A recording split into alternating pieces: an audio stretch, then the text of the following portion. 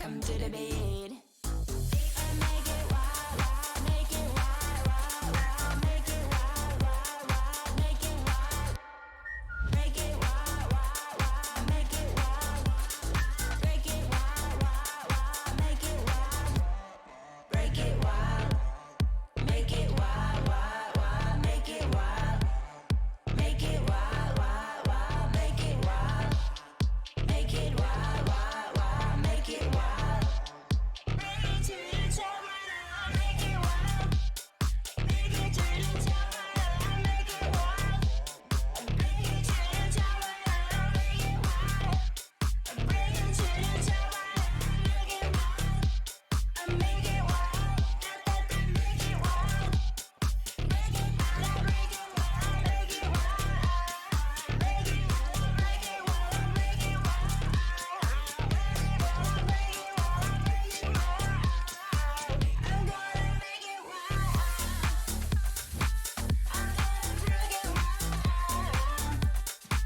I'm gonna make it wild. I'm gonna break it wild.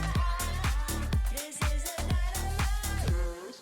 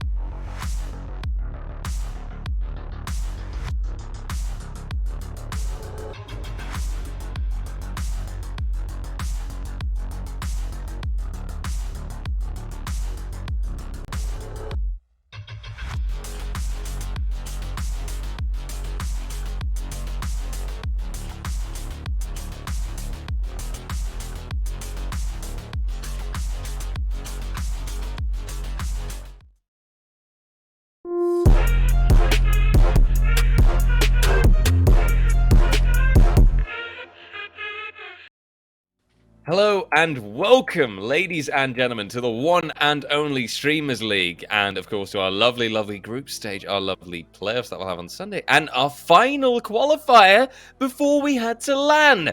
This is an incredibly exciting opportunity. I am, of course, your host, your commentator, Robert-Jan RJ Kortoms, also known as RJ Carson. With me is the ever so lovely Hazard JC. How are you doing, my dear man? I'm doing great, to be honest, man. I'm happy to be back here on the stream for another set of qualifiers, the final set of qualifiers, of course. Already covered a few of them amongst us, and well, now we're here ready to lock that final one in before we head over to LAN. Yeah, absolutely. I mean, LAN, right? It's only a few more weeks, and I'm already so excited for the prospect. It's going to be fun days. It's going to be a great, great time.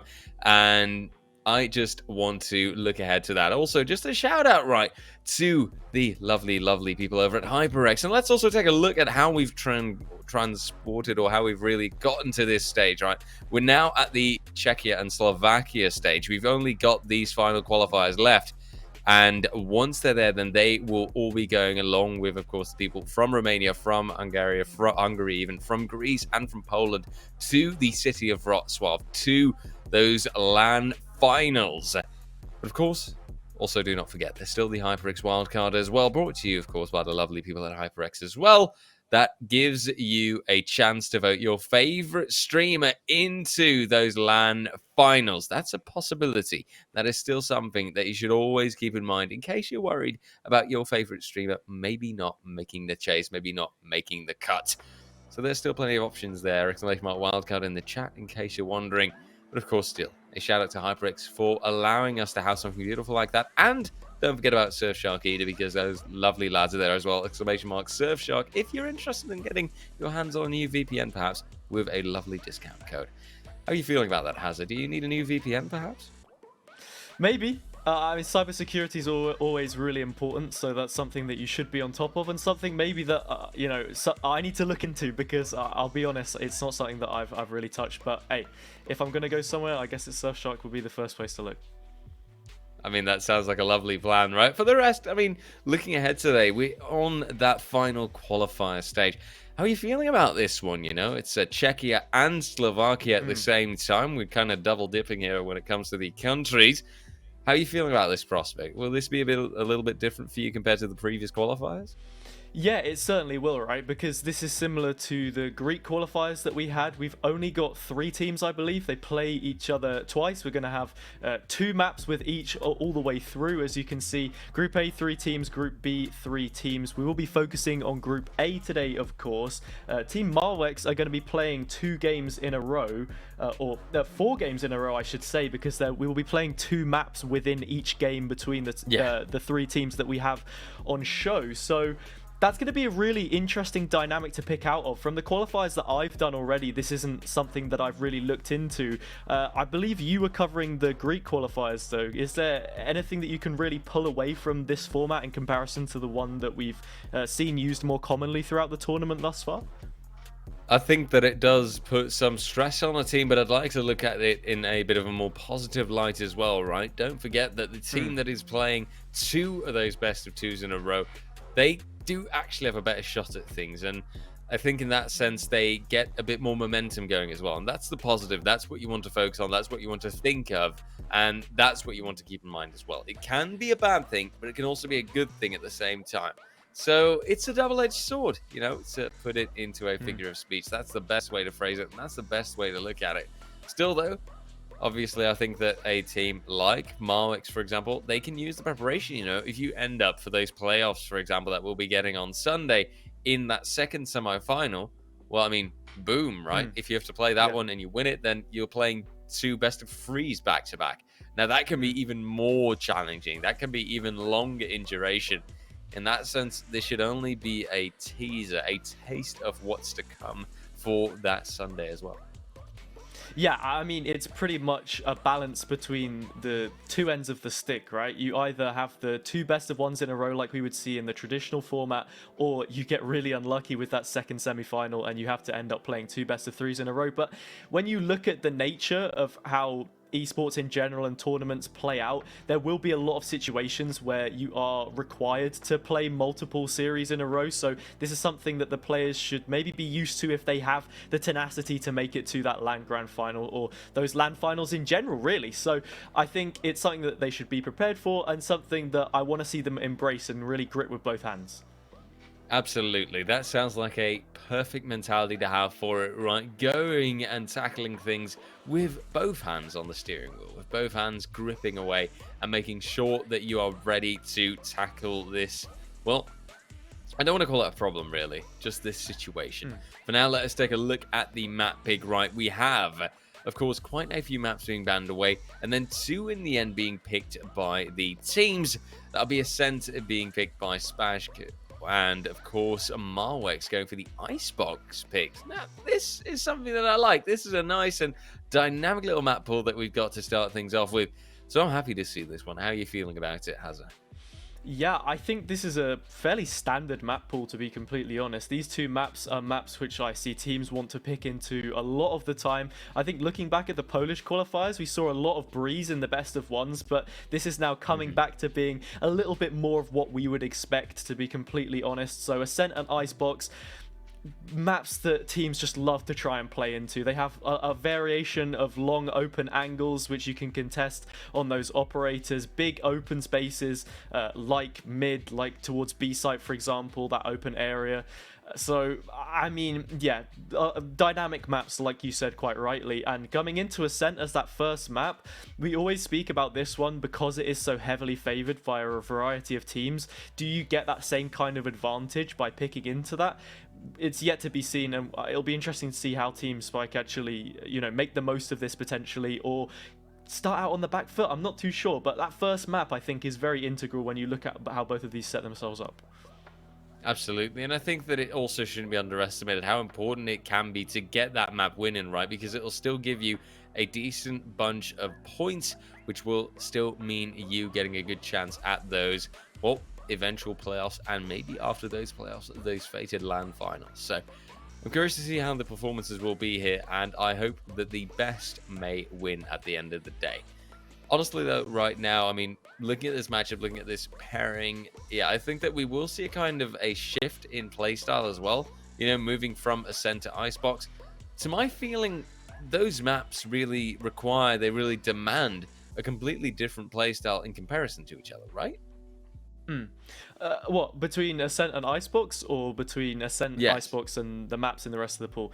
Yeah, I would argue so. I think it's quite interesting to look at them as maps in general. I said that the similarities they have is probably that they're a little bit more puggy. They have a huge variation in levels of height, especially Icebox. You have loads of high ground in certain areas.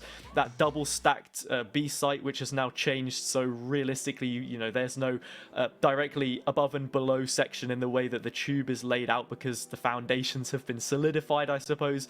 And I think people are more happy for those changes towards B as well. But it's not as utility centric as maps like Bind or Split are, where you have really tight choke points that you need to funnel loads of utility into. So both of these maps do favor those gunfights a lot more, those long range fights, and whoever's feeling better on their aim coming into this first map, whoever's feeling more snappy with it, is going to have a lot more success. And then contrasting between the two, Icebox and Ascent, you're probably going to want to pick a Viper into Icebox. You can now flex an Omen in there probably when we're speaking about agents, but that toxic screen's still so strong, and with it being a lot bigger of a map in terms of sheer volume, that's something that you're going to need if you want to cut down as many angles as there are cropping up. I mean, that's what I thought of right away. When I thought of the agent selection that we have here, right? Viper is the first one that comes to mind. That toxic screen is so important, and that does so much to deny vision where possible. I'd also argue maybe that there's still a place for a Sage, but I don't know if you'd want to follow me in that one, actually. I get the impression that it's gotten slightly less love maybe on Icebox in recent times, but what do you think? Am I wrong there? Is that just me being a little bit worried that I won't get to see much more Sage anymore, or is that a justified cause for concern? I think it's the sort of thing where, with Icebox as a map now, the agent pool that we've seen for this map stagnated quite a lot for a period of time, because teams would just pick into the same agents because they all delivered the exact same results that you wanted. They all had a different dynamic brought to the table which would help support the overarching narrative of how you wanted to try and play it. So I am thinking, for example, Viper, Sage, as you mentioned, Sova, Viper. These agents play so well into the way that it sets itself out. However, when you then start to look at the pro level and you have this one main setup which everyone's trying to run, you want to then flex in other ideas to get a bit more creative. But in the Streamers League, I think teams may just remain steadfast, work with what they know is going to be most efficient on this setup of Icebox. But first we have to look towards Ascent, and I think that is an opportunity for these guys to delve into a bit more creativity in terms of that composition, and where variation is a little bit more encouraged maybe than what you would be seeing on Icebox. So what kind of agents do you think that we could maybe expect to see coming into Ascent? A good question as always. I think that honestly nowadays, and that's kind of your go-to, your default, we can't think Chamber away anymore. I think maybe Fade, actually. I've seen her be picked every now and then in an Ascent type situation, so I'm also curious to see if that one will come up. For the rest, I think the steady facts is, you know, you've got your Jet, also one that can't really be missed in Ascent. I think you've also got your Killjoy or Sky, either that pops up quite frequently in Ascent too, to my knowledge. Those are ones that we might be seeing come around. For the rest, I dare say Viper's not used as much on Ascent, to my knowledge at least. You don't see that toxic screen having as much use in the context of the bomb sites on Ascent. And in that sense, you know, I'd say that that's one we can actually discount and one that we can just kind of postpone until we go to Icebox. But yeah, Jet, Sova, you know, those are your standards, probably supported by a Chamber. And in my eyes, bonus points if someone decides to go for a Fade, you know, just because I want to see more of that agent. And she's still so fresh, right? I want to see more of those crazy plays come through with her. So, you know, surprise me. By the way, for the people wondering why we are blabbering on for so bloody long, as you might think, well, we're still waiting for one of the players to get ready. Once they're good to go, then we'll be good to go, and we can actually get this show on the road. We can get into this first matchup. To reiterate, that will be Marvex going up against Spazk.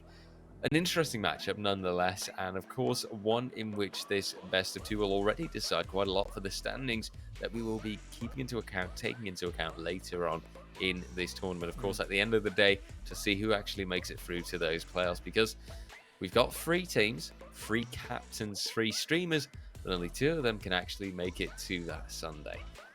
Have you already made your mind up about a preference or anything? Because I will be honest here, Hazard. I had a look at the sheet. You know, we get these lovely stats and everything about the teams, but I actually noticed there's not a single rank or anything available for either of these teams. So that made it a little bit scary for me. But have you maybe delved deeper? Have you maybe done some further research even to find out, oh, but there's a pro player here or there, or not at all? Not particularly. I mean, just looking at it on paper, it really is a situation where there are a lot of unknowns that come into play, so things will start to get ironed out. And I think after we've seen those first 2 maps between the 2 initial teams that we have to watch here, we'll have so much better of an understanding of how this is really going to play out, because that's the thing with Streamers League. There are a lot of unknowns that come in usually, and while you can try and pull things like rank, headshot percentage and things like that from different stats pages, it doesn't always tell that bigger picture of how these teams like to play. Maybe you have a pro player that comes from something like CS, so Valorant isn't even their main game, but they could still frag out if you put them on a Reyna or a Chamber, one of those sort of hard carry agents in a map like this, or in games like this, sorry, because if you look at Ascent, it is very puggy, and that's something that you mentioned, right? Chamber is an agent that we maybe expect to see in favor of a Killjoy, and I would even argue that Killjoy, Ascent is one of her better maps, so dropping her for a Chamber in that situation really does go to great lengths to detail how these teams do look to set up, because we have seen Chamber picked so many times because people like the fact that you get that extra pistol, that headhunter, you know, 8 different shots that you can send, pretty much like a sheriff, but you can invest it over a course of rounds. It's almost like a prepaid plan in a way to be executing your enemies in advance. So really, that is something that we do look into here, and I think teams are going to want to get aggressive, going to want to put themselves on the front foot. So these double duelist comps, these teams that are favouring that Chamber will really be welcomed over the games this weekend. I really like the way that you phrase that as well, you know, a prepaid plan, right? You know, buy 2, get your 3rd free now with this lovely prepaid plan on headshots coming right your way.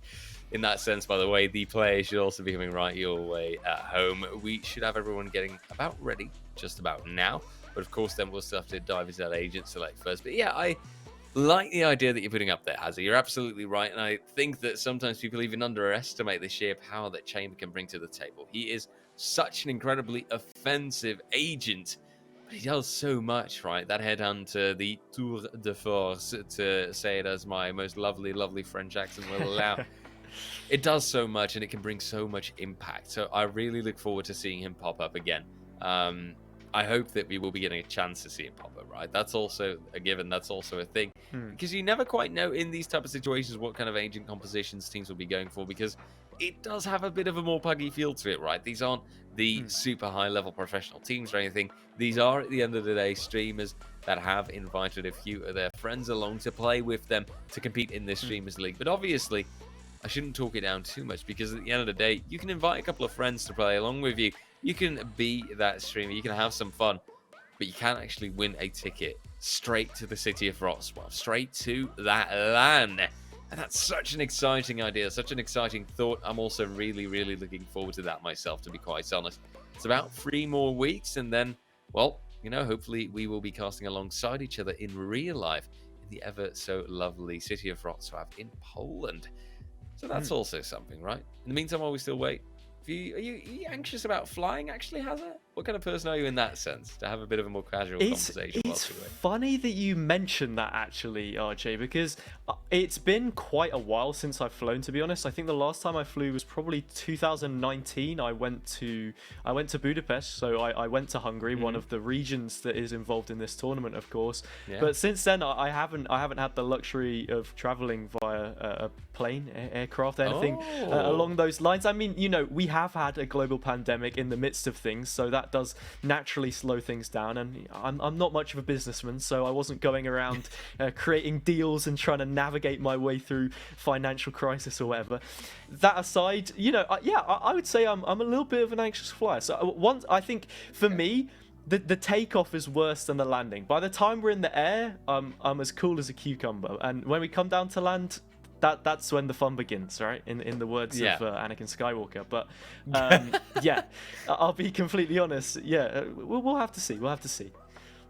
Okay, fair enough. I think we'll be fine at the end of the day. You do actually remind me, you know, of this one time when I was coming back from Sweden. That was in 2020. That was about a month before everything kind of got locked down. So that was really lucky timing on my part. And there was a storm going on, and then my plane actually had to come into land. And just right before they touched down, decided, oh, nope, we're not going to do this, and go right back up and just say, nope, we're going to have to try again. Went in for a second time, and it was a really, really rocky landing, you know, like properly, shivering, and just, you know, me just having a look around the plane like, oh dear, you know, some of these people are actually really nervous. I was just sitting there thinking, oh, bloody hell, can we actually finally land this plane so I can, you know, get out and go, you know, just leave. But yeah, that was I think I'm someone who just stays cool all the way through, you know, I don't care. But I do kind of understand the anxiety that you might get, that you might have. But yeah, still exciting times ahead, and I think that at the end of the day we should think more about the destination and not the journey, as weird as that might sound. In the meantime, we are just waiting for the final setup, for the final things to get ready. A little bit of a mishap there with the players, with the sides being switched up. You know, those kind of things happen. To err is the way of being a human. So as such, we will show just a little bit more patience. We've got Ascent coming up as the first, Icebox as the second.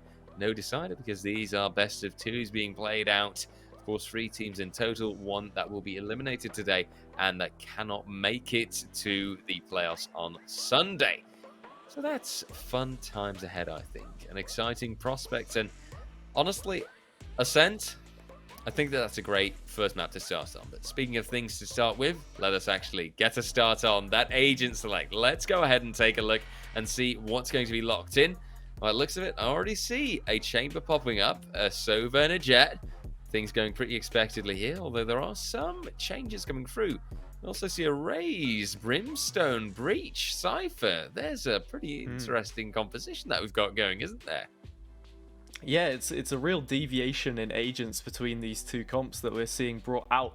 Double Initiator on Team WoWX is something I think that we probably could have expected coming into this one. Sova and KO both together will provide a lot in terms of utility and really just getting a feel for what's going on across the map, especially starting from that defender's side. It means that they can be a little bit more proactive in the way that they try and set things out. I know that the A ultimate orb, for example, is a lot easier for the defender's side to really get a hold of. It's still not set up in a way that favors them whatsoever, but with that brimstone you can get the one-way smokes flowing, get just that little bit of control towards one area of the map and use that to your advantage to work elsewhere. But instead, the priorities are towards B. It seems like 3 of those players leaning towards that area. Both initiators there, maybe looking to go for something quick early on here, RJ.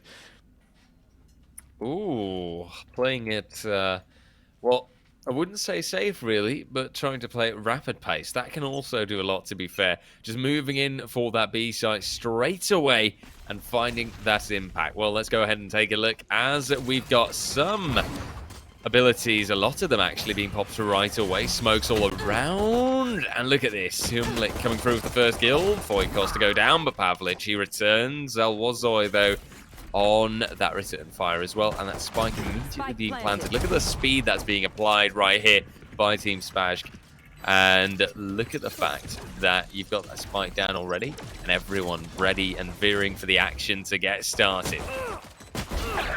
Oh, and there's so many trades coming in through onto the site, already down to that 2 versus 2. Rapid fire round, as you quite rightly put it. Look up gets that one. Oko trades, low HP, and the Headhunter looks to try and find something. Only one shot left, and it's the Ghost instead that will pick up Oko. And just like that, Marwix, they will be taking the pistol round here.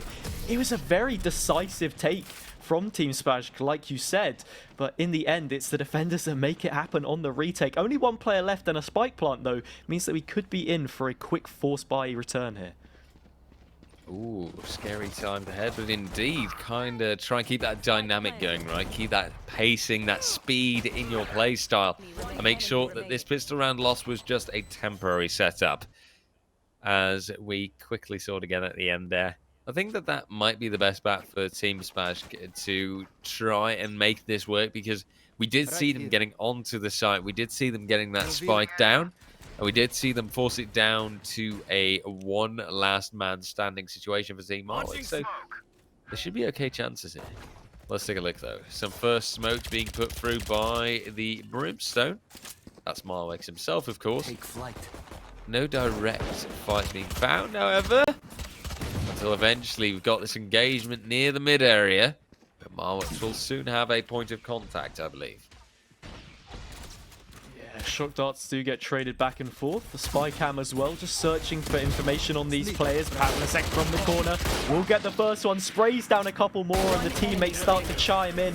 Marwix gonna shut it down with a triple in the end. Only a singular casualty for the defender's side means that they're in very good stead coming into the bonus.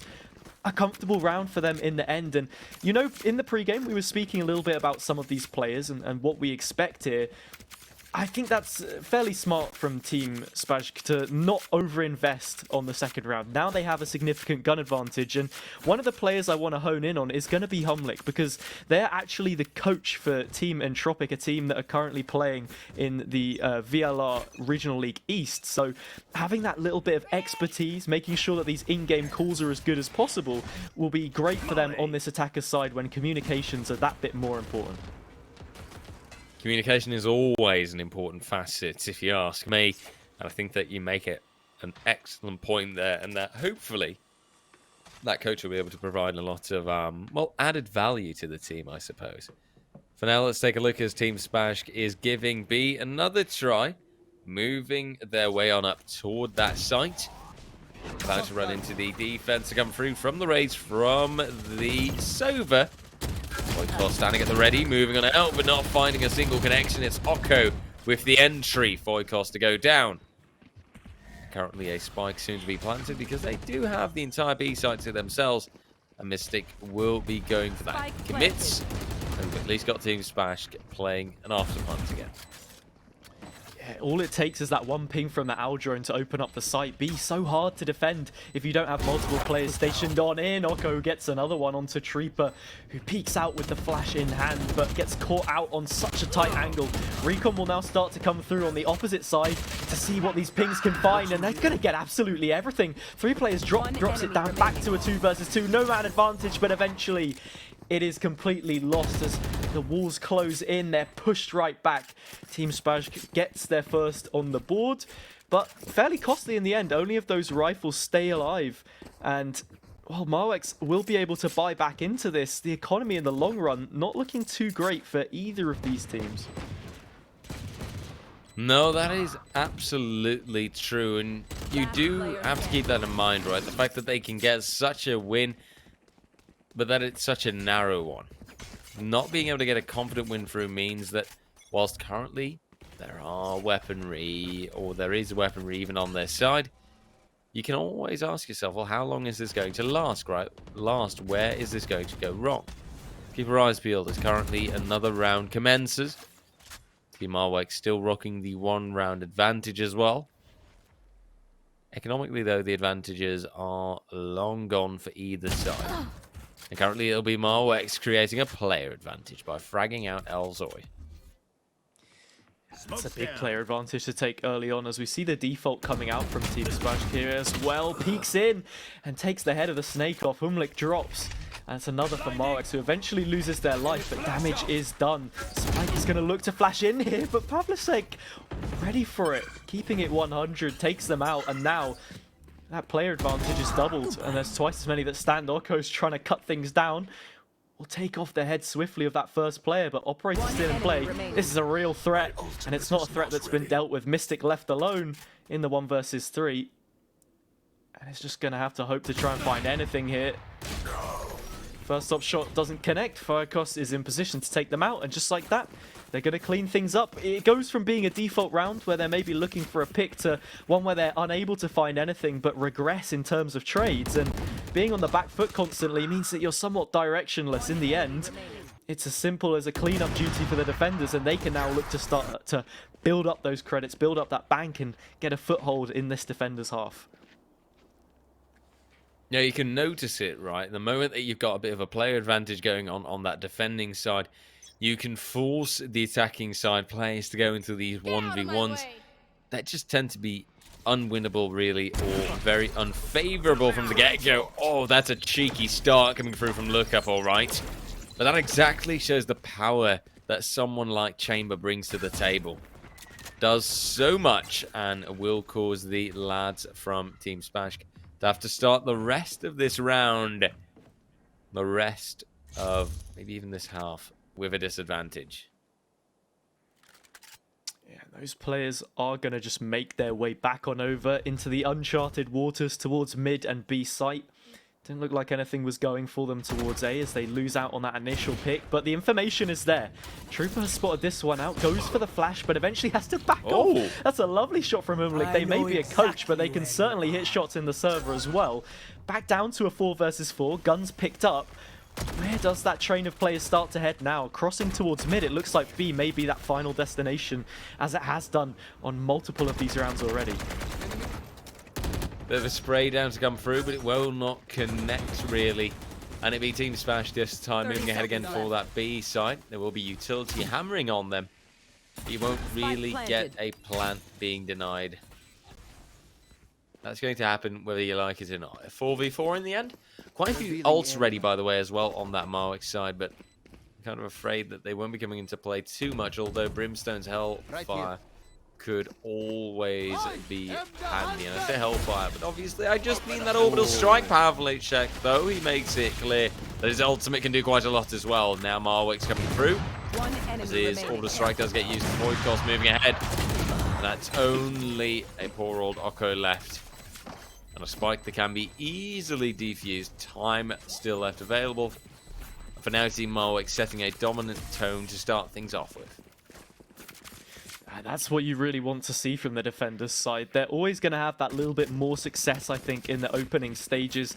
Well, once that communication starts flowing for the attackers, they can look to punish that little bit more. They've now got the credits flowing as well. Operators in the hands of Els, so they can look to try and cause some serious damage here. An overstep, maybe. It was them that got caught out on the previous round. This is such a nice ult from Pavlicek. Just that one investment was enough to turn the 4 versus 4 into a 4 versus 0.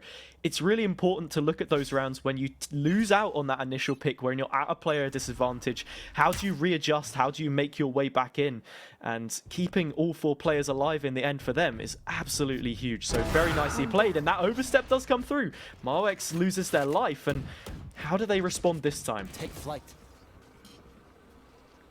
I'm not too sure, really. For now, they've been able to compensate out in these kind of 4v5 situations, because that's what I think, you know, they should do right now as well. Just make sure that 4v5 balance is returned in a moment, that it turns into that 4v4, that actual balance, and that it will not be constantly Team Smash that are leading the fray, that are standing strong, and that, well, they can't return, really, because that is their current goal. That is what they have to do. They have to make sure that they can get things toward a 4v4 in a sense of rounds, that they can actually move ahead to that equalizer and from there on build further, because that's the biggest challenge. And for now, though, lookup comes through. Elzoy, he will be able to find a shot back with his own operator, but then you get he stands at the ready, finds the one, but Elzoy on a bit of a roll today, eh? 30 seconds With a left. triple kill so far, and a plant now coming through. Nobody to contest that. Now just the Sova and the Rays left. Elzoy reaping the One rewards enemy of this remaining. big investment. Oko chimes in as well to find the player towards heaven, and well, just as Fuekos tries to peek out and trade their teammate, they're going to get shut down as well. So many angles to try and contest, and I think that's one of the issues that we saw coming from Treeper there when they were trying to peek out with the flash grenade, because you have so many corners to deal with. Even if you're able to blind one player, they can peek right back behind that corner into a safe position, and someone else is there to trade things out. Lookup was able to get one on the operator, but in the end, it's Elzoy, now 7-4, finding a big triple on that round to open things up. You've got to give a lot of respect to the operator, and now that Marwex knows it's in play, how will they try and respond to this? It looks like it's going to be a tour de force of their own. Yes, the operator Ooh. on steroids, as I've heard sometimes people call it. Well, I kind of get the term, right? It's an incredibly powerful version. It's a much faster version in comparison to your run-of-the-mill operator. In that sense, the Tour de Force is a very fitting ultimate for a agent like Chamber. Although, honestly, an agent like Chamber is, I think, exactly so aggressive because he's got the Tour de Force in the first place. For now, it's waiting for aggression from that Team Spaj side. They're moving ahead in middle, waiting to get a chance, waiting to find an opening. Oh, that's such a huge, And such a huge duel for Mystic to win there, because they had the spike. Yeah. If they lose out on that one in main, huge control is expended towards the defenders. But now that they found it, there's a great opportunity to move elsewhere. Yeah, look at that. Fuekos getting the post-mortem frag on Oko. 30 Paint seconds Shell left. still being a nasty surprise. Now it remains to be a 3v3. Omen with the ultimate coming through. And eventually, with some delay, getting that spike plant down. Spike planted. Standing strong. As the Odin from Wolvelishet. Oh my dearie me. Slavic names, man. Slavic names, they're just so not my thing. Still, I will try. As right now that spike has been put down and a 3v3 remains. The defenders, they try to move ahead, but they do not succeed. Oh, Spashki gets a good read, but somehow Treeper can win that battle. Don't ask me how, but he does it. For now, though, I still don't think they're in a favourable situation. Especially not as Lookup goes down. One enemy Treeper looks remaining. around, will win that one battle. But this 1v1, even though he can win it, it will not end in success. And I'm not sure if he'll even be able to escape with the sliding. Oh, that's a cheeky little corner over there, but it works for him. Operator recovered. And at least that is one little light side, one little light point in the darkness that is enveloping Team Marwex, because they are starting to lose out a little bit. They've only got one round left in which they can stave off the advance that Team Spashk is currently putting out. Yeah, it certainly seems like Team Spash are coming into their own at this point in time, coming into their element. They're feeling a lot more confident after losing out on that piss around an anti-eco. Once again, we see the sniper duel in towards mid, and it's one that Lookup has to back away from this time. That recon dart just a little bit too much. Elzoy has a lovely position here on top of the green box, just about spots the head, but can't quite clean it off just in time. It's a duel towards short, but Homelick wins it out. And once again, it's a player advantage early on, doubled up through Oko for the attacking side. And Marwex, they have guns on this round, but with that Spike operator in hand, this retake will Last become player so standing. difficult. And it's already dropped. Oko's found another one. Pavlicek drops as well. It's a flawless Wow. round. They're even vying the opportunity here to maybe go double up. They'll choose against it in the end, but the scoreline now leveled. Moex are just going to be chasing the tail of Spashk for the rest of this half, it feels like, because that economy is now built. The confidence is built. Not insurmountable, but definitely a difficult one to fight back from, looking at the economy in this round specifically, and give away an advantage. Yeah, that kind of says enough, doesn't it? The fact that we see Team RX rocking some sheriffs, 2 light armor, 1 heavy armor, and a judge. But that's kind of it, right? There's just not much more, and this will make it very tough. This means that Team RX is going to have to hit some hella headshots, and that is just a difficult proposition. When you're fighting against a Vandal, you know, you are going to have to be dead on the mark from the get-go. Meanwhile, the Vandal player, you can just calmly spray you down. You've got to think I about like the that angles that... Yeah, it's very nice. The Sentinels of Light Sheriff. there Sorry, picked up, you were about maybe. to say something No, very no, no, sensible, no. and I'm like, well, oh, I like that maybe- skin. Maybe there'll be more cash in pocket to spend on skins if they can make their way through the tournament, and that's going to be the more important part that we have to see. Elzoy dashes in with the operator, so this is potentially very ballsy, getting aggressive with the sniper, but Mystic just cuts them down. The chopping block is the B site, which they seem to be in prime control of at this point in time. Do they account for the player on green boxes? Yes, they do. The flash comes in as an insurance policy, but it's not really needed anyway. A flawless round in the end, and well, whatever point I was going to make doesn't really matter, because in the end, it's a round lost. I think what it was about the grade of weaponry we're talking about, right? When you have a judge, you're forced to play those close angles, and Yeah. it's not one that Lookup can find anything from. In the end, they're retaking from defenders spawned by themselves on their lonesome, and it's just too tall of an order. A flawless round in the end, and now 5 standing, not only in that round, but 5 on the board for Team Spashk. Now, finally in the lead for the first time in this game. Took them a little while, but eventually they find a solid position. I think that they can be really happy with that, right? They've made some really good recoveries. They've finally found that round advantage. And it seems like they are playing in the way that really matters on that attacking side. Momentum. That's how they have to play. That's how they have to keep going, right? Playing on a rapid type level, on a rapid scale, and making sure that their opponents do not get a lot of room to move in. You want to force those defending side players away from their site. Get them out of position and make sure that their defense will start to crumble like a little house of cards. Just find the weakest link. Although if you're Rocco, apparently you can just find the target. Double kill found so far, and a 5v3 is left out. Yeah, and I said about chasing tails before. I think First Bloods have really been the key thing to note in this story so far between the two teams. In a boxing match, whoever gets that first punch in, whoever lands that key blow, is always going to be setting the tone, and that's exactly what Team Spashk have been doing. Lookup gets one through the smoke onto Oko, a player who's caused so many problems for this Marwex side in recent times. Trooper does find a kill of their own, but it may just be a shot in the dark. 30 points of health left remaining. While there is damage dealt onto a couple of these Spashk players, they have those numbers to their advantage.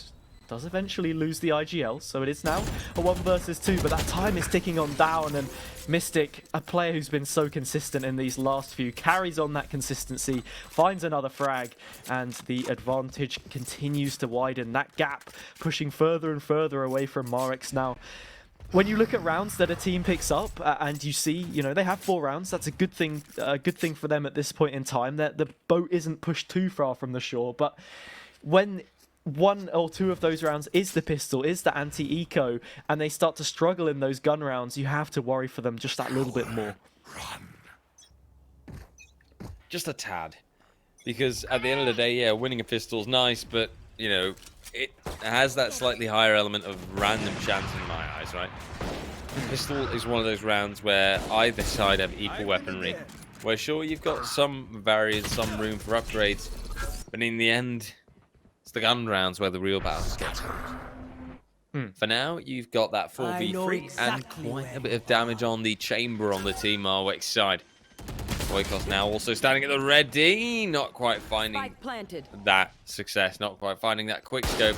Leaves a 2v4 and a just increasingly more difficult situation. Misclick, though, is not paying attention, will not notice Streeper. Look up on that follow-up too, but then Spashkey shoots through. And a 1v2 remains. Streeper stuck out, will not find Spash, and will grant him the triple kill instead. 7-4. Team Spash. Last round before This is the exactly switch. what we like to see. This is them starting strong. They really are starting strong. It was a house of cards that Marwex built in the start of this. It looked like a dominant beginning to this matchup, but it's been a commanding scoreline flipped on its head now by Team Spash. Like you said, 7 rounds on attacker's side Ascent is a very big number to be putting up, and it's one that looks only to grow in this final round. They have ults to work with. The same could be said for the defender's side, but in the way that things have played, they haven't really needed to invest too much, to be honest. Tour de force, as you put it. I'm not sure my pronunciation you know will what the thing probably is, hit right? quite the same, but will be in place, so that's one thing to look at, but we'll have to see what they can get done with it, because right now those mid duels are being won out by Team Spash, and Elzoy specifically is having most of the fun. Well, it's now or never to use the ultimates, really, because this is the final round of the first half, so if they leave them now, then it is just a right shame. Still, maybe they won't be too necessary. Maybe they can get it by sheer play style or by sheer talent as well. It's currently about 55 seconds remain. Team Spash, they're still looking around. They do pop that breach ult to come through. But then eventually Elzoy pops on in. Boykos on the return. The showstopper, but Elzoy mistake. Oh, they do start popping on off. Look up, looking around, finding his target, and actually making sure that his teammate gets picked back up.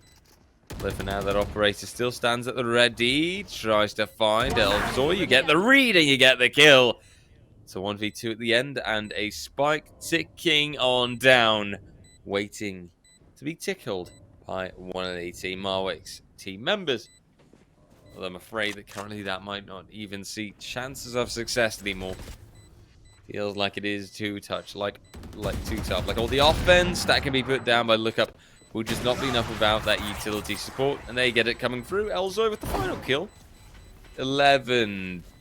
Or 11 really. Wow, I read the little stripes there and that turned into 11 in my mind. Numbers are hard, by the way, people. Keep that in mind. 8-4 is your halftime score, and that is an impressive streak put down by Team Spash so far.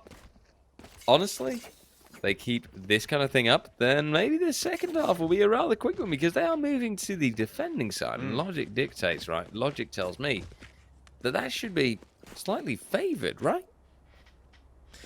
Yeah, I think so. I think it's also important to look at the fact that I believe, if I'm not wrong in saying that this is Team Spash's map pick, so coming on to Icebox, maybe Marwex will have a little bit more success, but points on the board either way are the dictating factor, and you should be capable on this map either way, regardless of whether you pick into it or not. Ascent is bread and butter in my mind, but the fact of the matter is a foundation has now been built. 8 rounds on the board already. Elzoy already looking for that first kill and just gets a slight nick of the shoulder from one of those players. Look up, I believe it was.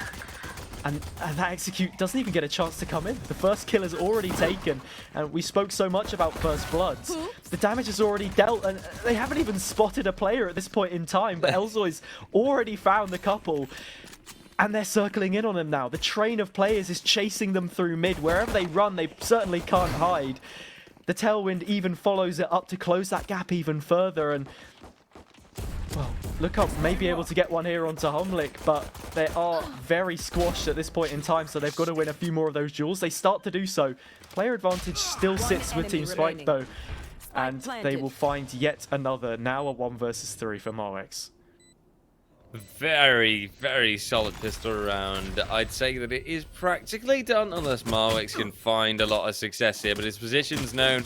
We've got Breach in the front and 2 teammates moving in the back to deal with the target. Defuse will be relatively effortless.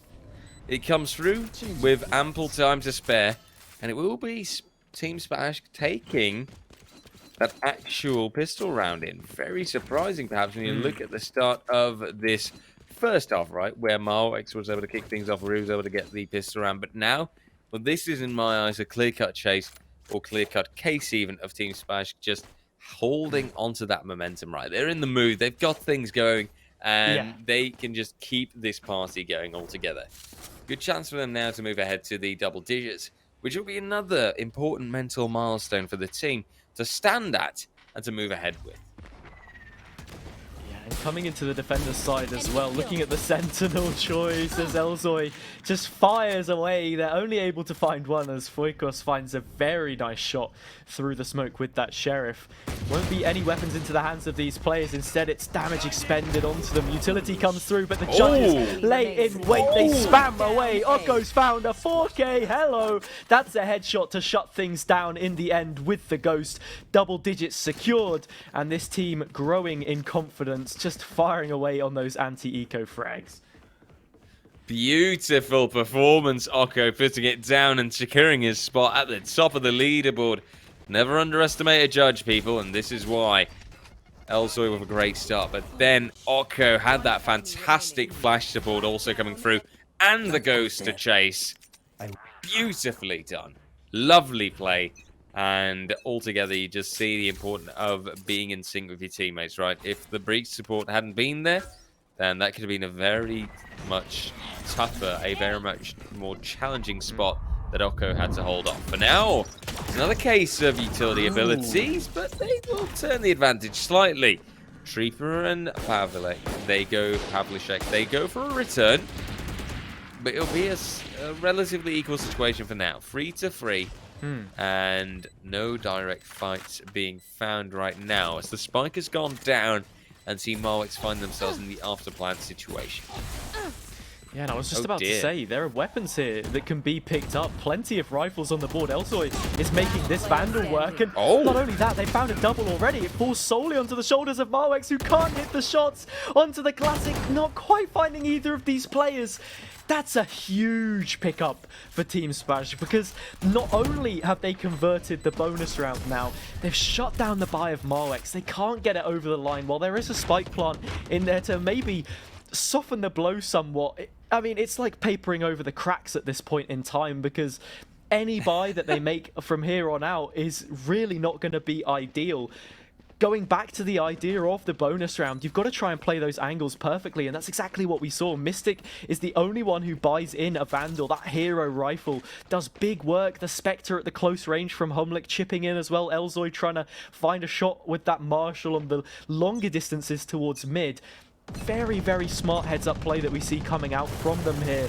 And coming into this round now, they have a great advantage set up for them, at least with guns to try and secure match point. And look at the space they've already taken towards A main. Tripwire lays in wait, and so do players here towards market as they try and explode into this funnel.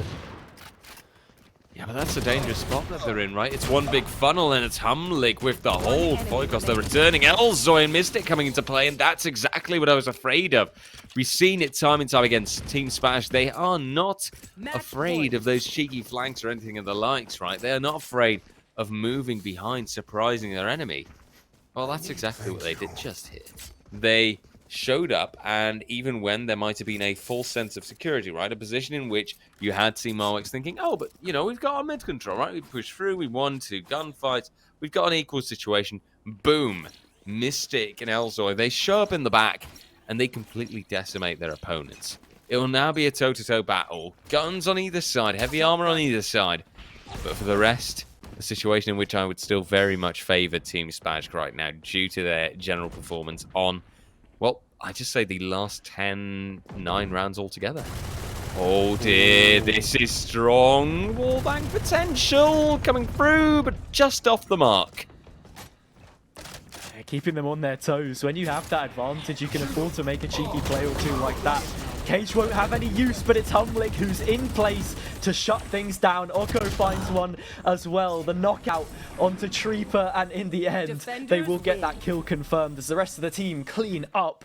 In the end, a very dominant performance that we see coming out from Team Spashk. It was a 4-1 lead for Team Marwex in the end, but they doubled up on rounds in the half, 8-4, and they finish off with a 13-4 scoreline. So really, really strong from them in the end. I love how they were able to turn things around. Maybe a sense of the calling. We know that they have that coach on board with them, so Humlick has a part to play, I'm sure, but in terms of pure fragging potential we saw from some of these players and the response that they brought from losing out on those initial 2 rounds coming into the gun rounds, they just looked so much more assured in their performance.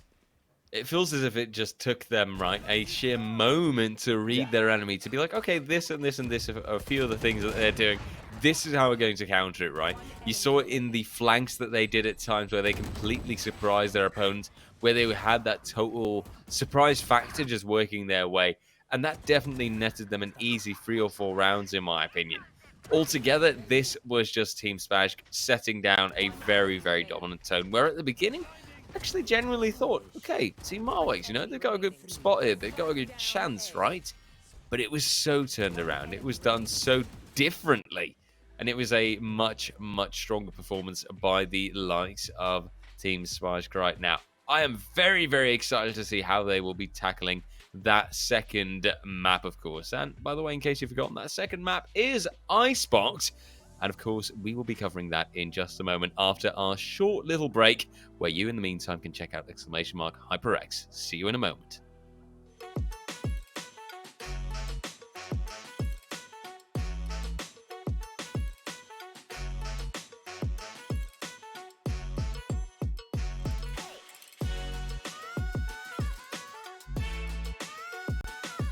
Hey, chat.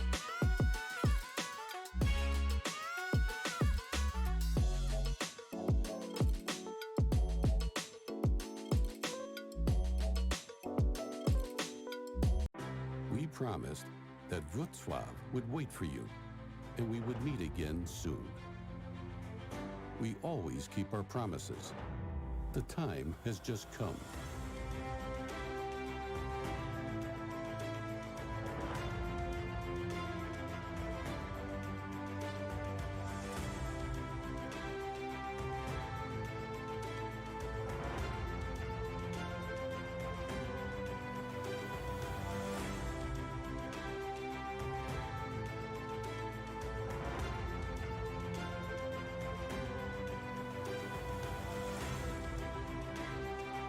There is so much to discover, to see, to experience.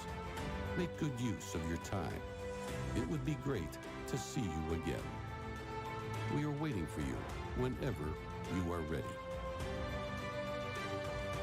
Let's meet in Wrocław.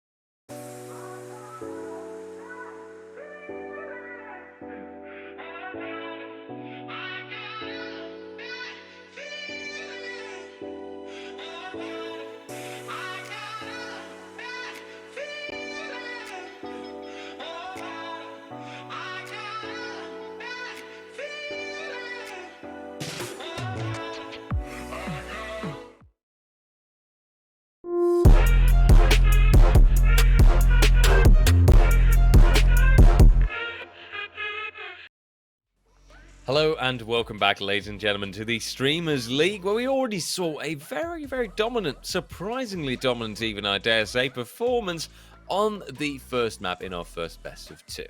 It is, of course, Team Spanish against Team Marwex, and in this lineup, in this matchup, we've seen Team Spanish actually make a really, really convincing start. At the very, very beginning of that first map, it looked a little bit iffy. It looked a little bit as if the Team Marwex were going to take the crown. But then suddenly, Team Smash, they completely popped off. And Hazza, I think that you can probably explain even better than I can how exactly that happened. Yeah, so Team Marwex, they got that first pistol round. They converted the anti-eco very comfortably. I believe they only lost like one player in that situation. So we thought, okay, I can see how this is one is going to start to go. Team Spanish, obviously they win out the bonus round, what it would have been for Marwex. So they start to build an advantage. There's a 4-1 lead, but it just gets completely ripped away. The carpet pulled from underneath their feet. The rug swept away. I think it's just a case of, obviously, it was Team Spanish's map pick, so they would have felt a little bit more comfortable if that's anything to draw from. But then also, maybe just a bit rusty in the morning. You know, we're on the mic warming ourselves up, so are the players in the server. It's even later in the day for them than it is for us, so maybe they should be feeling a bit more comfortable than what it ended up looking like for Team Marwex. But now that's the first 3 points on the board for Team Spashk, and now Marwex have to fight back if they want to try and get anything from this second matchup, because obviously in this tournament now you're going to be playing each team on 2 maps instead of just the one that you would usually do because of the numbers that we have today, only 3 teams. So picking up as many points as you can is paramount, and when you get a map pick of yours specifically tailored like Icebox that we'll now be going into, every fine margin that you can try and bring to your advantage will be very important. Well, that is crystal clear, I think. And indeed, it can come down to just that one map, to just those very, very few points. It's also just winning them will do a lot. For now, let's take a look at this agent select where Team Smash, they've already locked in just about everything. Sage, Sova, Raze coming through, Omen, Chamber. Not the craziest picks, I think, for the likes of Icebox. Now Team Marwex locking things in. Reina, Chamber, and Viper I saw pop up there. Quite an aggressive setup on that side, I think, for Team Marwex. A little bit too aggressive, perhaps? I'm not too sure. I think, you know, you said that you thought that those teams were a little bit more orthodox, but that's something out of left field for me. Raze on Icebox isn't an agent which we see all too much of. She has great utility, which I think pairs fairly well with the setup in general, but people like to play into a Jet, into a Chamber with those get out of jail free cards in the form of the Tailwind and the Rendezvous to use operators on the longer sight lines. But it doesn't look like that's what either of these teams want to play. Team Marwex, even maybe potentially, I'm not sure if they locked it in, they did in fact lock in a double controller setup with Viper and Brimstone. So lots of coverage for them. I guess you could say that it's aggressive. Both teams only favouring one duelist. The Sage you were speaking about as well on Team Spashk will give them that little bit more control, a little bit more opportunity to sculpt the map in the way that they want to, will be indebted to them. So interesting to see how this setup goes, and well, it's just going to be that straightforward pistol execute in towards mid as we've seen time and time again. Maybe ill-prepared to try and deal with this one.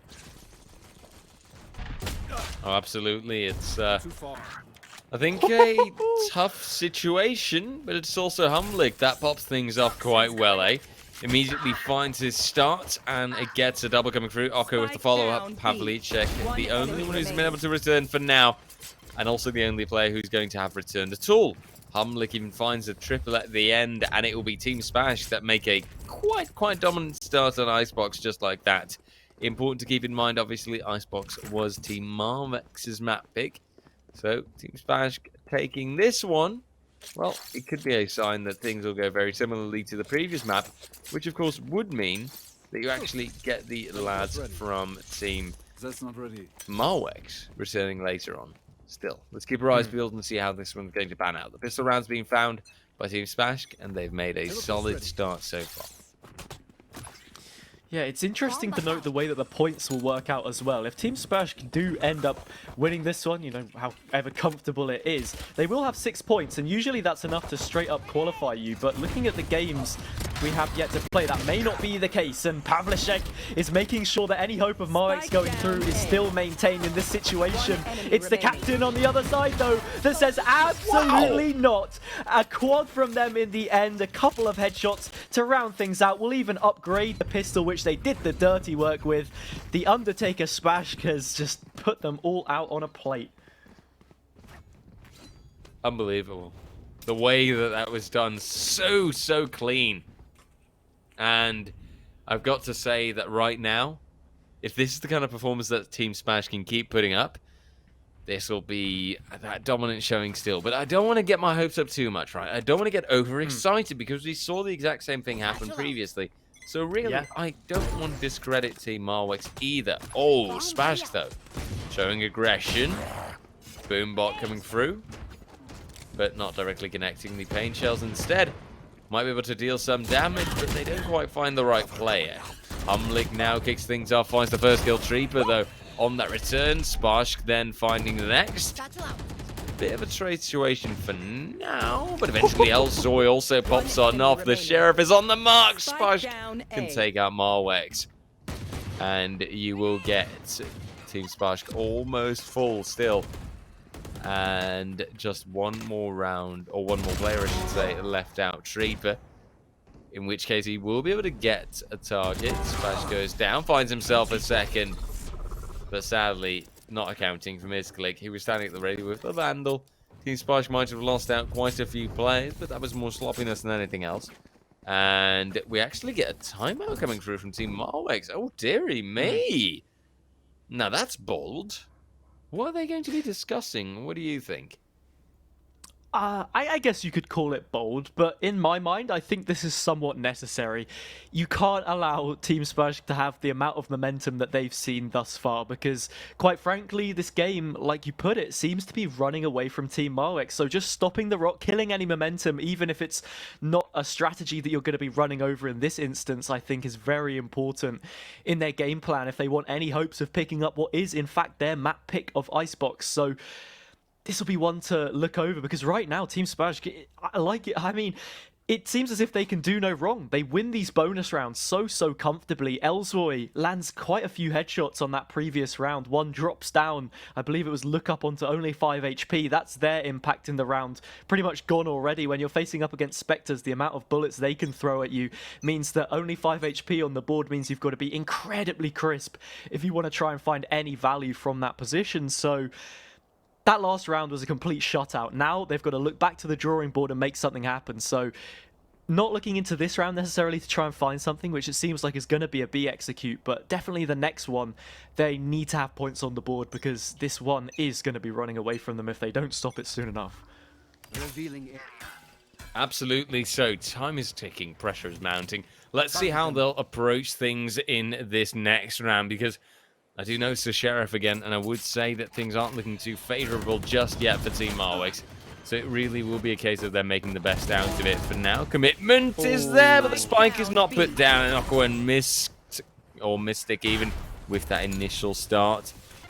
The showstopper will not quite connect, but Smash will make sure that the bullets connect instead. Mystic also chasing it down. And a 4-0 on the board. Team Smash with a fantastic start. I think the objectives in terms of the list of things that Marwex wanted to achieve on that previous round would have been a spike plant, but even that isn't something that they're able to do, which is really unfortunate, but it is just going to be a clean-up in the end. Routine stuff from Team Splash. Coming into this one, though, Lookup now has the operator. The game plan has to adjust somewhat. They've got to be looking to try and find that opening pick on some kind of an overstep, because having a 4-0 advantage, they're going to be starting to feel a little overconfident potentially on the defender's side. So if you can find something with that, it could be absolutely huge. Execute looks to come in. Very one-dimensional, it must be said, from Team Marwex. So I want to try and see what they can find from this one. The pace is a little bit slower, it must be said, though. I wouldn't even go as far as to say that the pace is slower, really. I think that it's more Team Smash being a static factor. They stand on their sides and they just wait. They let Team Marwex come to them, and they will just leave it as is. They will not go for unnecessary risks. Admittedly, though, what Elzoy did there might have been a little bit unnecessary. Still, Oko gets the noise cue, finds the first and the second. Phantom right on target, and Team Spazk, ironically enough, performing even stronger on their opponent's map pick in comparison to their own so far. It would certainly seem that way with the fashion that they've started this one out in, yet to lose a round, but that could still come here or there. Trieper has bought up into a Vandal. We saw Mystic have success on the other side buying into those rifles. Humlik here with the opener, and when I said about being static, I'm talking about the offense. The way that they set themselves up was a very slow pace, and while that would have worked with the investment of the operator to try and find that initial kill, they've just not been able to get that. They need to spread themselves a little bit thinner, I think, because they're losing out in these gun duels anyway. You might as well vie for an opportunity to make something work. Mystic here with a real overstep, uncharacteristic from what you had been saying. And they're starting to get punished. These players drop. Just like that, Pavlicek has a double. That's a Vandal ill 2 in the hands of these players. And they can look to make something out of a round which otherwise didn't look too promising for them. Well, lesson learned by Team Spazk, hopefully. Just stick to your guns, stick to your positions, even if Spazk can get a little bit lucky and find a pretty ridiculous shot there. Eventually, it'll be Pavlicek who finds the final kill. 4K in total. Very impressive indeed. And look up committing to the plant, which won't be necessary anymore. It's Team Marwix coming through. Team Marwix getting themselves their first round on the board. Yeah, I think I spoke too soon when I said that they were yet to concede one. Team Spazk doing me absolutely no favours there whatsoever by losing out. And yeah, maybe just getting a little too overzealous in that B control, overstepping in towards the lair of the beast itself, because Marwix really did set themselves up towards mid in that situation because they had that tour de force to try and work with. Now on equal footing in terms of guns, it'll be interesting to see what the adjustment is here. If Spazk go back to how they were playing before, or if they want to try and incorporate something new. These tags will allow for Humlik to go chasing with the Hunter's Fury, but no kills registered just yet, and no player advantage for either side.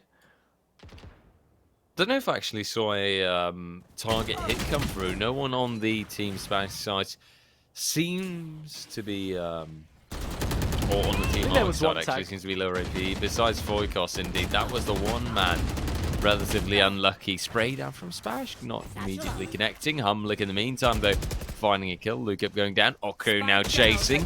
And this is Marwix getting caught out as well. Trieper last man standing, but Oku getting a little bit overzealous. Trieper making use of that. A beautiful triple to come through. And 40 seconds left on the clock. So 1v2 in total. Might be a peak coming through actually right now, and it will happen for a moment. Trieper, they surviving. Holding on for now with 30 seconds left. HP on the, well, counter, I suppose. It sadly isn't quite enough. Elzoy finds that final kill, and it's the 6-1. Still, though, there's 3 people dying at the end there. Might have been a little bit unnecessary. You saw how much room Trieper was getting. Just like that, once the gun battles, they go wrong. You do notice the weaknesses of Team Marwix, and you do notice, okay, well, if they kind of don't really get their chance, then it's already a lost cause. I think right now, with this 1-6 situation, my hopes are staying rather low, and Team Spazk, they will just keep this party going, I think. I'm too far. I think the real question has to be asked, what does their defenders side look like? Because right now their attackers, the way that they play it out, it's almost like a globule of players grouped up in a big sticky ball, because they don't really spread out too much. This might favor them with the Viper's pick committed, but Team Spazk going so fast on this retake to try and make things happen. How much success do they have? It's varied. Things have started to get traded out, and now they do sit at that deficit in terms of numbers. Both players coming from the flank, and that's the spike dropped. Where's the priority? It doesn't get placed whatsoever. Trieper has to go hunting to try and pick it up. Potentially leaves themselves exposed, but they're the one that drop in the end. Both players so close. Humlik finds the first. Shock dart onto their mirror pick. And now we go to the 1 versus 1. looks to be heading elsewhere. Sound cue's given away, so Humlik is aware of it, but there is a Hunter's Fury to work with, so this post plant potentially favors them. Not in 30 terms of seconds HP, but utility, a full set minus the Owl Drone for Trooper to work with, and potentially Marwex can get this next round on the board. Yeah, this should be a scenario in which Trooper cannot lose it. The only way in which this can go wrong is if you've got Humlik committing to the defuse and Trooper being completely off the mark. For now, though, you see Trooper, he calls the bluff, forces Humlik to move stronger, forces Humlik now to move closer and actually go for that aggressiveness. This is enough time. He can get this. And oh dear, that's Certainly can. unfortunate. That is Trooper, I think, getting a case of the nerves, and Humlik making great use of that.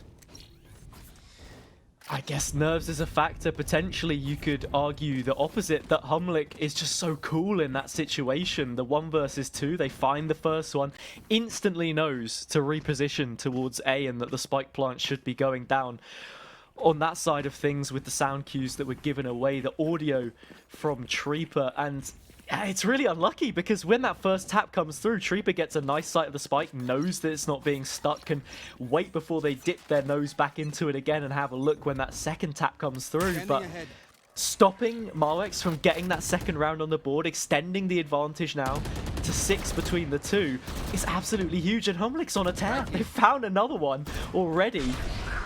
This is not looking good for Marwex. Pavlicek will nullify it just a little by finding another, but that is questionable then, maybe. Yeah, there's still so much work to be done, right? And every time that you notice Team Marwex getting a man advantage, Spike, though. it doesn't last. And indeed, the spike, it's in a tough spot and a half. Mystic then commits further. Sure, will draw a bit of attention, some damage, but he returns so much against his opponent.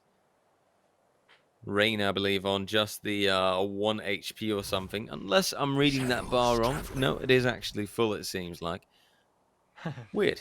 I could swear that some of those shots Yeah, connected. the overheal. It's that classic overheal coming through. Cheating, no fair, Reina. And maybe for now, with 30 seconds on the clock, chance 30 appearing. seconds Oh left. dear. That's actually a really One good bounce of enemy paranoia.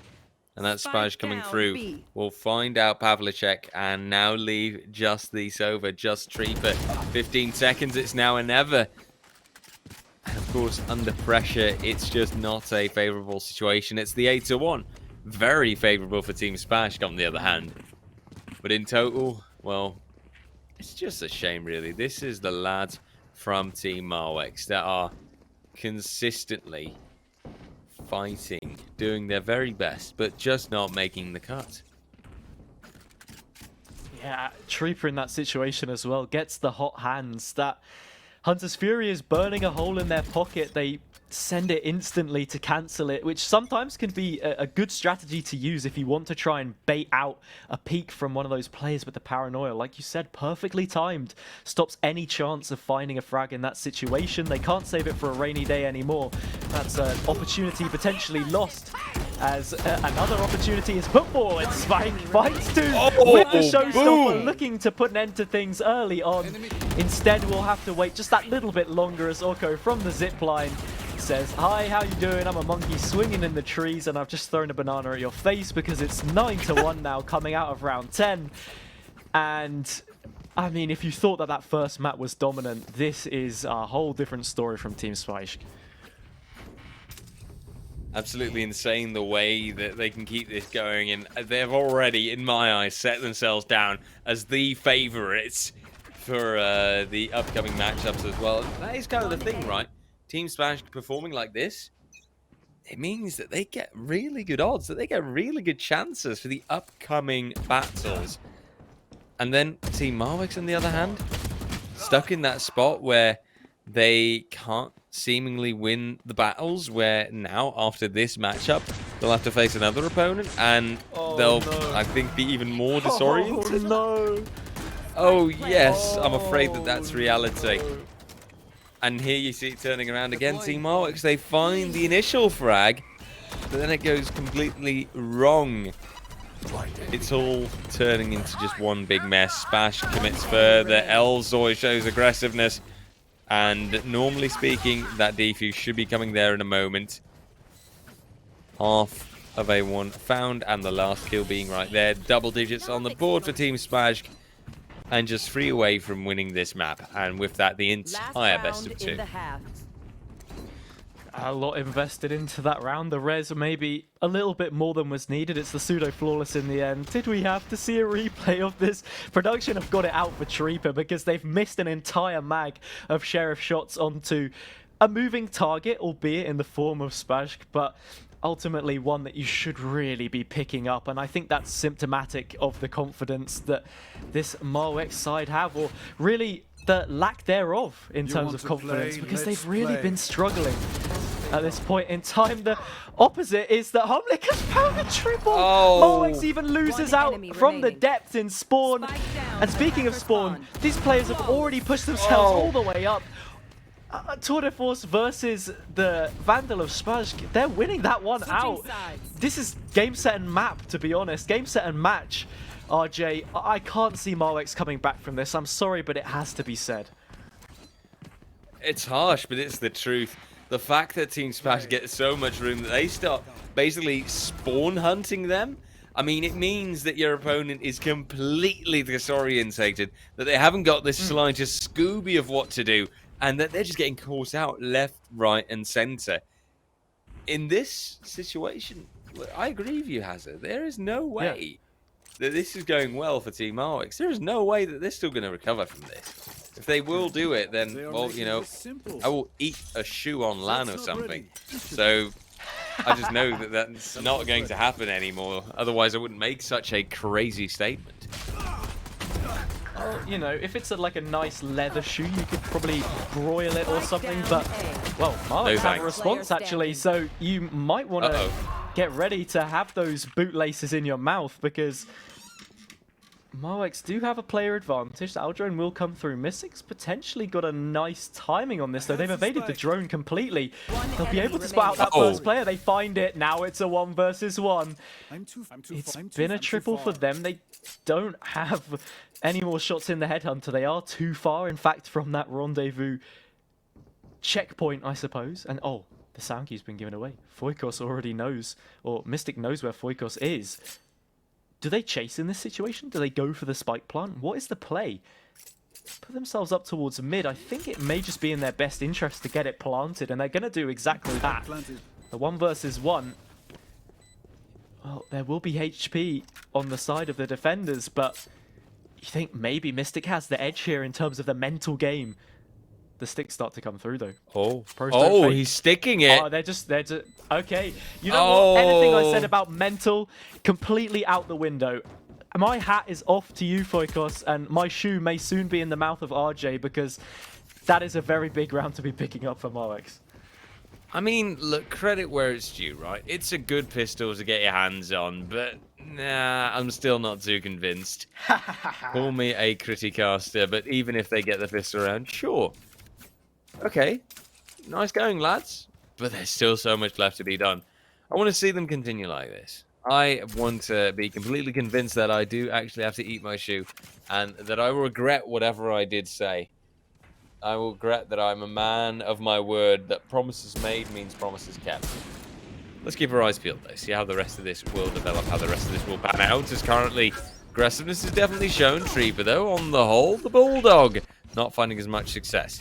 Pavlicek to fall, and Team Spashk hold on for now. They try to move ahead. Okko on the mark, but Treeper on a roll. Elzoy, though, coming through with a beautiful double. Now that carries impact, all right, and that will be a spike going down. Mystic moving closer, spotting out Malkos with the Headhunter, but not actually getting the kill. And that's the defuse to come through again from Foikos. And Team Alex to get round number 3. Should I start being afraid?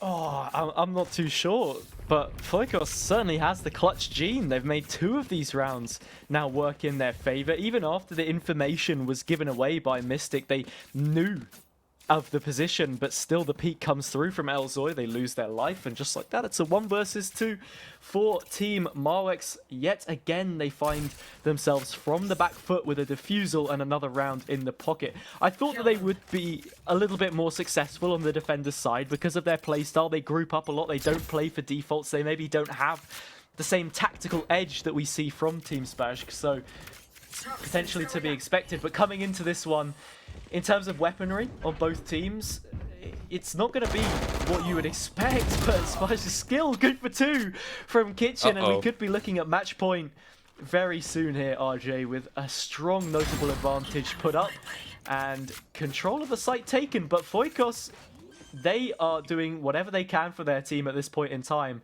and look to turn the tide once again. It's quite difficult to turn a tide. I've heard only a moon can do that. As currently Elzoy moves further ahead, gets himself that double, and Humlik finds the last. Marwex to fall, and indeed that match point to be achieved. 12-3. And Team Spashk just 1 round away from finishing things out. Team Marwex, on the other hand, 1 round away from getting what is a half-decent buy on their hands. You can notice the struggle on Treeper, on Lookup and Pavlishek. They have to try and make something work. Whereas their opponent, well, they're happily rocking some Vandals now, aren't they? And, of course, Mystic has that Tour de Force ready to pop, ready to go. Let's play. You love it. You love the little accent there on the Yes, chamber guilty, ultimate. but the problem is I'll that be going for the safe one Yeah. with. But yeah, I think these last couple of rounds are really heavily dictated by economy, more so than you would really expect because of the way that the teams decided to buy in. We saw a little bit of a force come from Team Spashk, but now it just means that Marwick was shut down and they don't have great guns to work with, but the Marshal, the Spectre, is working out for them. They've got it down to a 2 versus 2. That is just ridiculous from Humlik. I don't know how they hit a headshot through the box there, the running spray, and now it is just the Tour de Force to wrap things up in a bouquet, and just like that, it's a clutch, a 13-3 victory. Team Spashk see it out in the end very comfortably. No shoes to be eaten at this point in time until maybe we see another bet. I don't know if it's going to be a situation as similar as this, though, because some of those matchups we'll be seeing later on in the day I don't think will be as one-sided as this, but who knows? I mean, I hope not, right? Because at the end of the day, we do like our tense matches, right? We do like our battles where things go toe-to-toe until the bitter end where, I mean, hell, maybe we'll even have to get a draw out of it.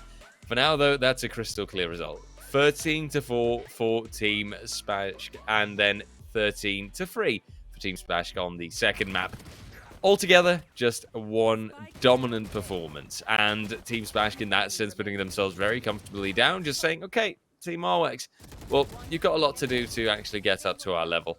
They claim this situation, they claim this dominant score, and honestly, I'm very curious to see how the rest of this tournament will be progressing for Team Spashk. Right now, I'd already put them down as definitely going to those playoffs on Sunday, which is, of course, a great start. That's already 1 step of the way toward those LAN finals in the beautiful city of Wrocław. By the way, a bit of a heads up for people at home. You can see some awesome plays coming through here. If you're a little bit afraid for your favorite streamer, if you're maybe afraid for Marwex that they might not make the cuts and might not make the chase, well, just type hi wildcard. Wow, there we are. In the chat, !wildcard, that is. And you'll still get a chance to vote on your favorite teams, on your favorite streamers. Still, though, that was our first best of 2. Still a lot to be done, but I think that said quite a lot for the first matchup that we saw, right, Hazard? Just a short prediction from you. Are you looking ahead to the second one of today? Yeah, well, basically, it's going to be Team Spashk going up. Oh, no, Team Marwex, they've got to go up again now and play another best of 2. So they really need to fight back, basically. Team Spashk pretty much already confirmed their place in the playoffs. So Marwex, going to need to see a response from them. Okay, let's hope that they can get their act together. Let's hope that they can do it better in the next matchup. We'll be moving to a break, after which we'll be back with that lovely second match of today. Team Marwex versus Team Boost Bend. Definitely be here to check it out, and check out !Surfshark in the meantime. See you in a bit.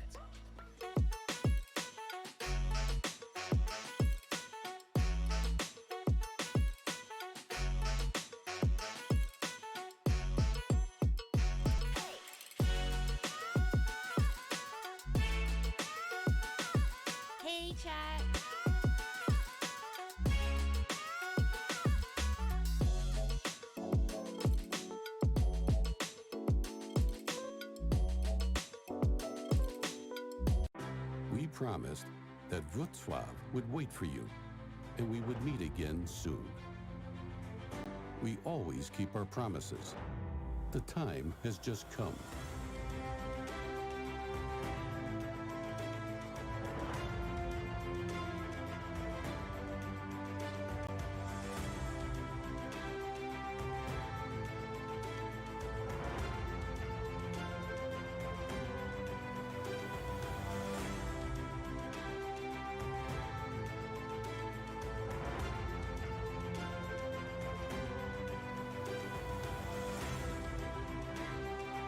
There is so much to discover, to see, to experience. Make good use of your time. It would be great to see you again. We are waiting for you whenever you are ready. Let's meet in Wrocław.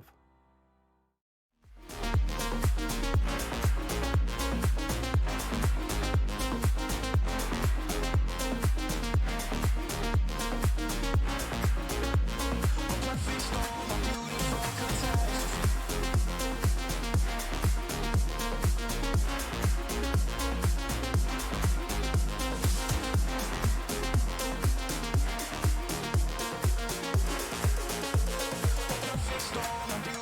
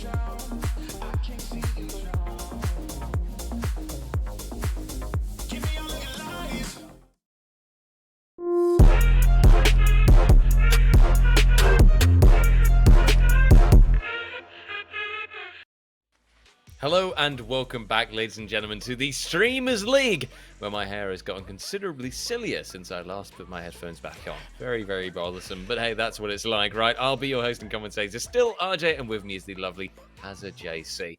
And it's our pleasure to look ahead to the second map of today.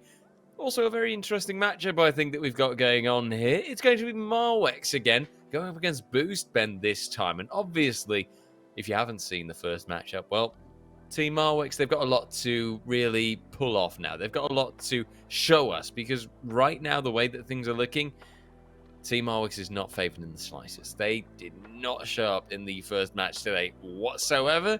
So Team Boostbend might, might actually be slightly favored in that sense and might actually have things going a bit more their way due to the fact that Team Marwex just hasn't shown up in the slightest. Yeah, I mean, Team Marwex only amassing 7 rounds in the end. That's not enough to even win one game.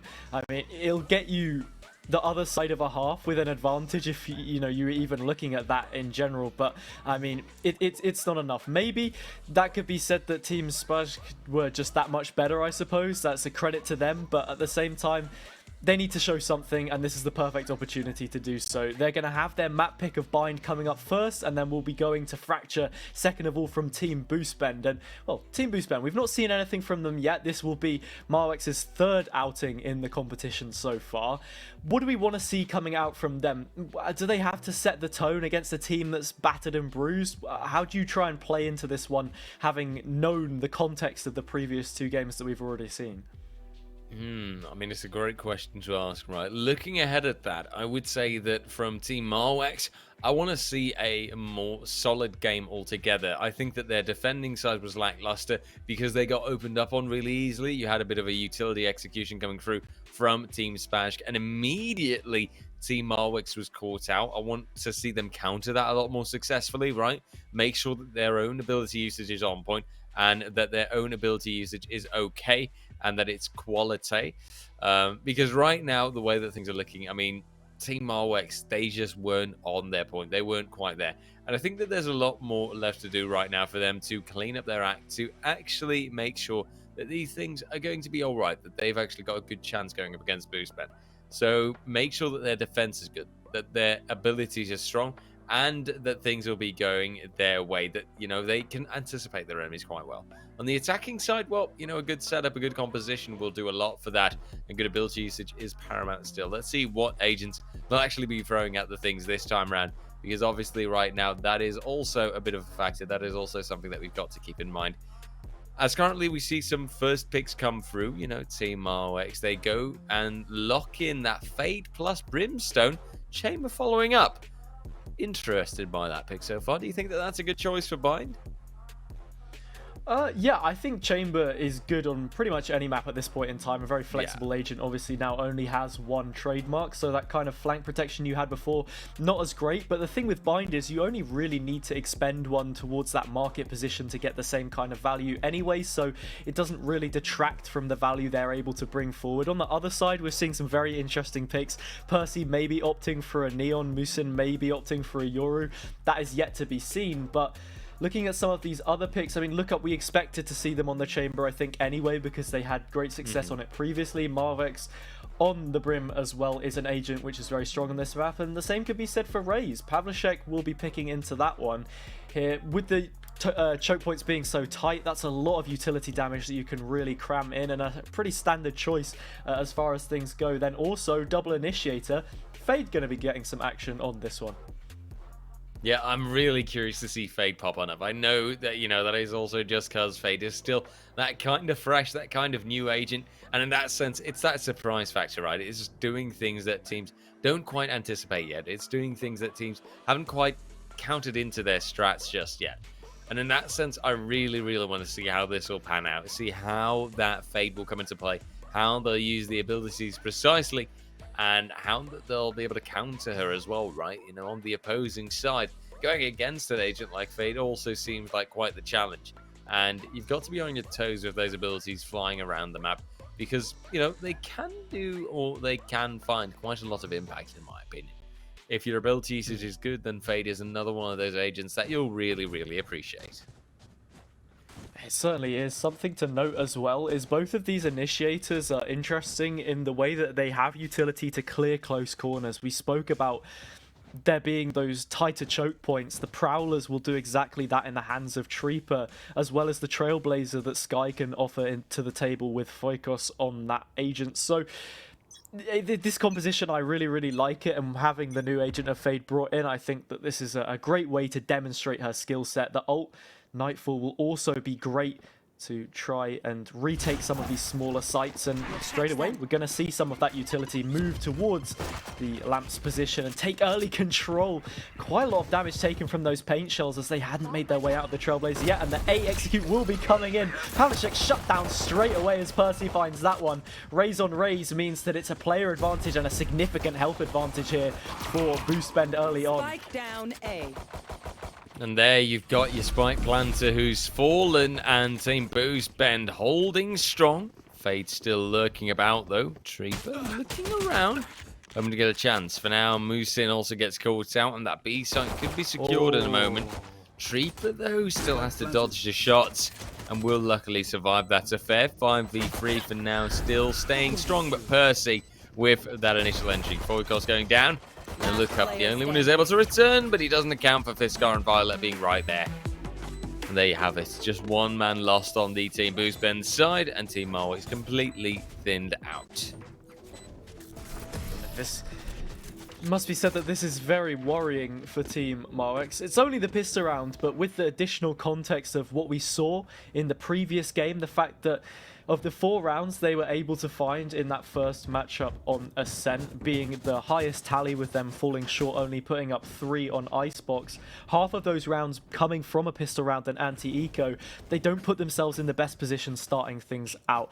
The execute towards A, while it was okay, they weren't able to find that first pick, and with the HP deficit, Fiskar could use their utility, the shock darts, to stop the spike plant from coming through. They had to readjust, move towards B, and in the end, Look Up, who's usually good for one, was only able to find that singular kill in their first outing that we've seen here on Bind. And something interesting to note as well, RJ, is we're seeing 4 completely different maps in the first 4 maps of the day that we've been treated to. So these teams, they're going to have to be quite flexible, and it also means there's not too much that Boost Ben can really read into from Marwick, so maybe it plays to their advantage somewhat in that regard.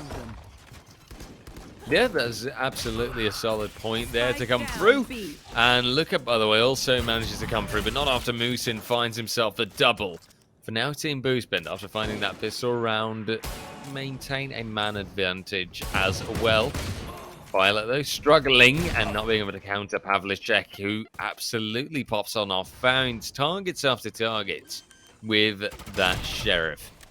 Boost Bend, though, does come in, can deny chance to plant for Look Up. And oh dear, Percy. Of course, don't forget about the judge. It's such a powerful little shotgun. And by the looks of it, Percy's trying to bridge the gap. Boost Bend in the end finishes the job. Pavlicek going down, and Boost Bend on the 2-0. That's really unfortunate that Marwick aren't able to get more from that round. Pavlicek did such great work on the Sheriff to make a couple of kills there, but in the end, Look Up needed to live up to their name and look up around them, keep their wits about them, because it was Boost Ben that shut them down with the spike plant towards the front of the site. So no additional credits, but weapons taken off the board, and now that means there will be a gun advantage at the very least for Marwick coming into this one. It's pivotal that they convert this round, and not only that, keep it fairly clean, give themselves every opportunity to pick up the next couple and level out that score before things get too far away from them. And for now, Team Marwick not immediately being caught out, not immediately being killed out, but look at the HP, right? Ray so low, Fade also quite low, and that means for Moosin, Percy, Violet, it's easy pickings. Targets found, and just 2 people left out on the Team Marwick side. Look Up, though, gets a chance, gets a moment, and gets a good moment to shine. Treeper also on the mark, 2v2 in the end. And Percy a little bit caught out as well. This is a dangerous zone. And this is now Look Up showing aggressiveness. The defuse, though, not being denied. Treeper eventually clutching out the round. A beautiful double, a triple in total, and a first round for Team Marwick to come on through.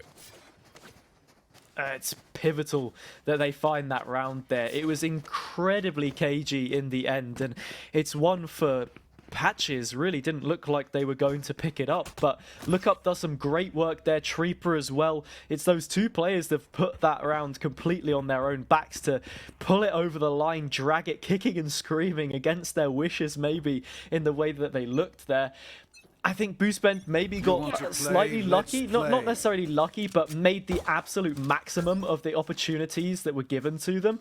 That Brimstone orbital strike was able to find the spike planter towards the site. Low HP on a few of those players, nicely worked in those micromanaged situations, but the rounds of the binary, that is what counts. And now they have a great opportunity to carry this one through. Musin will find the opener though, and that is the smokes off the board, so they'll be a little bit light on this execute once those sky smokes do eventually fade away. So Pavlicek's looking to go straight in before they do. Shut down yet again though, and another player lost.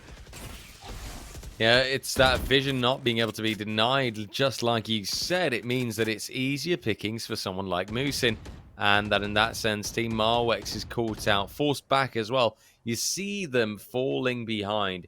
You see them hesitant.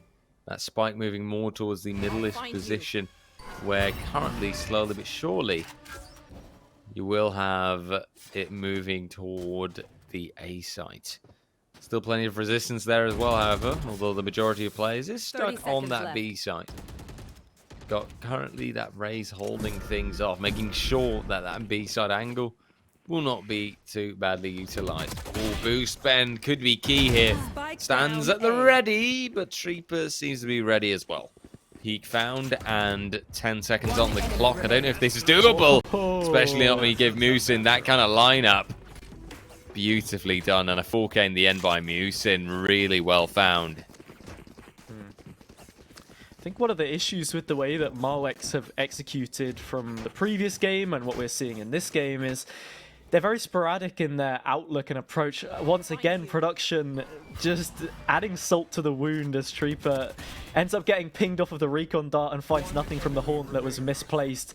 That round's all on Musin. They find a nice double there. Good timing to line up both of those players, but going back to the point I was trying to make, I think the real issue is those isolated fights, gun duels that are being given away.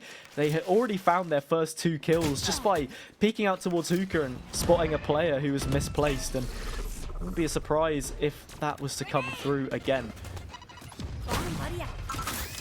For now, it's It's just Pavlicek alone, Percy. and yeah, they lose out another Finding the 1v1. target. Yeah, that's your Raze on Raze action for today. Violet moving ahead further, Trieper going down, orbital strike on the mark. Deary me, I've never seen someone be so efficient with an orbital strike yet. Violet and Fiskar to end out the round, and the 4-1 to be a reality. Team Boostbend standing strong. Yeah, I think the reason why these orbital strikes are having so much value is because Boostbend have a big priority on keeping control of lamps. It means that if none of those Marwex players can drift on over, when you place that orbital strike in the site, there's nowhere really they can go except for short. So these players, they get caught out in those positions. You can also combine it with a slow orb. Boostbend having those available to them and stationed towards showers usually, so in a great supportive role. Really loving the setup here from Team Boostbend as they've now got a 4-1 lead, but we saw on Ascent that that can be quite fragile in the end. It was a 4-1 lead which Marwex were able to find initially. They got shut down completely by Team Spashk and then ended up being that 13-4, so we'll have to see. Yeah, there's not the end of the world just yet, but I would still be wary. Team Marwex are marked in a sense, and they've got a lot to prove right now after the lackluster performance that we saw in the first best of 2. And just the one round that they've got, whilst it was a very nice round to achieve, there's still a lot left work to be done. For now, Musin is dealing with that DK, and that right there is the, I believe, C's ability coming through from Fade. Marwex, though, caught out by the orbital strike.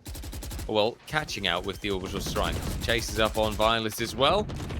Spike And planted. no successful wallbangs found. 3v4, but the spike has been planted. Team Marwex in a decent enough situation, although they've got to be careful now that they hold on to the man advantage. Percy, though, Not a chance for that showstopper. Boostbend then having to follow up. Time is ticking, but the HP is low on Chamber. And that does mean he gets caught out in a moment. Fiskar now moving ahead. Forward as having to hold this. But Fiskar, he doesn't commit to the defuse as it might have been expected. We'll tap it again, but we'll move out. And now he gets the time, he gets the chance. Defuse can come through, and sadly for Team Marwix, even though they cut it very close, they forced it down to a 1v1. It'll still be Team Boostbend winning this out. Those are the rounds you should really be winning as well, especially after a significant advantage is carved out for Team Marwix on the attack. I like the use of the orbital strike towards the cubby. That position was well known to them. Musin loses their life almost instantly as it comes out of the sky. That works. And yeah, Marwix doubles up for kills in that situation. They're looking good to hold on to the site. There's an attempt at a retake. Percy can't find anything from the showstopper, and in the end, it is just Fiskar who's able to carve out that so important win. Violet doesn't find anything at the beginning of this round, but eventually the headshot does snap on through. And so will that player. Snaps their fingers, the rendezvous is there, and very comfortable start here for Boostbend yet again. And every time that I think Team Boostbend gets themselves a one-man or two-man advantage from the get-go, it's already such a challenging situation that Team Marwix is put in. Let's keep our eyes peeled, though. Hope that it won't get worse. But Violet, though, he'll have something to say about that as well. Operator connects, and Fade will fall. No Sage anywhere in sight for Team Marwix to rescue their hides. And that is a bit of a shame in their case. That will at least mean that they're going to have to make do with the 3 people that are still left alive. Let's keep our eyes peeled. See how they can do this. Moving out to the window position. Musin, though, committing a smoke here all there. Fiskar connecting beautifully so. And does he even realize that he was for a moment there in touch with the third? Yes, it looks like he did. Triple in the end and a flawless round from Team Boostbend. Fiskar looking so good at this point in time on that Phantom, the dynamic gameplay. Violet will get the opening 2, and Fiskar obviously closes things out with a triple, going one better in that situation. But it's that staggered approach once again. I know that there's always going to be a bit of a gap when Pavlicek goes flying in with those blast packs, but there's no follow-up whatsoever. The 3 versus 2 isn't turned in terms of a number advantage whatsoever. They simply sit and let Fiskar take them out one by one. 6-1 now reads the score, an advantage of 5 rounds. A buy round does come through from Marwix. They have an operator in hand. The Horn will look to spot out a player, but isn't able to get anything just yet. Let's see if they can be a little bit more incisive, cutthroat once they approach the site. There are 3 players here waiting for them, so the majority of the defenders are looking towards this side of the map. Good utility towards Violet, though. This could be an opener. Indeed, showstopper comes through, but it misses the mark. Boostbend then chases it down, and it's another 2v5. This already feels like a lost cause, as there's commitment to the teleporter, and at the very least, they'll just try their best. They'll try their shot. No success found, however. 7-1. Team Boostbend clearly outclassing Team Marwix as well. And at this rate, I'm afraid that the happy times will not be there for Team Marwix anytime soon. Dare I maybe even already say that they'll be the ones to lose out in this matchup, in this tournament? I think it's certainly a fair assumption to make. After having that first game between Marwix and Team Spazg, you're in a situation where this is essentially best of the rest, I suppose. We hadn't seen anything from Boostbend at this point in time, but Marwix coming into this one, finding any kind of a result is absolutely integral to them having any success in the rest of this tournament, for them progressing whatsoever. I'm pretty sure if they lose this matchup, the only tally of points they'll be able to collect in the end will just be the singular 3, and oh, Percy's found that one on the paint shells. Fisker finds Marwix as well. This is routine stuff. You know, do I even need to comment on the gameplay at this point in time? The grander narrative says that Marwix will be crashing out of this one in some style if things carry on as they are. I think even using the word style is maybe a bit of a stretch, you know? I don't think there's a lot of style in just completely losing, is there? And I think that at the end of the day, you know, Hazard, the rule that I always use is that as a commentator, I don't want to point out the bloody obvious, right? People at home have eyes as well, and I don't need to tell them how things look precisely. I need to tell them a lovely story, and right now the story is Team Boostbend.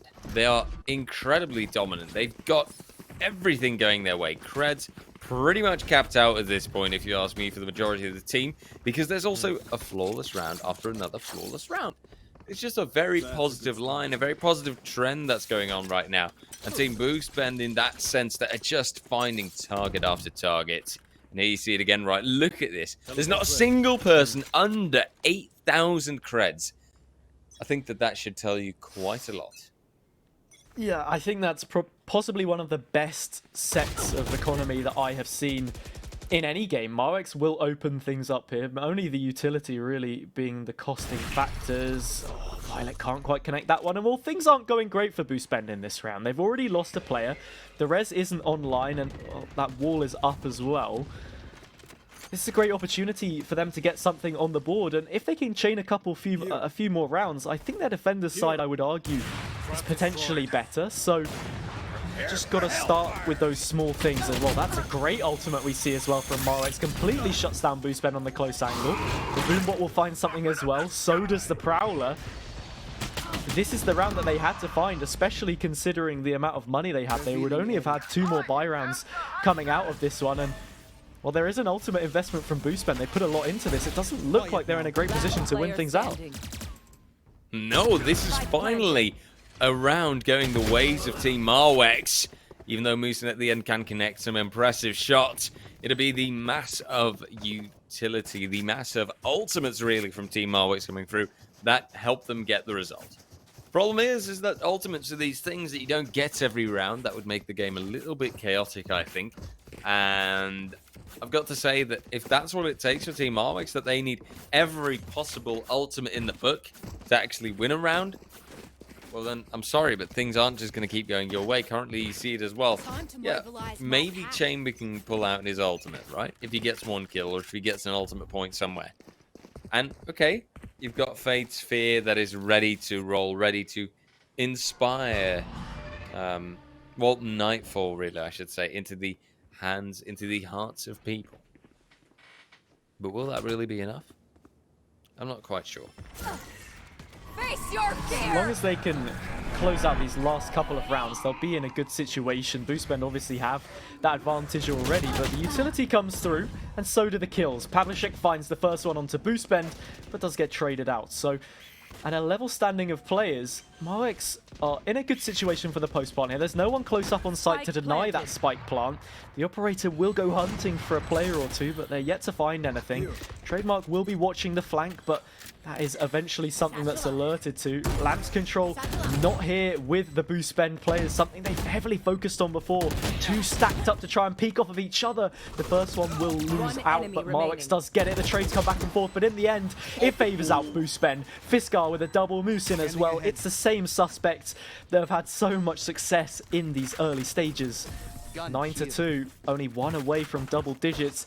Right now, that's pretty much job done, defender's half. I don't think there's anything more that you can really ask from them at this point in time than just making things worse than they already are. Job done. As a famous peon once said in a game. As currently Team Boostbend can achieve a powerful milestone, whereas Team Marwex, well, they barely have anything to hold things off, right? It's scraps that they're working with. A Sheriff, a Spectre, a Classic, although admittedly Chamber, he's got his ultimate. But even then, these are still signs that things aren't smooth sailing on that Team Marwex side. And that's what we've got to keep in mind right now, as they will go for a heavy and fast execute. Tasmanian Tiger up front, being eliminated quite quickly. As right now, Team Marwex, they'll be wanting to move as one unified front, where they can decide to push ahead, where they can decide to move together and get their targets. Still though, it feels like a challenging affair, seeing as you've got a lot of the right side presence as well coming through. Oh, that orbital strike forces plenty of players out of position, but will not connect for a kill. In the meantime, still got that showstopper, that resurrect ready on the Team Boostbend side. They're going to want to use that. So the moment that call comes through, hey, there's actually 2 enemies near garden. You should be seeing that showstopper coming into play. Still, Well, the thing is, a bit both of those ults are towards the other side of the map, so... Yeah. Wow. But that looks like where the push may be coming through, because they've gone through the teleporter now in towards the Oh. cubby. Percy gets them both. 30 seconds left. Deary me! And it seems like Team Marwix, they've completely rotated around as well, so they're going to be committed right now to that A site. At least one person it'll work, and sadly for Team Boost, and that is their Sage going down. Makes it a little bit difficult to use the res, also I've heard. Currently the spike will go down. Percy though moves on up, gets the 3rd already. Potential for a 4Ks right here. Right around the corner, and Percy finds it. Maybe even make this the ace. But never mind. Musin will change that, steal that I should say, and find that final kill. 10-2. Double digits, like you said, Hazza. Team Boost Bend, they stand very, very strong indeed. Musin is that ever-present constant, I think, getting kills on pretty much all of these rounds. Fiskar and Percy as well also have 14 kills apiece, so big numbers being put up on the top end. Boost Bend maybe just reclining, sitting back. They've got some kind of a drink on the go, feet up. You know what, guys? You do the heavy lifting. I'm just going to enjoy this nice sunny Friday afternoon and secure my place in the playoffs tomorrow, because that's how it feels right now. Still, obviously, having valid contributions on a number of these rounds, but very comfortable, I think, is the main thing to take away from that first half from Boost Bend and Marwix. We demanded something more from them, yet we seem to be seeing even less potentially. Yeah, nothing potentially about it, really. It's more the harsh reality. And in that sense, I can only hope that Team Marwix, they'll be finding a better way around these things soon enough. Still, though, it doesn't look like it'll happen right now. Percy enters, finds his first target, look up to go down. Spike will also, by the sounds of it, go down relatively quickly. That 10-2 score could turn into an 11-2 rather quickly. It will depend on the rest of the team. Boost Bend follows up. We'll be able to refrag Trieper. In the meantime, Marwix then returns. 3v3 in total. Pavlicek and Foykos. This is what we like to see. This is Violet caught out, not meant to succeed. 3rd round comes through from Team Marwix. And at the very least, one thing that's going their way is that they can book 1 pistol round per map on average. So at least that's something. In the grand scheme of things, they are still very, very much behind.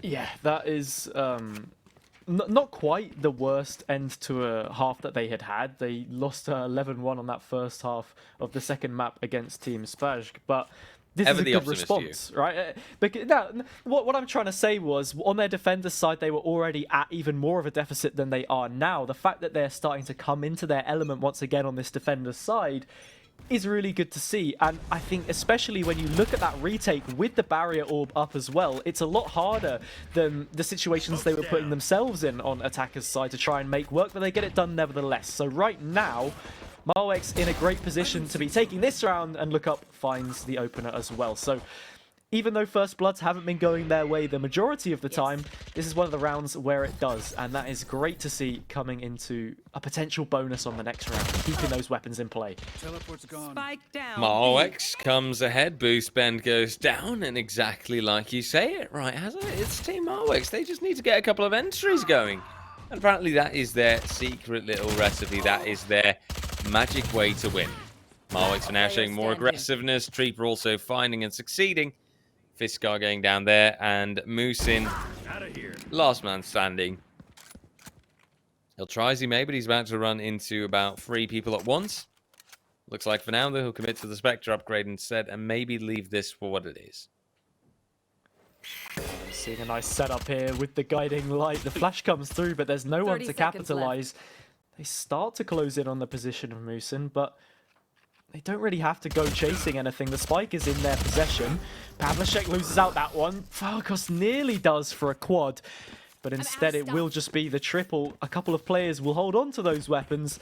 Marwix, not the cleanest of rounds in the end as they go pushing in towards that position outside of B, outside of Hookah towards Market, but around on the board nevertheless. And now we'll have to see what they can do in this bonus. The teams that have gone up against them have had so much success when they're able to create lengthy gaps between the two sides, and that involves winning out bonus rounds. So if Marwex can replicate their efforts, they put themselves in a great position to close this gap even further and potentially have a look in at seeing this one out inside regulation or pushing it onto an overtime, keeping themselves alive in this competition. Oh, Violet with the entry this time, but Trieper on the return. And indeed, Team Marwex, they are sticking on. They are holding on, right? But now that defender side is really giving them exactly the advantage that they were hoping for. Currently, though, Spike will go down, and it'll be the retake scenario again for Team Marwex. Congratulations, you've just lost your site. You can go and get it back yourself. No one's helping you this time. So loving that Sky plus Fade combo. Creates a very offensive sense of utility that can work out. Oh, boost bend, though. Still winning the battle, but not expecting Trieper from that sideline. Percy, however, with a slight off angle, does so much. Finds the target. And look at this, a beautiful exchange of satchels. A defuse half stuck, but Musin then sticking for that kill. 1v3 in total, and this doesn't look like a spike that'll be defused anymore. Instead, it will be Boykos going down at the end. And a Team Ace to come through instead. 11-4. Team Boostbend, they found their first round on the second half. You know, your team is only strong as the sum of its parts, and a Team Ace there perfectly demonstrates how well Boostbend have been playing at this point in time. The player themselves, not the team, was able to have some impact on that round.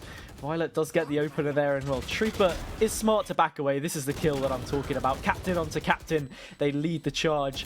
There were lineups even as an insurance policy in that situation for the attacking team. So the retake there in the end, staggered all the way down to the wire, would have been a tough one. And well, Violet doesn't even need a full weapon to take them out. It's the ability, the headhunter, that will get things started. An upgrade onto the Vandal, and they sit themselves nicely in that teleport to stop any kind of a rotate coming through. Spike not yet committed towards B, could still posture for a late A take where there's only one player standing, because Marwex, they've already committed towards this rotate on B, and it's something that Boostben are going to want to have a think about before they go charging headfirst. That's the scary prospect. We're keeping our eyes peeled to see how that they might approach this one. Definitely the main lurker, the main part of focus will be Chamber. The moment anyone decides to go through that teleporter, it should be a finito type of scenario. For now, though, patience is key. With 40 seconds remaining, an execution is going to have to come out now or never.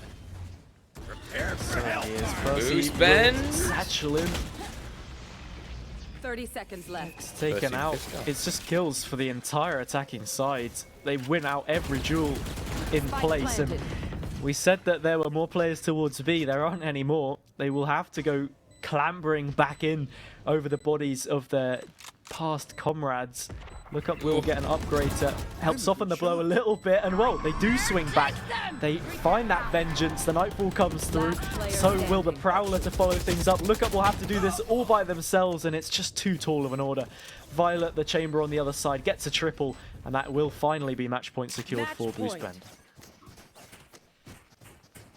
As always, getting that match point in your hands gives you a very, very solid mental boost, I think. And the question I ask as well is, well, Team Marwex, do you actually have that position where you can hold this off or you can stave this off? Because that's the important factor, right? If Team Marwex right now has to dive deep into those reserves and can barely feel the buy, then it's not looking good. And well, lo and behold, this is the situation. Luckily, their Chamber has a Tour de Force standing at the ready.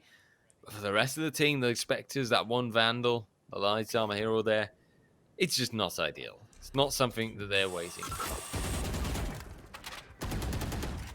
Yeah, if this game were to end 13-4, it would be equal on the amount of rounds they were able to find previously, Team Marwex. So earlier when I said it's most likely that they'll be struggling to get more rounds, we're hoping that we see more from them. And what I mean by that is that they can beat that tally at the very least and kick on, save some face here in this situation, because they look to be crashing out, and Look Up has the remedy for that. They'll find the first onto Percy, a notorious entry fragger in a few of these. So with the tip of the spear gone, what can the bulk, the woods, the foundations of this squad do to find anything? It looks like it's going to be a rotate, and the chamber on the other side, Violet, will be creeping in to see if they can't clean up any of these rotates. Yeah, as currently the flanks, the different positions they do come through. 30 seconds It feels left. as if even without that spearhead, it will still be a very cheeky, a very painful spear. All these paint shells, though, they should connect, right? They should deal some damage. Fiskar and Musin, however, they get the same idea. Look at Fiskar moving through at the start and Musin committing with that double. Plant will come ahead, even though there's some teasing by Sky in the meantime. Will still be that 2v3. Another tour de force coming through. Look Up having to be aware of his match being somewhere on this, being somewhere near this bomb site. Currently, Look Up moves ahead, tries to bait attention, but he won't succeed. Last player standing. And eventually he'll run into Fiskar instead. Time is ticking now, and with just Voikos left in total, this does not feel like a winnable situation anymore. Voikos can get the battle. Recon Bolt cancelled out, but that's still a 2v1, and Voikos runs straight into the crossfire. So the attackers winning. It's Team Boost Band coming ahead, and it is them standing strong, standing in a lovely position to get the 14 to or to get the 13 to 4 even. I will write that down so that I cannot forget it. And I mean, GG's to both teams. There's still one second map to be played. That'll be Fracture, by the way. But let's talk about this first map a little bit. Okay, this was Bind. This was Marwex's map pick. Where did it go wrong, you think, Hazza? I mean, from the very start, I suppose, they lost out in the pistol round. That never helps. But just from then onwards, it felt as if they were up against it constantly. While they were able to find a round here or there, they were very hard-pressed to get anything on the board. Their setup on the attack, I think, is one of the main reasons that they've struggled so much. They've started on the attacking side a number of times and really not been in a great position to put many rounds up. The most rounds we saw them put up in a row was on that first map of Ascent when they started on the defense, where I think they're arguably more favorable. It's that death ball that they go for, always so compact in the way that they set themselves out. They don't give themselves an opportunity to work that map a little bit more, engage in that mental game between the two sides. So it's another 13-4. You said 14-4, and it could have headed that way. If we played out all the rounds, I don't even want to think about what the scoreline would have been. But that's all we see from Marwex so far, and they fall very far short of the mark. It's unfortunate because I would have liked to have seen more from them, but it's just not to be. Yeah, that's the shame, right? I mean, there's still a chance. There's still a map to be played. There's still something up for grabs. There's still maybe some points that they can sprinkle together somehow. But altogether, things do not look too favorable for Team Marwex. Let's hope for them that the second map, that Fracture, will be different. That will be their chance for a little bit of redemption still. Of course, we'll be able to check that out in a moment. We'll be moving to a break. But in the meantime, how about you surf? How about you catch some waves? Exclamation mark surf shark in the chat. And we will happily be back with you with the second map of the second match of today in a moment.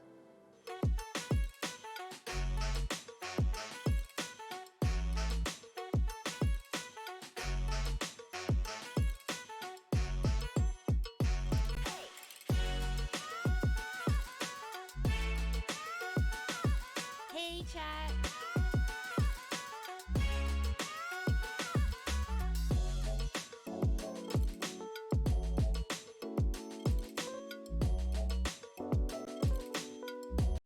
We promised that Wrocław would wait for you, and we would meet again soon.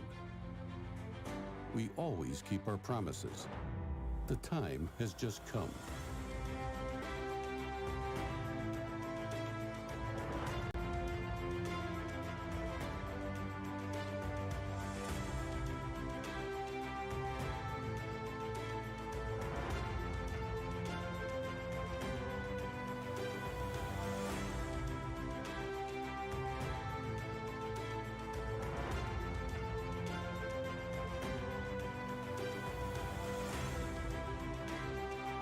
There is so much to discover, to see, to experience.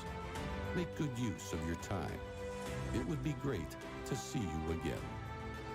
We are waiting for you whenever you are ready. Let's meet in Wrocław.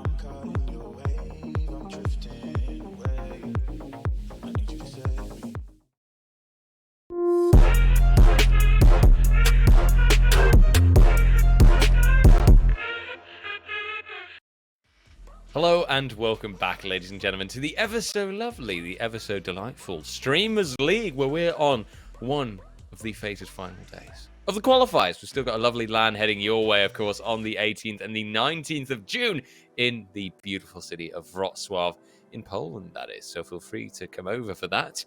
We definitely are looking forward to flying our ways there. But for now, let us stay focused. Let us take a look at the second matchup of today and the second map in that second matchup. It is still the lads from Boost Bend going up against Team Marwex, but this time we'll be moving to Fracture, a different map, a fracture in the Matrix. No, that doesn't even make sense. Still, though, the second map and the one that's been picked by Boost Bend, I think that this might actually spell out an even more worrisome situation for Team Marwex right now. I mean, we've seen their performances so far. They have not been good. They have not been solid. They've got a lot to fix right now. They've got a lot of work to do. How are you feeling about this one, Hassan?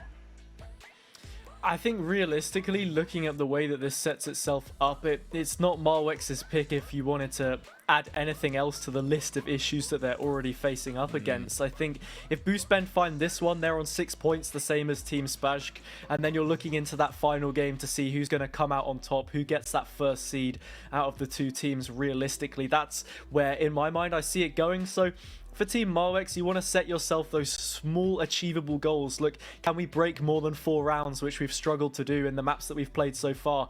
Each and every map that we're coming and seeing today, of the 4 that we've played, Fracture being the 4th of those, has been completely different. We've seen Bind, Icebox, Ascent. This hopefully brings something else to the table which they can look to try and make something of. However, with their playstyle, how they group up so much in an expansive map like this, it does have me a little bit worried already out the gate. Absolutely. I think that, speaking of, achievable goals, the fact that an achievable goal for them is getting more than 4 rounds in, well, that's enough of an issue, right? There's a lot that Team Marwex has to do, and we want to see them perform properly and strongly right out of the gate. That is what's needed right now. Let's take a look at the agent select and see who's going to pick what. Obviously, it is Fracture, so agents that come to mind for me, well, you've got your default chamber pick, get that out of the way. Breach, indeed, is not too surprising to see here, and Viper is an addition that I'm also definitely a fan of. Then, furthermore, a Jet to come through from that Team Marwex side. Safe choice to go for. Can probably work out. Sage, then, on that Boost Bend side. Also something that I actually can completely find myself in, personally speaking. You've got the difference being made with that Brimstone coming through, but then the Astra on Team Boost Bend. That's the smoker that they're going for. Which one of the two do you prefer, personally? I'm not too sure. I think Boost Bend, they've brought in Astra as well as the Viper to give them that little bit of extra range. I think Astra's smokes are probably a little bit better when you're executing towards the A side of things. Viper's Toxic Screen will be great for cutting off the majority of those sightlines when you go towards B. So they have variety available to them, and Astra utility combined with a Breach, being able to put those fault lines into Nebula Stuns and Gravity Wells puts you in such a great position to pick off players. If you know where their position is and you have those cooldowns available to you, you can really punish. So that's something I'm looking forward to seeing, that team synergy and what they can offer coming into this final matchup, really, which is where my head is sort of pointing towards Team Spazk. What can we see from Boost Bend here to give us an idea of where those two teams potentially weigh up against each other? And, well, yeah, what can Team Marwex find in this one to save some face a little bit? They've gone for a similar-ish kind of comp, Viper and Breach being the two main ones that they look to focus with, and then Brimstone comes in as some added support, so obviously doesn't add as much utility, I suppose, that Astra has, but still very good smokes to use, and that orbital strike is good in these multi-layered sites that we see, especially towards B, I'm thinking. Oh, multi-layered like an onion. I like the sound of that, at least. Right now, let's take a look at this execute. Team Marwex kicking things off, moving for that A site straight away. The action that they throw into the play, well, that seems to be working a charm now, isn't it? as currently you do get a slight fallback, a slight hesitation. Trieper, though, to go for the next fight, but Mersin still holding this off. Plant eventually will be committed to, but in the end it will go down to a 2v2. Fighting this out to the bitter end. A very, very close call to come through. For now, some more abilities being used. Time ticking, but Percy just hopping about, getting an incredibly impressive double kill. And that's the spike being defused. For a moment there, I really felt it, you know. I thought, oh, this is going quite well for the lads from Team Boost, from Team Marwix. But then you just get someone like Percy hopping about, you know. I'm a little bit surprised that he isn't flying about on a broomstick, but really, though, that's, by the way, a very specific reference. Credits if you get that one. But still, that was really, really well done. And in the end, deserved pistol round going to Team Boost, Ben. Blink and you'll miss it. Click clack like a horse almost just tramples both of those players out as they came through there at a real rate of knots. And I was worrying for a second because the trademark that they had, or the rendezvous that they had broken using the headhunter, I thought was a bit of a costly investment. But speaking of costly investments, we see a force come through from Marwex, loses their life on a trade. The Guardian is big though, and Percy has found yet another. And there you have it. Trieper on that return in the end. Pavlicek, right when he needs to, finds further shots. 2v2. Another very similar scenario. Pavlicek now committing to that plant. One enemy Eventually remaining. putting the spike down. Moosin, though, comes ahead, finds a double, and that is right on the mark. Such a steadfast player as well, by the way, on that boost bend side. Someone they can rely on, and someone that they can keep counting on.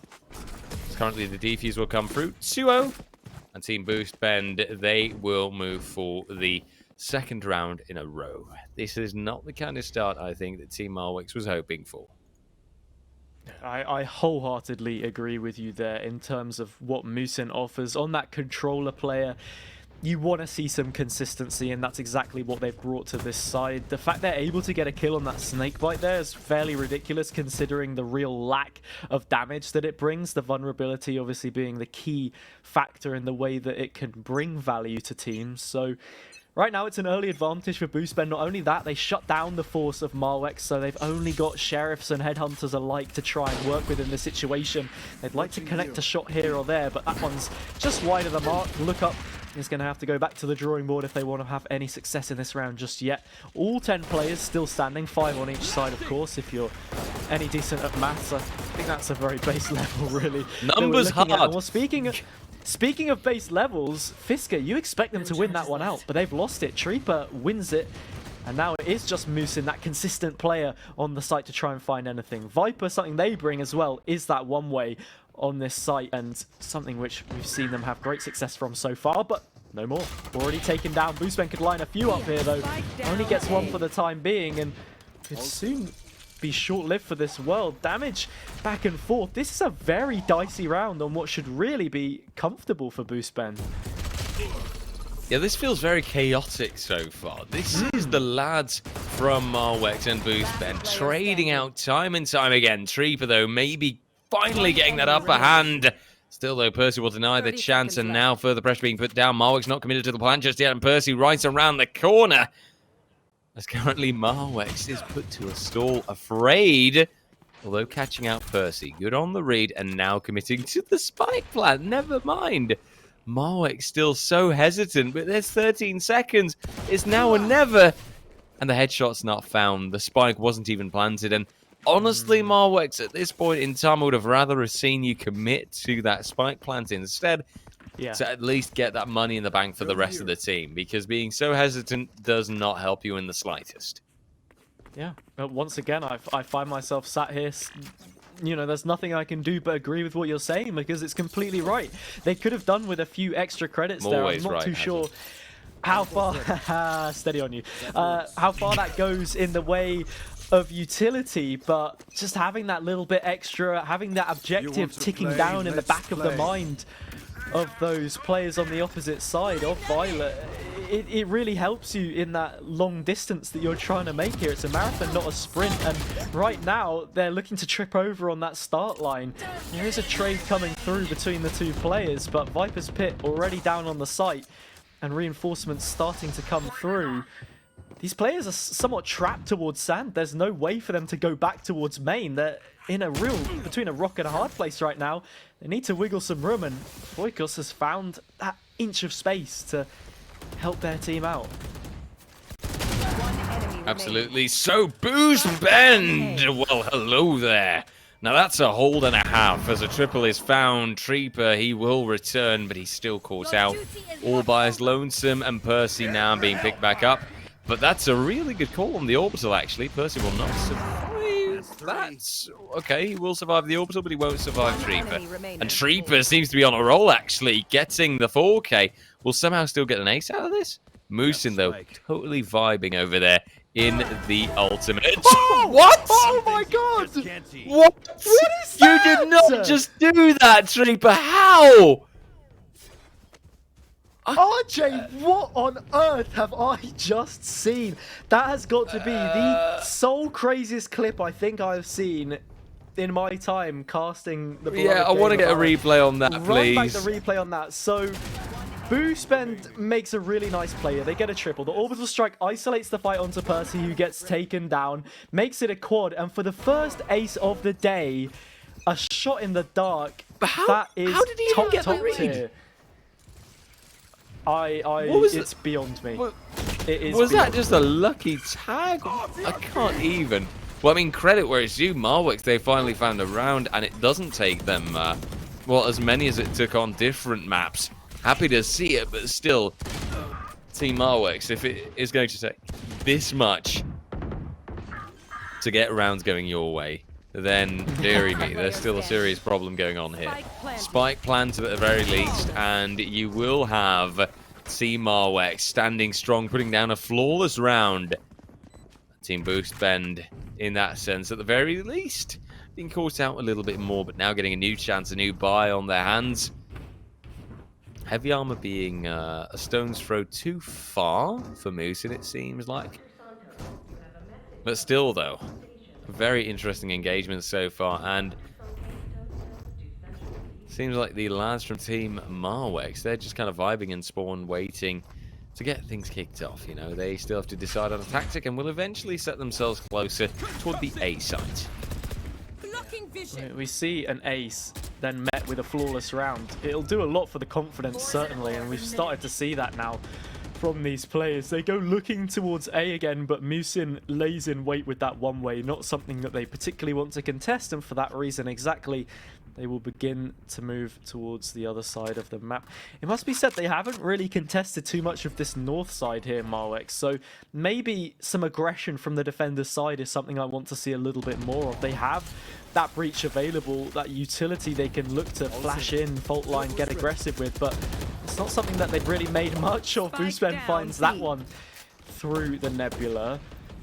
So, I mean, if it's not broke, there's no point trying to fix it. That player does just about get spotted out by Percy, and they will collect it eventually, so maybe it was just a purple patch, a rough moment that we don't expect to see repeated. Yeah, just a momentary setback, and definitely a highlight in, well, Team Marwex and Treeper's career, I think. But it could just be that temporary thing. For now, though, Fiskar moves ahead, and I think this will be Team Boost Bend singling it out, finishing it off. Percy with the last kill, actually, just yoinking that triple away from Fiskar. And a flawless round from Team Boost Bend in return, setting the record slightly straight, you could say. I think you're right in saying that. Flawless met with a flawless. There's no other way to counteract what we have just seen. In terms of economy, it was a round where Boostbend didn't have their best weapons coming into that one. So coming into this next follow-up round being a gun round, that counts for even more in terms of what that flawless offers.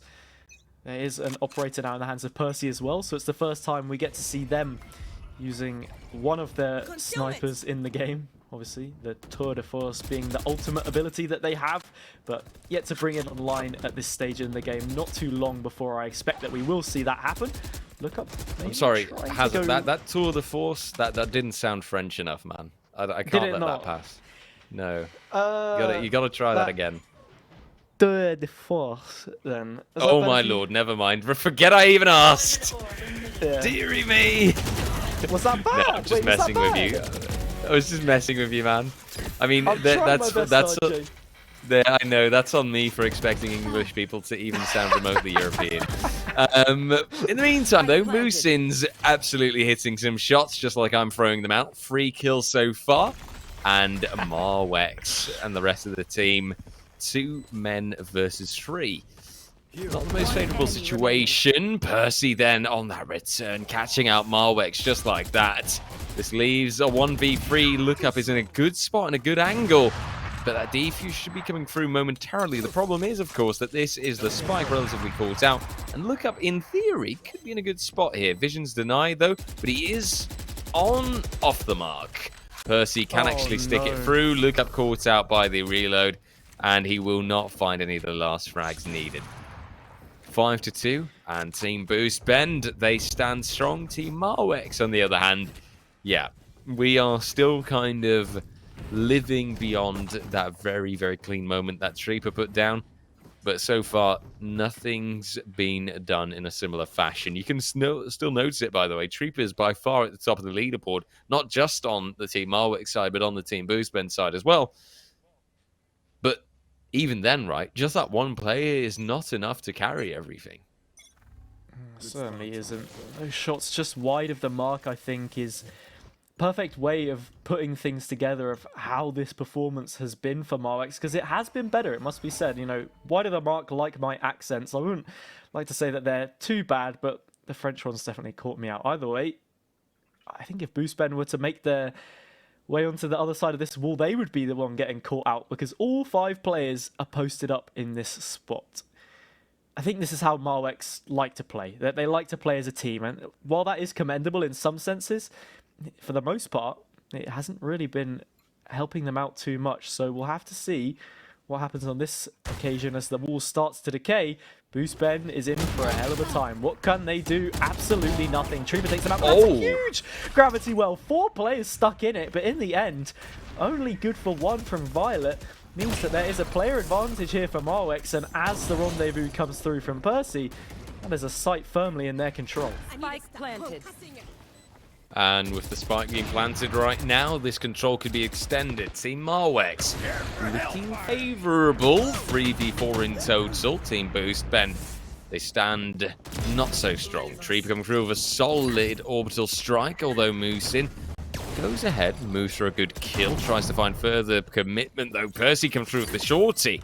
It's a 2v2 in total. There's opportunities here, especially now with that snake bite stuck out. Means that they can't move ahead, means that you got the players caught out. But Musin, not too good in this fight. Time is ticking, and Lookup will win the battle. It's the 3-5, and it is Team Marwex finally showing the resistance that we'd been hoping for ages ago.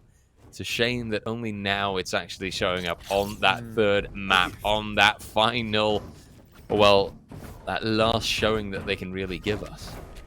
Yeah, the last dance, if you will, for Team Marwex. And I suppose it's interesting to note in one way that while at this point in time, if they were to win this, Boost Bend do then have 2 opportunities to go up against Team Spurge. If they weren't able to win either of those, then I guess even then it doesn't really come down to round differential by any means where Marwex are able to progress. So I guess, yeah, right now just showing what they're capable of. On that previous round, Lookup just pushes on towards the site, whether it's getting stuck or not, and sees things out. Pavlicek doing good work. In this instance, the ult will come through towards the site, maybe a little bit more than is necessary considering the stature of weapons, or lack thereof, that we're seeing here from these players. But that chamber ult is in play, and they've double teamed up on towards Treeper, that standout player for the attacking side at this point in time. So 2 versus 3,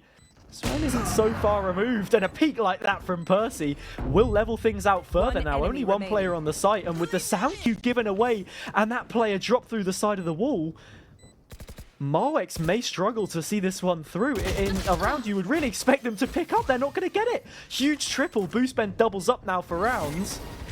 RJ, what is going on? Yeah, this is a very chaotic style of play still, in my opinion. You see this back and forth game, and you do notice that at times Team Marwix, they can find a crack in Team Boost Ben's defense, but those few cracks are not enough in the grand scheme of things. In the grand scheme of things, you still see Team Boost Ben catching them out by way of skill, by way of gun battles. That's where Team Boost Ben finds the advantage for themselves and where they stand stronger, where they notice how they can overtake Team Marwix. And I think that that's kind of where the issue lies, right? Those kind of situations means that Team Boost Bend will just win it out every time. For now, it's some utility, some ultimate even coming through. Percy, though, saying, oh, you know what? I don't need a tour de force. Get away with your blades, Marwex. I've got a Vandal, says Violet. It's 2 kills already, and it's a 2v5 at the end. Even if Lookup has got that ultimate ready, I'm not seeing it utilized at all right now. This is a situation in which he'll actually be falling back, hoping for better times, and moving to support Treeper where it's necessary, obviously. He's the one carrying the spike, so he can definitely use the help. But do keep in mind, Fiskar's right there. Just a little bit of aggressiveness could move to hurt, and now Moosin actually will do a lot more out of this ultimate. Now it's Fiskar moving the back. Treeper should be caught out in a moment, I believe, as Fiskar shows up and finds him. 7-3. Team Boost Bend on the advantage and holding it. Yeah, an observation I drew from that round is that Treeper now seems to think that every time the Viper's ultimate is up, every time the Viper's pit comes into play, they can maybe try and replicate their efforts from the one tap we saw previously. There are plenty of stray shots there to try and find something, but in the end, it will just be the one. And another round on the board for Boost Ben. So they look to carry on that advantage, grow it in numbers coming into the second half. And as Marwex are unable to find anything towards A on that round, well, they did start towards B, going towards B again, but just from a different side of the map this time. And this will be Percy. I thought there was a moment there, but this should be Violet. Actually, again, his flash position is good. He's got a large group of enemies caught out, but it just doesn't quite connect. Percy struggling still with the operator, and for now, Team Marwex actually with a very solid lead. 2 people ahead, and Treeper getting away with the spike plant. For now, there is damage dealt. Fiskar will come up, show up. Percy, though, Moosin, everyone's right on the money. And it's Moosin to find the final kill. The defuse to come through. And for a moment, when you think Team Marwex, they have it. They have that advantage. They've got that chance. Team Boost Ben, they take away any idea of it. Yeah, it seemed like they were in a position of control, but it was a complete illusion. We've seen this so many times from Team Marwex. I don't know if they're just running down the clock here for BM or goodness knows what, but it will be an 8th round for them in the end. It's almost as if, you know, you're on a bench press, you're doing your reps, you're getting them in, you're going, you know what, this feels really good. You keep on going, and then you say, oh, you know what, I'm just going to push for one more, and your arms give out. That's what it feels like Marwex are in the post plant. They look so comfortable, and in the blink of an eye, it just collapses. That false sense of security comes through, and a 5-on-3 turns to a 3-on-0, just like that. These are things you have to be aware of. You can't give these stronger teams that much wiggle room because they can use it strongly to their advantage. And now coming into the final round, the best tally they can get will be 4 once again. Absolutely so. And for now, Moosin with the first frag to be found, holds things off and stands narrowly out of the orbital strike. Oh, Moosin, that was unnecessary. Just moves back into it, loses life, and we will be seeing a 3v4 coming out of that. The breach ult is pretty solid. Fiskar to take out One enemy Pavlicek. And Violet to chase it up as well. Trieper now last man standing in the corner, in the smoke. He's got these sort of one-way sets up, has got good angles going, but will not win the third fight. Will not take out Violet. Able to commit to the defuse and able to find the 9-3. Not your day, is it? They managed to get it eventually. Maybe took a little bit more than what we anticipated, but those were some very crafty smokes in the lair of Trieper on the site there. Trieper the Creeper lurking around, isn't able to get it eventually. So 9-3, a strong advantage once again that we're seeing here. You know, Team Marwex, they've been up against worse in this situation coming out of the half before. So now if they can try and find a little bit more, then you know, that'll be really good for them. They only need 2 rounds here to do better than they have already. So they're in a decent position from here, and coming onto that defender side is the position I would usually favour them in. The way that this map plays out, though, is a little bit different, so we'll have to see what the adaptation is from them, if any, to try and work with this round. It looks like it's going to be aggression, and Look Up makes it work. Gets the first kill of the round. So does Pavlicek, as they have some kind of weird, I don't know what that is, a rocket on their arm or something, but they were firing away at supersonic speed, and just like that, 4 rounds now secured for Marwex. They look to kick on.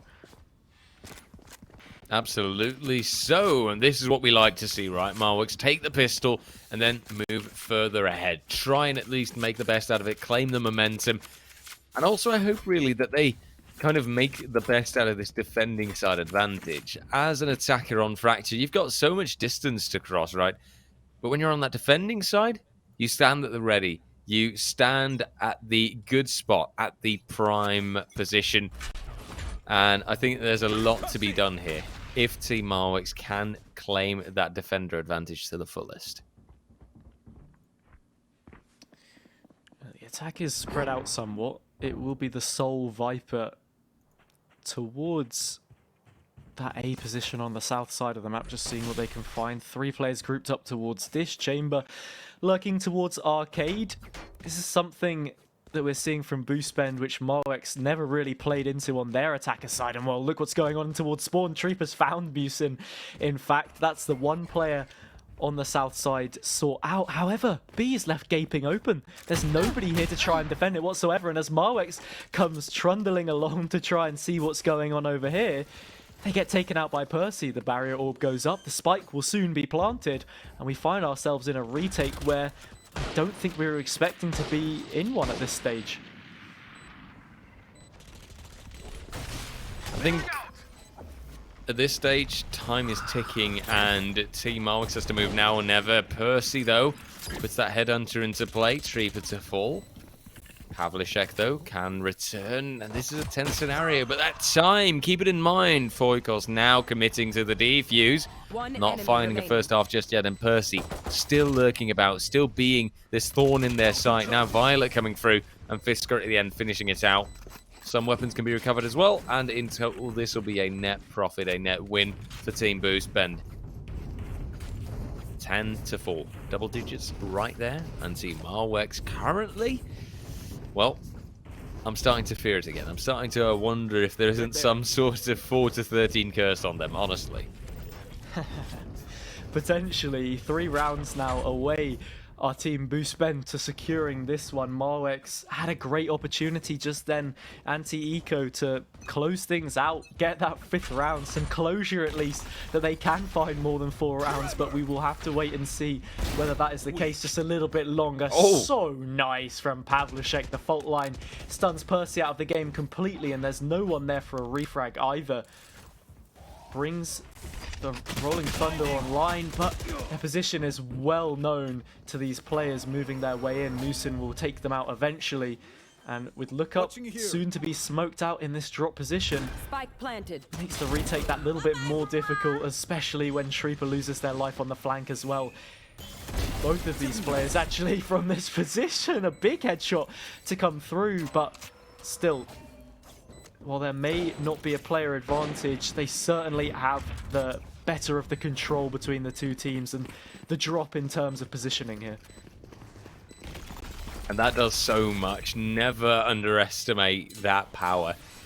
As currently, there's another push for that defuse to come through. Spike is ticking down further. Look up, trying to commit, but Violet right on the mark, and Moosin denying the last one as well. And just like that, Team Boostben, they move further ahead. They move 11-4, just 2 rounds away from winning this. Just 2 rounds away from standing at an equal position as well, right, with Team Spazg. And now, well, that, I'd say, match 3 being set up to be the tensest one yet for the rest of the evening. Yeah, it's something I was looking into maybe somewhat preemptively ahead of this matchup, considering previous results. And I want to speak a little bit about the team play we saw there. The combination of utility, Gravity Well, and Aftershock. So nice to keep those players sucked into a high DPS position.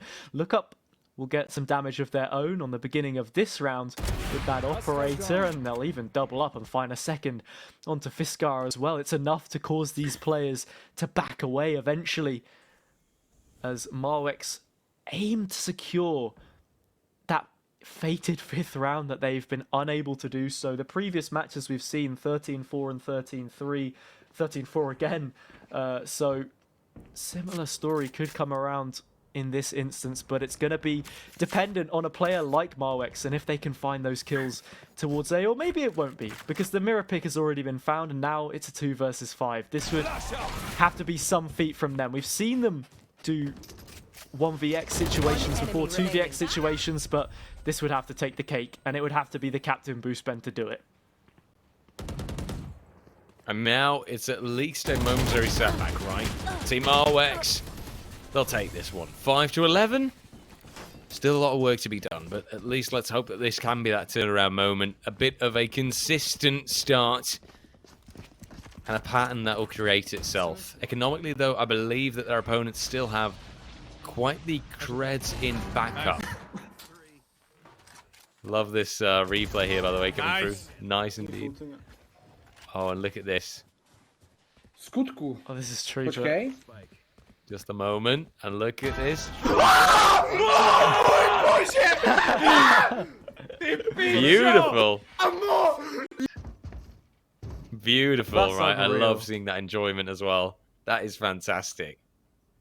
Love that from production. Always top tier with these guys, and yeah, a nice little look in there to the perspective of Marwex. Some joy in and amongst what I can't imagine has been the happiest of afternoons for them, at least considering the form, but good to see that they're enjoying themselves.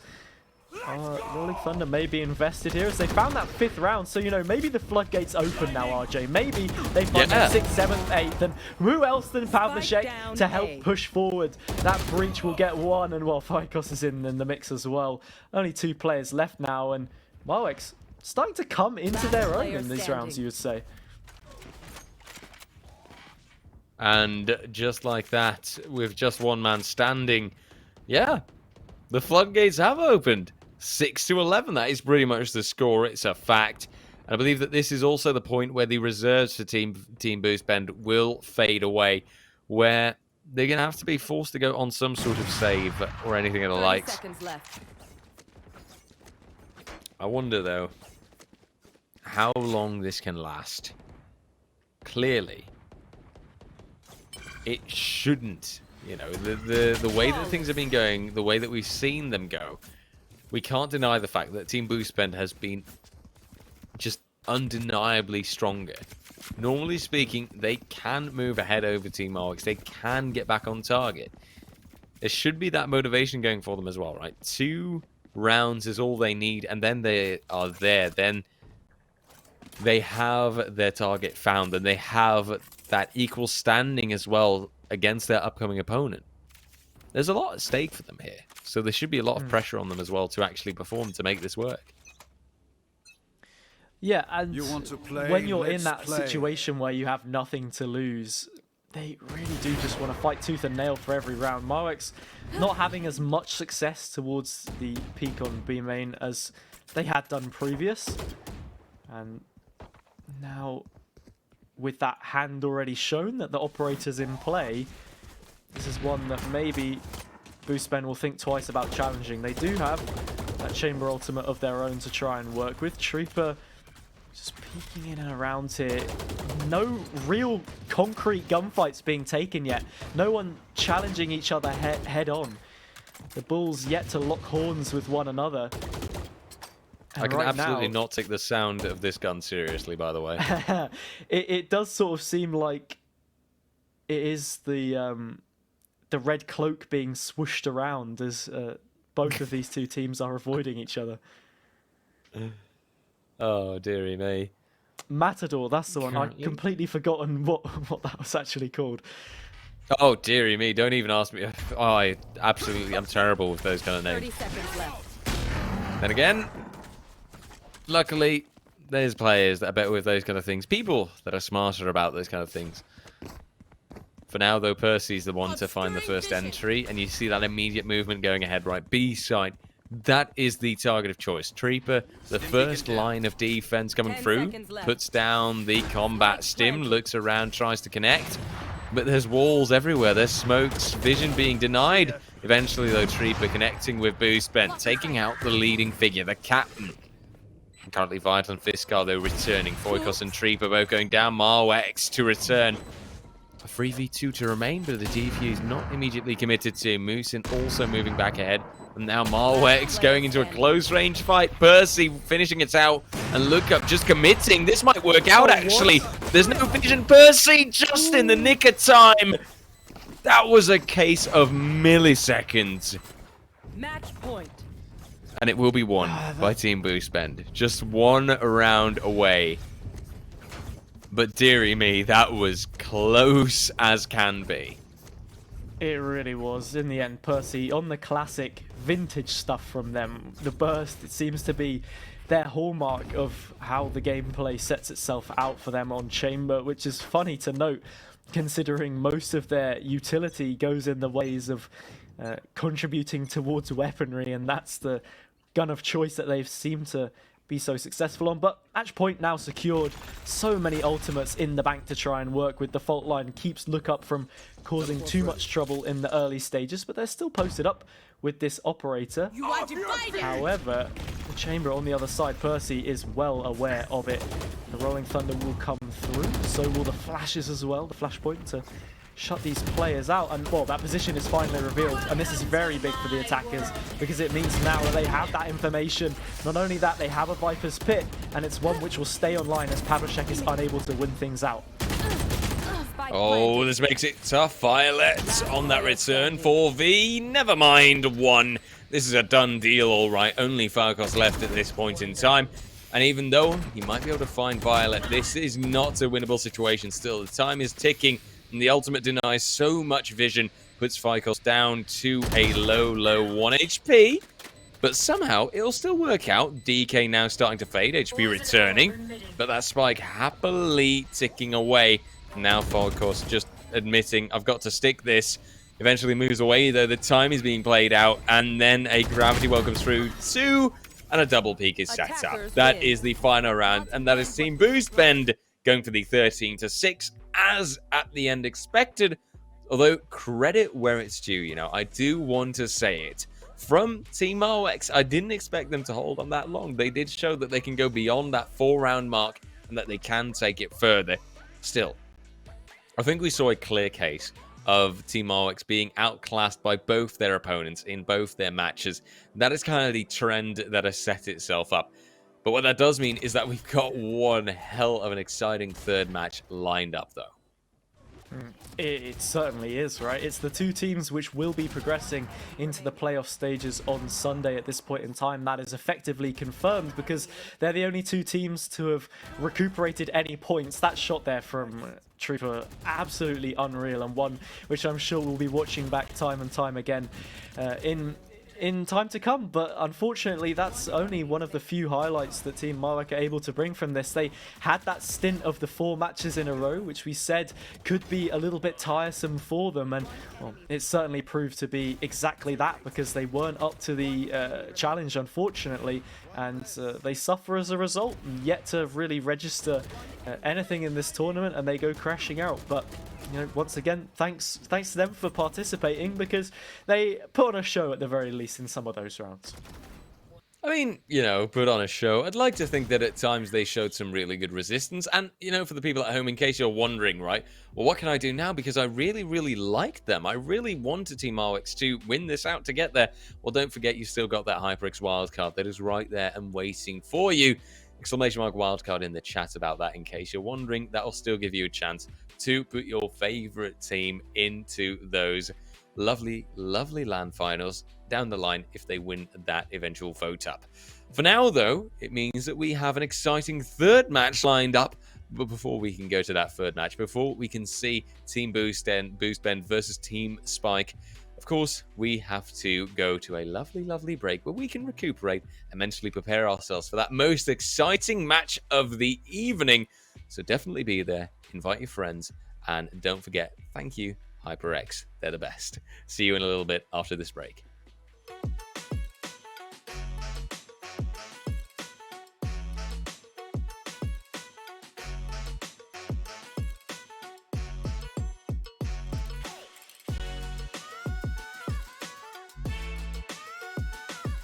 Hey, chat.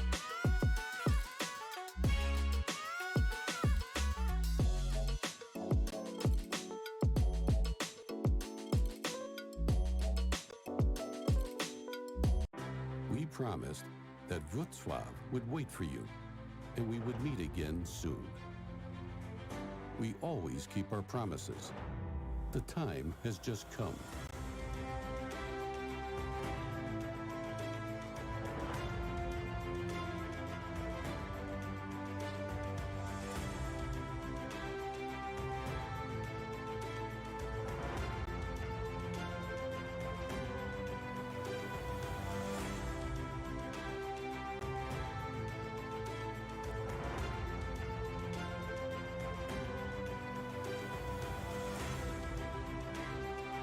There is so much to discover, to see, to experience. Make good use of your time. It would be great to see you again. We are waiting for you whenever you are ready. Let's meet in Wrocław.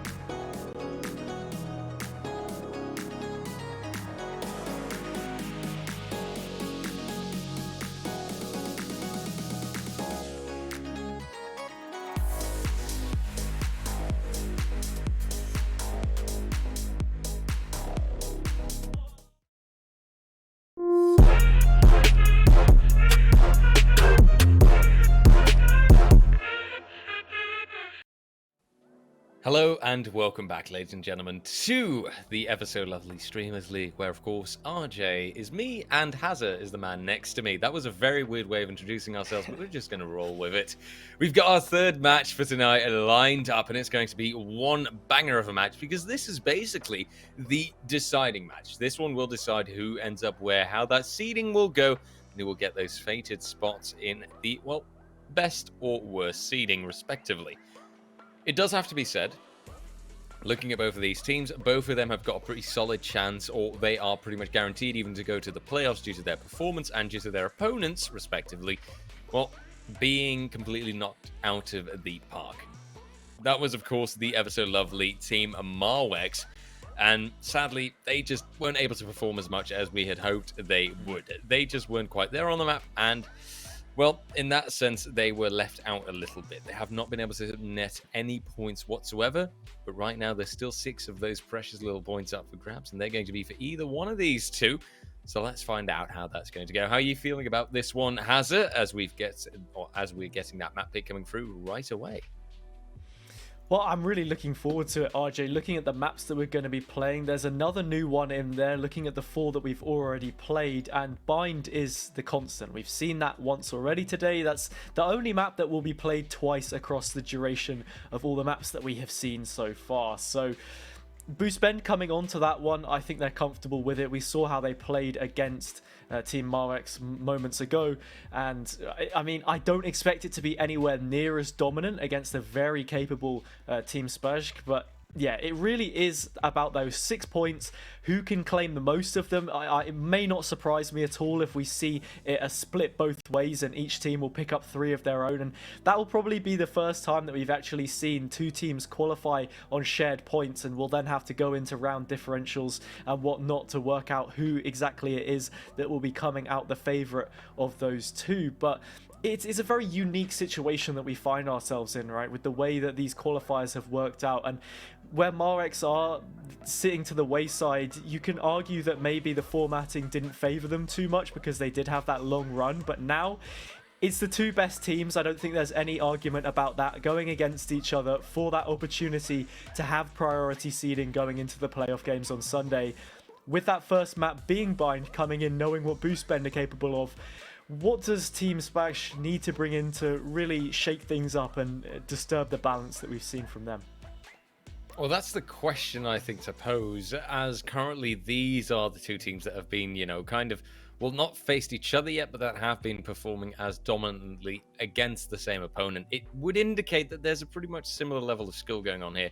So I think the best thing to do in that situation is to counter-strat where it's possible, right? Both of these teams, they should have something that you can read from them. Say, okay, they consistently have this character, this agent on that B site, you know? So try and target it that way, try and counter it this way.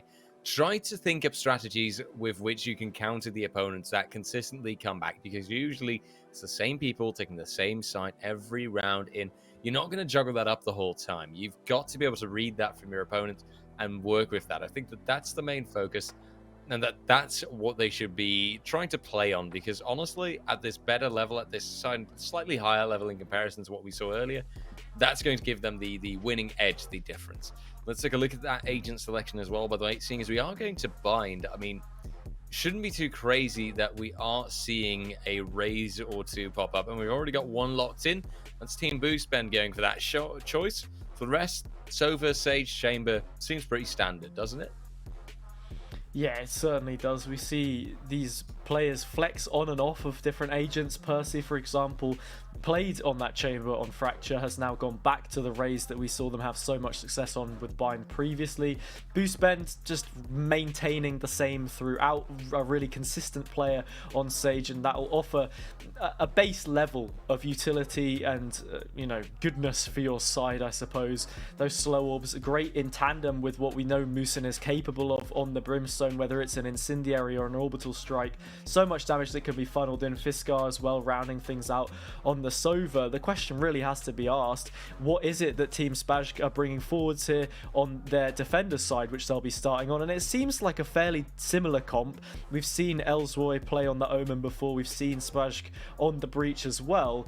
Mystic folding in onto the Raze too, it's fairly similar across the board. It will just be that difference in controller and then not having a Sage when they go for those executes. And that's something I think that Team Marvex struggled with a lot when they were going for those A executes on Bind, because sometimes you just need that wall to offer you a little bit more in terms of protection when you go for the plant, especially when you box yourself in and limit yourself with the smokes that they choose to put out as well, and don't have that kind of shower presence that you would really be aiming for in those situations. So something to note when we look towards those A executes, but for now they will be starting on the defense, so they have a good chance to get some early rounds on the board and put them in a situation where they don't have to be chasing too much when it does eventually swap over at the half. I do also want to say that I appreciate the healing factor that comes through with the Sage all around. You know, that does give you that slight return, that slight recovery where you might need it at times. But now, though, let us go ahead and take a look as we see these two teams standing at the ready. Team, I dare say Spike, actually. This is a realization that I had earlier. You know, depending on how you read it, it's either going to be Spike or that. But I think I'm just going to call them Team Spike from now on. That makes more sense. And hey, I'm a caster, so I can say whatever I like. If you say it, it must be true after all. And well, I think Team Spike is the one I went for first, but then I was like, yeah, well, you know, if RJ's going to do it, I've got to follow him. Surely he must. Oh, bless your heart. Yeah, but I'm just, anyway, I'm that look, kind of, yeah. Yeah. I was just a little bit dim in that sense, not thinking, oh yeah, that kind of looks like the word Spike, just written very differently. That's got to be something Slavic sounding. But that's not the way it is, really.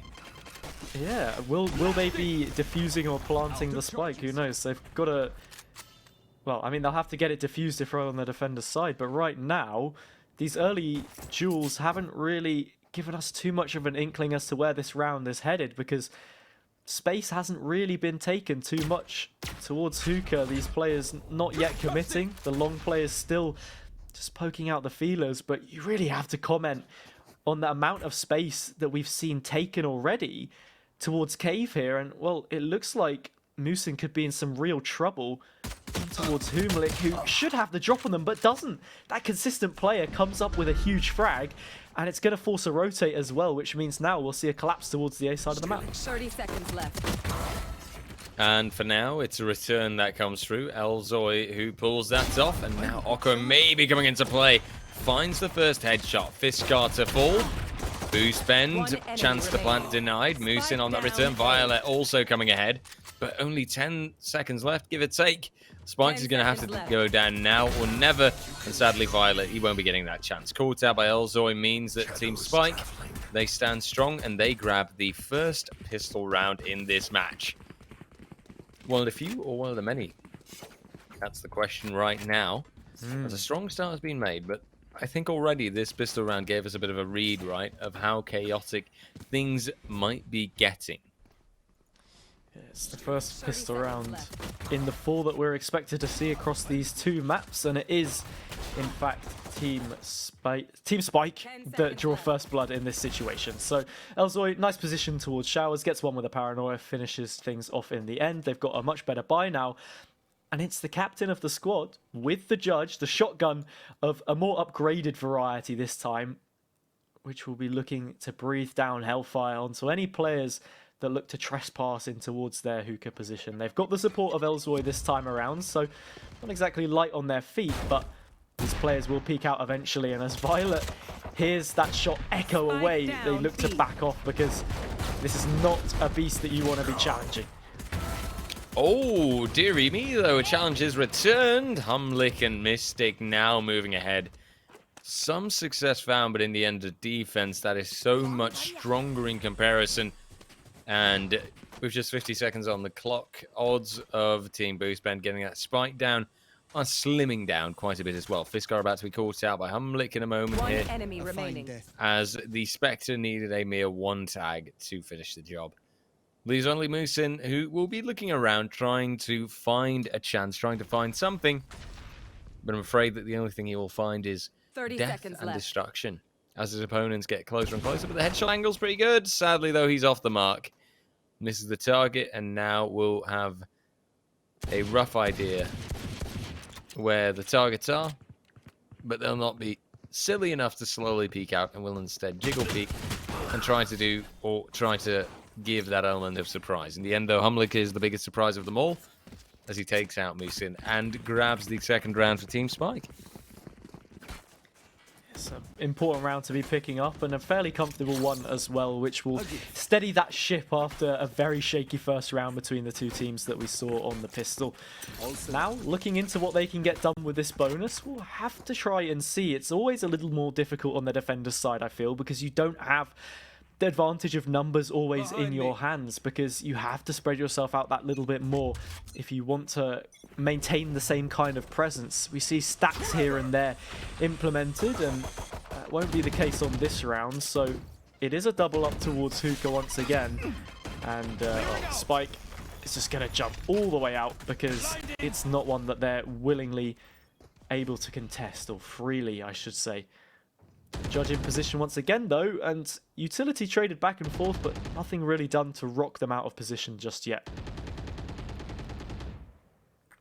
No, and that's what I'm liking to see from Team Spike, right? They are staying static and they are staying in their spot as they should. Not letting their opponents get any closer where necessary, and just saying, yeah, come at me, bro. Oh, the vision was denied well, but the frags weren't immediately found. It's down to Oko instead. Will connect a wallbang headshot. Will not, however, prevent the spike plant. Humlik there moving ahead, trying to gain a lot of intel. We'll find quite a bit of it. Percy caught out as a result. Now you've got Oko moving ahead, putting in the work. Violet, the last to be found in the 4K in total. Oko, this is what we like to see. This is Team Spike showing their dominance still. It was very nicely done by Oko there on the retake. They're a player who's had a lot of success in the early games as well against Marex. We saw them come out with some big kills, and that is a 4K from the top draw, securing a really important bonus round for them because it keeps Boost Ben shut out. They've got no kind of presence in this matchup so far, except for that initial pistol round, which can sometimes just be a toss of the dice, a randomizer, if you will. So looking at it now, there's an orbital strike for them to try and work with. It could force a quick play towards A, but with the rendezvous already set up for Oko, who was the star of the previous round, they could quite easily make a ways out of this one. So it won't just be a swing and a miss, potentially a pot shot from the attacking side. They think this one through a little more and try to see what they can find as they spread themselves out for more of an A split. I mean, this is at least a slightly different tactic, but the question is, will it succeed this time? At least they're catching out Oko a little bit, but they don't account for his crazy one-taps. Percy found and a new chance to be tried. Violet on the return actually finds something with the headhunter. Humlik luckily holding the rest of the site off. No control being given away just yet. And oh, the incendiary was pretty well aimed from Musin. But in the end, it won't lead to a kill. It'll be Violet to do that instead. With the stolen Vandal, no less, knows that there's Spike in that corner in heaven. And now it's just down to them double peeking, down to them waiting for that commitment to a plant. And Mystic is moving close enough for that, but in the end, Spike will move faster to get the actual kill itself. 4-0. And so far, Team Spike, on Boost Ben's map pick mind, are showing a very dominant presence, a very dominant showing altogether. It certainly is. Violet showing what they're capable of, but the chamber on the other side of Oko is just a little bit better.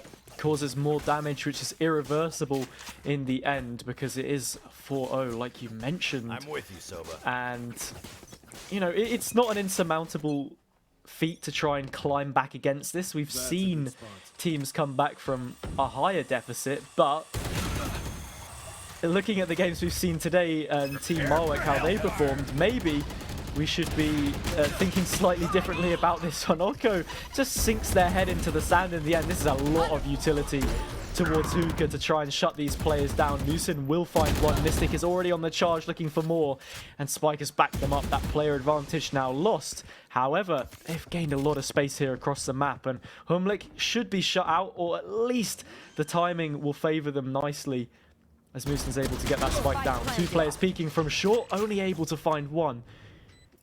yet again, neither side stretching their wings and really flying away in this round specifically, but Spike want to carry on the advantage they already have. Coming into a post plant against a lot of utility though. Yeah, we saw this from them on the previous map, and they've got it yet again.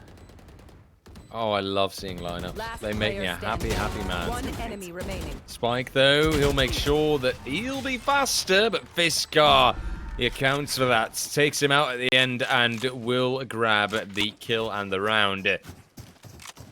First round coming in from Team Boost, Ben, but still a lot left to be gained by them.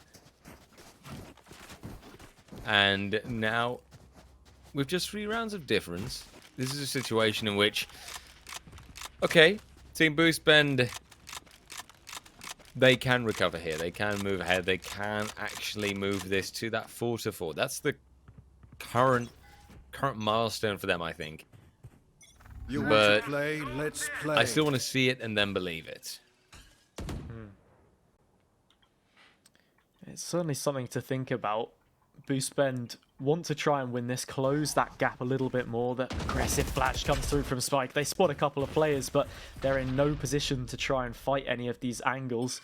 Instead, their utility will allow for Oko to post up even closer, collect an ultimate orb for themselves, and move them even further forward to getting that Rolling Thunder online. The next flash comes through, and that it will be the final one that they have available to them. So that's information now for Boost Bend, knowing that this aggression can only last so long. Very slow approaches that we're seeing, and I think that is the difference in caliber that we're witnessing between these top 2 sides, because they're a lot more patient, a lot more reserved and calculated in their approach. Elzoy will shut down the Owl drone as it looks to head into this execute, but this is a huge Hunter's Fury potentially coming through. It's got a couple of tags and it's got a kill as well. Make it 3 tags now. Such low HP on these players. At least that armor has already been burnt away. Elzoy challenges the Tour de Force head on and wins that one out. Only a couple players left, but the blast pack won't even allow for a spike plant. Just like that, I think things should be coming to a close. An audacious one in the end from Mystic, but a 3 versus 1 for Moosin. We know they're good, but I think this is a tall order even for them to try and achieve. Elzoy, the control on the opposite side, will find the 3 kills they needed, and the advantage continues to stretch in the favor of Team Spike. The tallest of orders seems to be Team Boost Bend getting on that return. The fact that they weren't able to grab the immediate round after this is just a terrible read for them altogether, because their economy is now in shambles. Plenty of players that do not have the financial margins to really invest in something like armor and a pistol. Only Moosin and Percy, top and bottom fragger respectively, have got such a luxury. Team Boost Bend has an act to clean up, and I'm afraid that Team Spike currently will be in such a favourable position that the 6-1 is not that far to be found.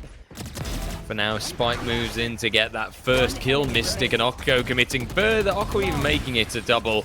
Humlik to finish things off. Flawless round from Team Spike, and this is exactly how you'd like to see them, because it also means that Team Boost Bend was not able to do a single bout of damage in their own little eco round. Yeah, it's standard stuff in the end. Spike dispatched them efficiently, and we look to another buy round. Boost Bend, they won't get too many more of these opportunities in the half, or at least if they lose out on this one, they will be coming into it with a deficit onto that defender's side. So Team Spike, they're looking very good at this point in time. They have ultimates to fall back on as well. I think for Boost Bend, the win condition has to be bringing it to a post plant. Although Okko is already looking to shut that possibility out. Finds the first blood onto Percy. You will not kill my ally. There is a res in play to bring them back on their feet, but damage is done. That's an ultimate that you can't use in the late round. Speaking of ults in the late round, though, it is that Hunter's Fury, those shock darts, that incendiary that we see coming through from these Boost Bend players that can really lend them a hand, but they're dropping like flies. That's another one gone now. Fiskar fooled. And just like that, the player advantage does finally sit with these defenders. Once again, as it had been clawed back, but both of them so scrappy in the way that they play this. Neither is really allowed too much space before it's taken away from them. And for now, it will be another attempt at a site. They're in a pretty decent spot, but then Mystic comes through. Says, hello there. Would you like some paint, Percy? Because I've got the shells for you. Oh, this is a great paranoia play from Elzoy. Mystic also right there for the support in case it was needed to refrag. And then you still had that Sova lurking about. Altogether, just a relatively decent round from Team Spike. Sure, they lost out 2 team members, but they've got the financial reserves to back something like that up. You know, they have that margin, they have that freedom. Whereas, well, speaking of financial reserves, there is pretty much naught available on the Team Boostbend side yet again. And that's just not what you like to see. It's a vicious cycle that they're caught in. And it's a cycle in which you consistently see Team Spike leading the fray, getting ahead. And that, once again, I know I sound like a broken record, on Team Boostbend, their own map pick.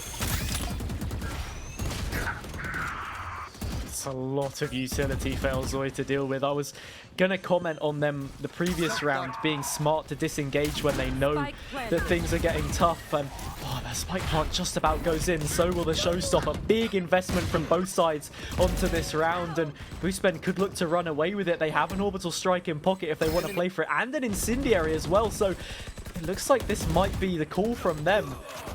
Musin will actually find that onto Oko, and now it's the 2 versus 1. They need to cross to get that incendiary lined up. They've got the orbital strike. They'll go for a bit more of a rough play, and they've managed to drop Hungary down to 6 points of health.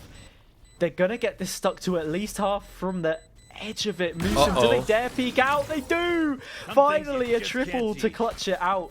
Another round for Boostbend to pick up. And Team Spike, they're going to be kicking themselves with that one because there was a lot that they put on the table to see that one through. The same could be said for Boostbend. A showstopper and orbital strike of their own were committed, but nicely played to invest those bigger abilities into rounds where you don't have a gun advantage to see things out. And that's really what we want coming from Boostbend when they're on that back foot, to try and twist things to their advantage as best they can, and they do exactly that.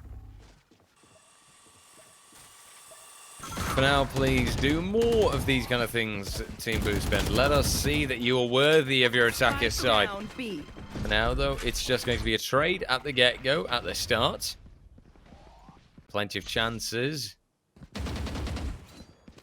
but not much more coming out of it. A slight engagement by the B short area, and Team Spike falling back somewhat. Still having that chamber committed, of course, able to hold off both angles. As currently, Team Boostbend, they crawl onto that A side. Ooh, there's a scary situation appearing. Indeed, there you've got Percy showing on up, and Humlick just lurking about. Will not be able to, or will be able to deny a plant for now.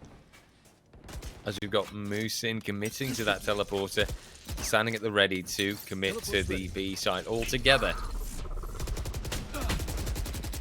Yeah, they have to readjust towards B because they had no showers control. Sage was the first player to drop Boostbend on their side, so now it's down to a 1 versus 1.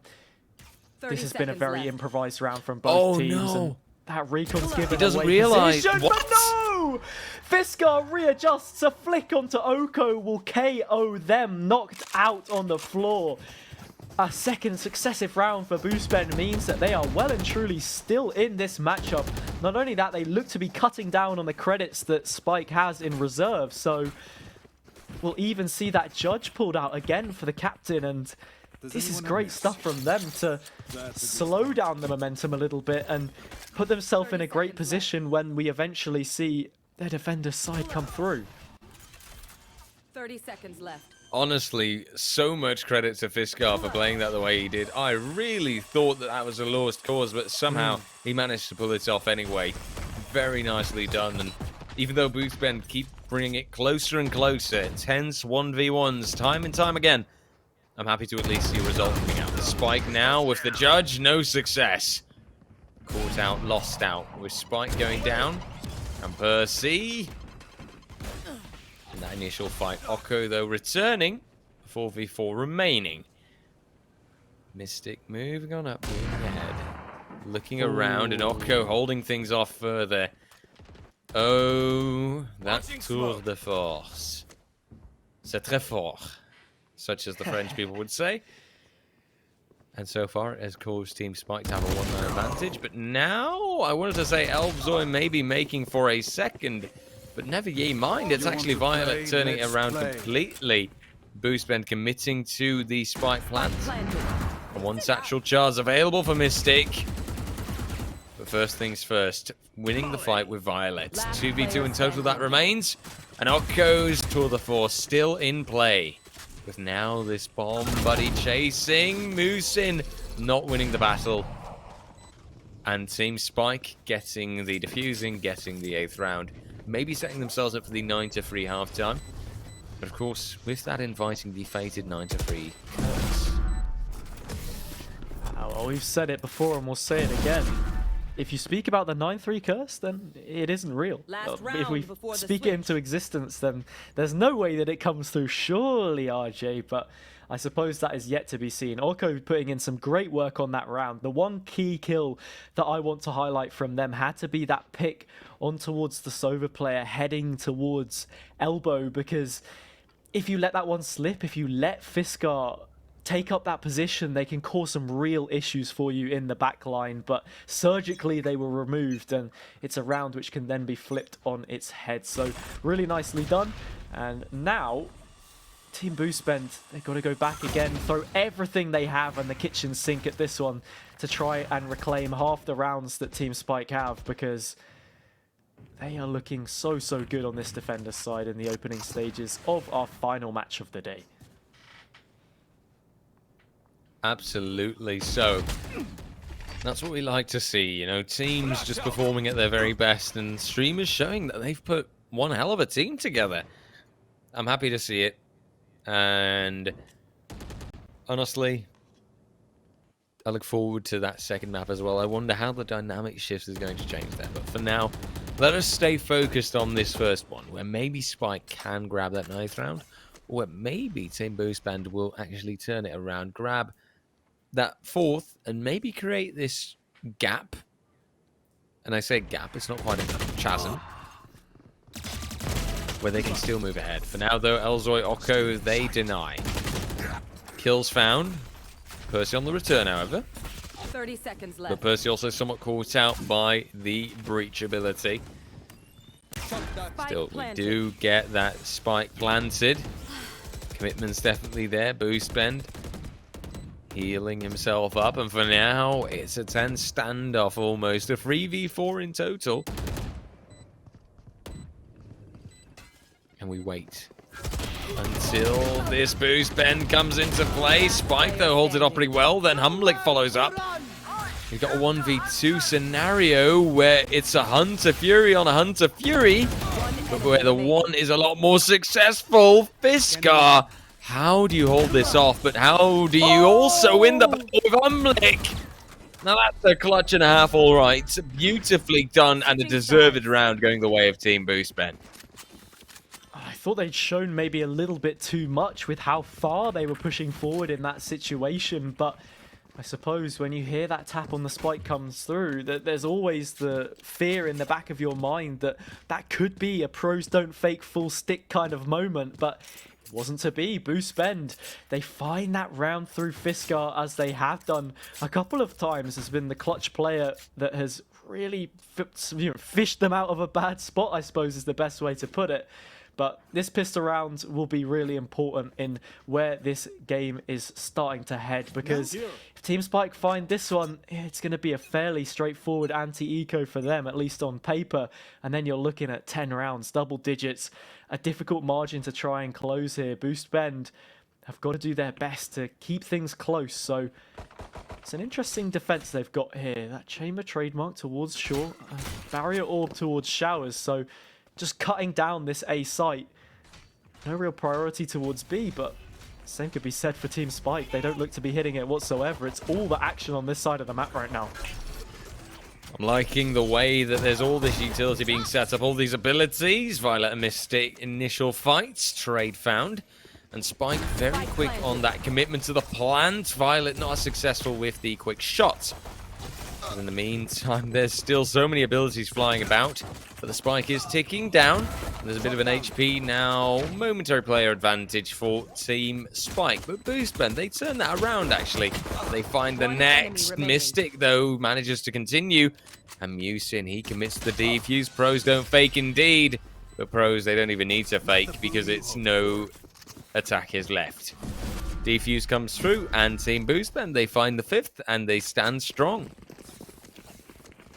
Yeah, no sweat off their back whatsoever. Boostbend is going around and carrying out all the errands for Musin so they can happily stay posted on that defusal. 5 now for Boostbend, only 3 away to close this gap. We also see a Bulldog invested, which I really like as a second round buy. While you do forfeit having heavy armor and leave yourself potentially susceptible to one of these Sheriffs, which we see on the opposite side at a long range, it's a big bit of weaponry to be carrying through that almost goes on par with those Vandals and Phantoms.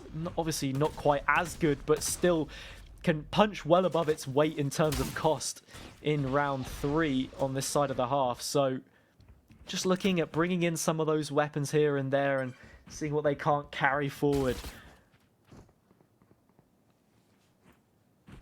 And let us take a look at how maybe then Team Boostbend will carry themselves even further forward toward that 6 to 8, that 8 to 8. Milestones are important here. Fiskar with the first. But Spike and Humlick heavy on that return. Opening up the B site. The commitment is right there to getting the Spike down. It's a pretty decent spot to be in right now, but you've got to be wary. Aggressiveness is shown. Got the Rays coming through as well. Percy moving closer. Violet with the Spectre, and Spike now trying to get closer and closer. But Boostben being sloppy, just like Violet is. Humlick able to finish things out, and this was just all around badly played.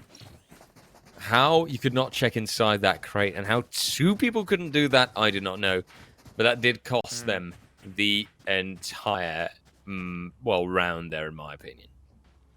It's cost them their round and could potentially cost them the map, being unable to convert an anti-eco in that situation. One of the few rounds where you'll have a significant gun advantage on your opponent. It's a really tough situation to be in. The Sheriffs reign supreme in this instance, and while I said it could be the light armor that is your downfall when you face up against them, I don't think it mattered what armor these players had. They just didn't have what it took. Oko will find the first one onto Fiskar, who gets caught out in that situation, so it is just Musin with a Sheriff of their own to see what they can do from this position. Flashed out already, position aware of. Percy is here in support, and a few more of those defenders will come to help as well, but they're locked out of the site. That's the key factor, and Oko has not only moved up on towards Elbow, but taken them out as well. So does Spike with that Bulldog they were able to find, and it's just Violet left in the 1 versus 5. Not for long. And that will create a situation in which... double digits secure. Yep, Team Spike on a bit of a roll now, maybe, or at the start of one. If they can keep this momentum going, something that I always find so incredibly important on your attacking side, because that's where you can just kind of get that smooth movement where you can be in that good space, then there's a great chance of them in the future. Team Boostbend have now taken everything out of their economy. As you can see, there's no reserves left over there. So if this is a round where Team Spike can find a win again, a round where they don't lose a massive amount of people, this can be that turning point. This can mean not just the 11 to 5, but actually the 12 to 5. Launching smoke. There is a Rolling Thunder available to them, so this could be good for an execute. They should hear the reposition of Violet towards the cubby, the one position that you can get that TP on through. Fiskar finds a double, and now it is Violet in the site that looks to shut things out, but instead the trades are there, brings it back to a 2 versus 2. Spike not yet planted, looking to get put on down as the recon dart will come through to assist Elzoy in their efforts. These players now start to make their way out towards the backside. There won't be any mistakes made with clearing inside the tube this time around, but position's still unknown. There's a double stack towards long, and they'll be looking to peek out in tandem here. Paranoia catches both players, and hiding behind that green box won't offer too much in terms of cover. Hunter's Fury comes through as well onto a tap, and Percy shoots just wide. That animation just sends them off the mark. And now it's Boostbend, the IGL, in the 1 versus 2. All on their lonesome to see things out. Gets the first one, walks through the shot dart, but stings away at their toes, and Humlick finishes things off with a multi-kill of their own. 1 away now from match point, and it's looking pretty dire for Boostbend. I think currently Team Spike will count themselves lucky that they have all the reserves. Obviously, you pair those 3,000 credits on average that they had saved up with the winning bonus, and you get plenty of money to actually buy properly for the next round. This means that the scenario I described earlier, the 12-5, still feels like a reality. Although I do have to say, Team Boostbend, they've decided to force it through. They will have committed and want to keep that match point, or that map point, I should say, from occurring. Oh dear, this is a risky move. This will be caught out in a moment. And there's the distraction coming through. Or the, not even distraction there, actually, the paranoia. I mean, Percy, though, will still win the battle. And a wasted ult from Omen is a fact. In this situation, they're going to have to try and make this B execute work. All of those players towards Hookah. There is a recon to add to the toil and turmoil of these players on site, but Fiskar does just about get away with their life. There's a big rotate coming through as well. And that chamber trademark gives information for Percy to try and play off towards A. The only player to make any kind of an impact in terms of kills on this round so far. Mystic's position is spotted out by Musin on the opposite side. The Sky Smoke towards Hookah should stop them from being able to make their way towards this one. Spike, after losing out that initial kill, don't look very comfortable in this one. No, it feels as if they can be showing cracks in their armor. You've also got Spike himself, who is incredibly low HP. There's no Sage to help them out in this case. Team Boostbend, on the other hand, looking quite confident, happy on their sights. And this is going to have to be a flawless execute for things to work out. Mystic, though, the only one able to find a frag, and Spike in the end caught out by Boostbend. Leaves a round going the ways of Team Boostbend, and a Force being a very, very successful choice to have made. That will lead to Team Boostbend extending here, sticking around longer and standing strong, as currently Team Spike is withheld from those last 2 rounds. We said about maybe this being a 3-3 split in terms of points across the 6 that are available for these 2 teams.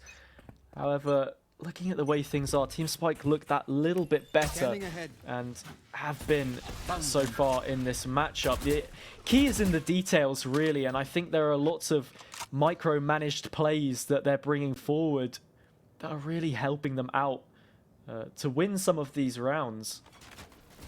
But the previous, maybe a bit different to what we're used to seeing. Humlick, as that coach for Entropic, will add a certain level of pedigree, and, well, that showstopper in with a combination of utility is perfect. Mystic has found the opener, and now Boostbend, they've got to go chasing to find a way through. That spike should be able to go down if the Hunter's Fury doesn't have anything to say about it.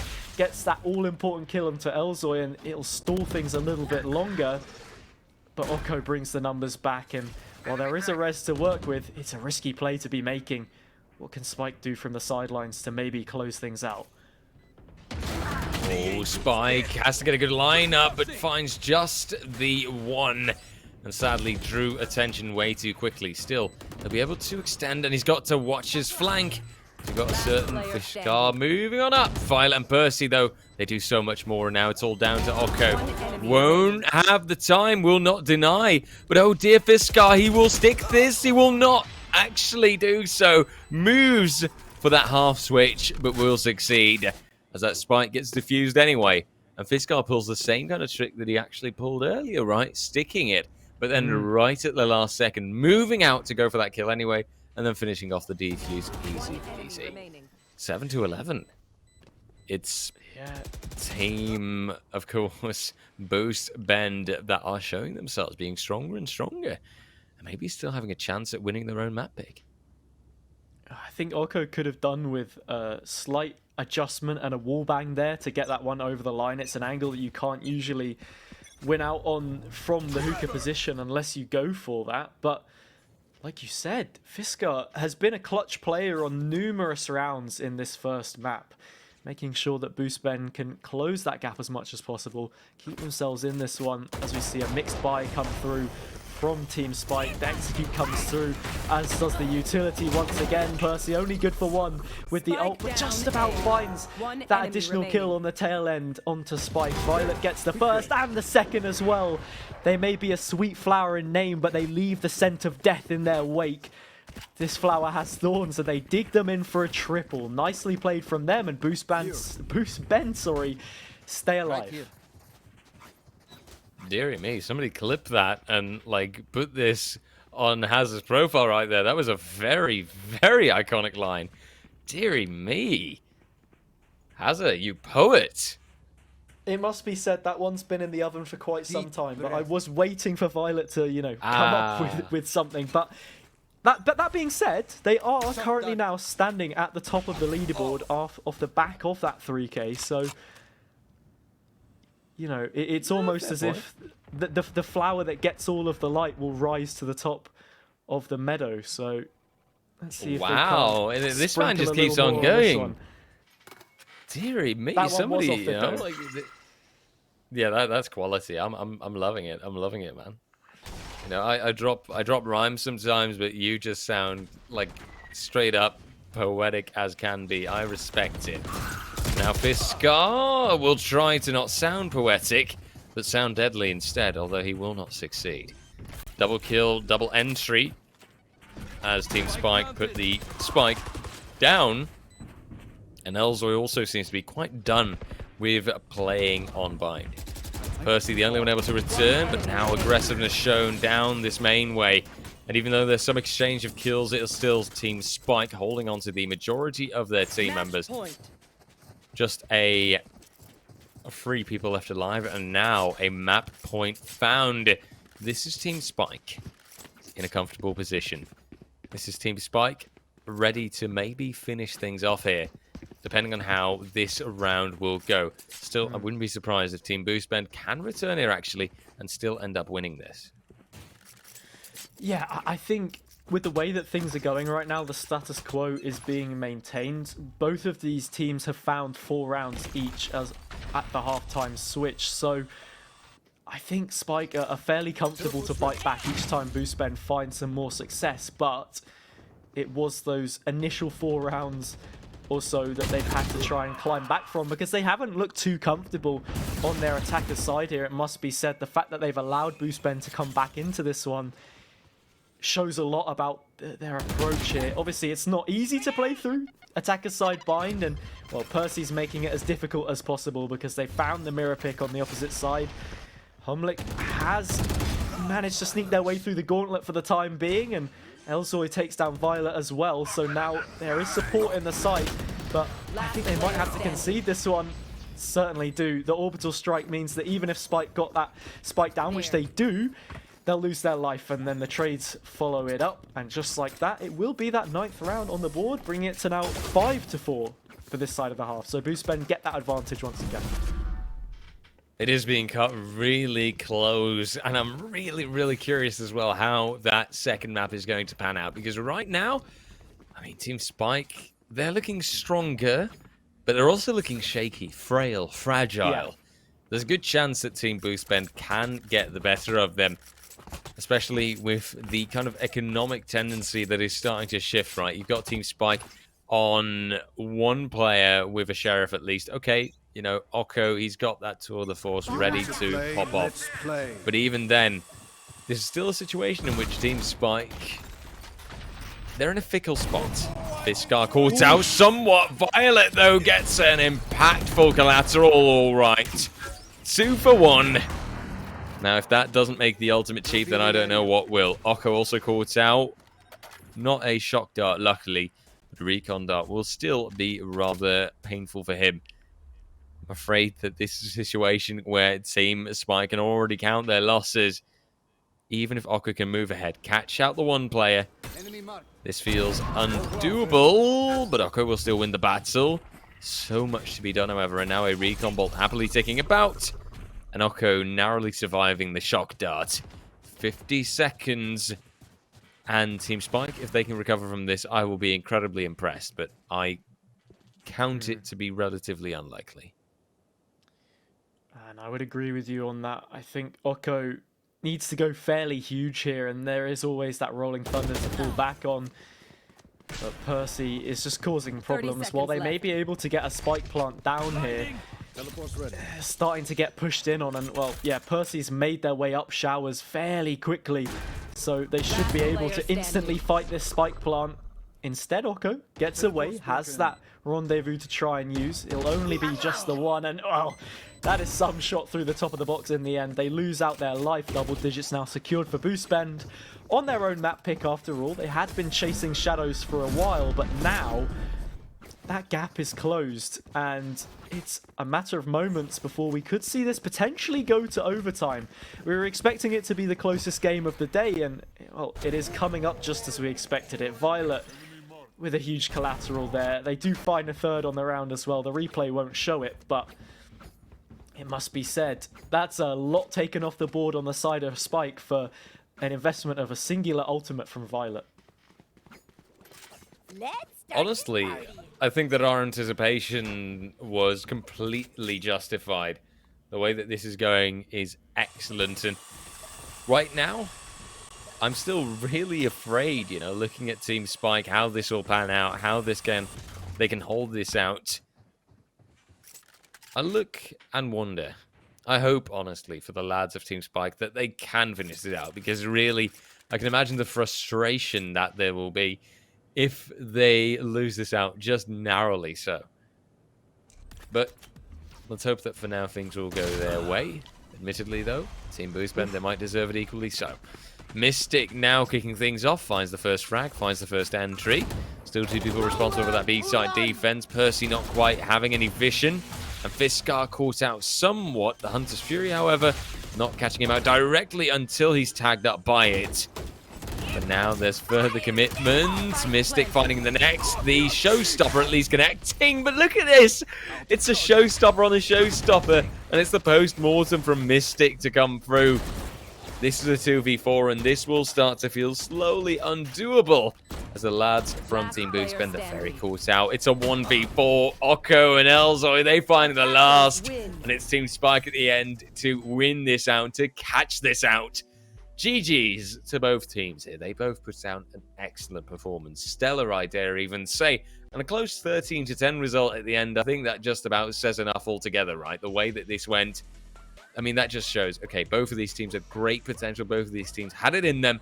But Team Spike was just a little bit stronger. The only thing that's cause for concern was the fact that this was Team Boostbend their map pick. And Spike won that from them. They're going to have to pull the same thing against them. Yeah, they certainly are. There were plenty of rounds, and we'll probably see it here on the highlight package, where Fisker was able to pull them out on that final round. It was them in a 1 versus 4, but I don't think any of us expected them to get it done. Eventually, it is seen out by Team Spike, and now we look into their own map pick of Split, a map we haven't seen yet, so not really too much to read into in terms of what we expect performance-wise. I think there's a strong likelihood that we'll see more Sage, see more Raze, as is similar with Bind in terms of those closer, tighter choke points, and well, maybe that will favour them. It's yet to be seen. However, this is a great start for them. This example here, Elzoy just taking those fights one at a time, the way that they play these different engagements with so much presence of mind, they're so smart. I mean, this is a very high level of Valorant that we're seeing between the two teams, so we're certainly in for a show, and it wouldn't surprise me if it was another equally close matchup going into Split. Yeah, I mean, the way that this has been going, I highly, highly doubt that we'll see this insane 13-2 performance or something on that next map coming on off. That will be Split indeed. At least it'll change the dynamic, right? It does give new chances to either side where they'll be able to change up their game, work differently, with the way that these sites are set up and everything. I think that in that sense, at least we'll get a different kind of game going. We'll get a different kind of situation, and we will see the best at the end lead out on top. But I will reiterate it once again, that next map, it is Spike's map pick, so I expect them to have that slight edge, that slight dominance. We'll have to see, though. For now, we will wait things out. For now, we will move to a break where you guys, in the meantime, can check out those awesome people over at HyperX, just like the beautiful cans that I'm wearing, with exclamation mark HyperX in the chat. And we hope that you'll be right back here for the final map of today. It'll still be Team Spike versus Team Boost Bend. See you in a little bit.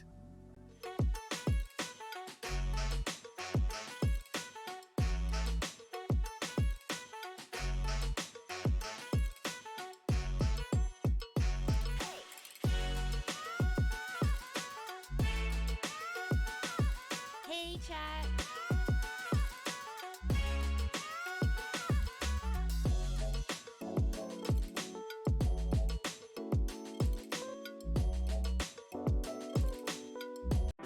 We promised that Wrocław would wait for you, and we would meet again soon. We always keep our promises. The time has just come.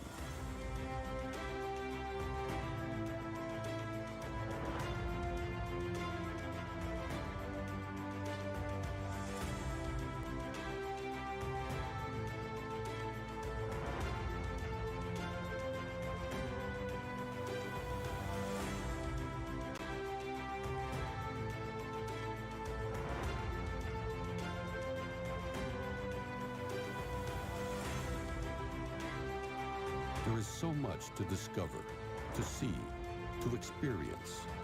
Make good use of your time. It would be great to see you again. We are waiting for you whenever you are ready. Let's meet in Wrocław.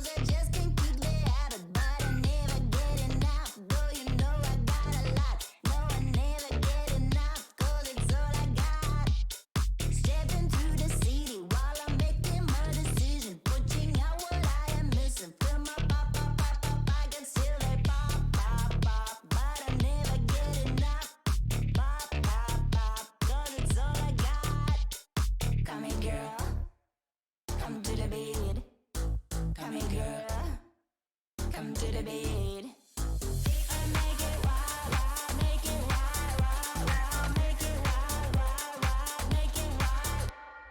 Make it wild, wild, wild, make it wild. Break it wild, wild, wild, make it wild. Break it wild. Make it wild, wild, wild, make it wild. Make it wild, wild, wild, make it wild. Make it wild, wild, wild, make it wild.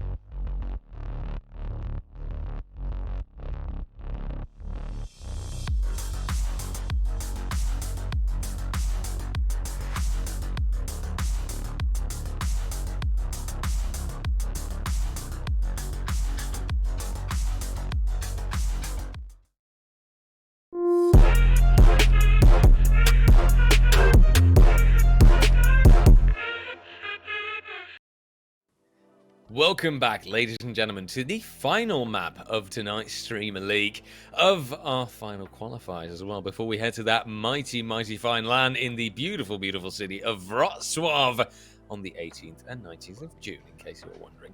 Exciting times ahead, but for now, an exciting map ahead of us as we enter the last one of tonight. It is still Team Spike versus Team Boost Bend.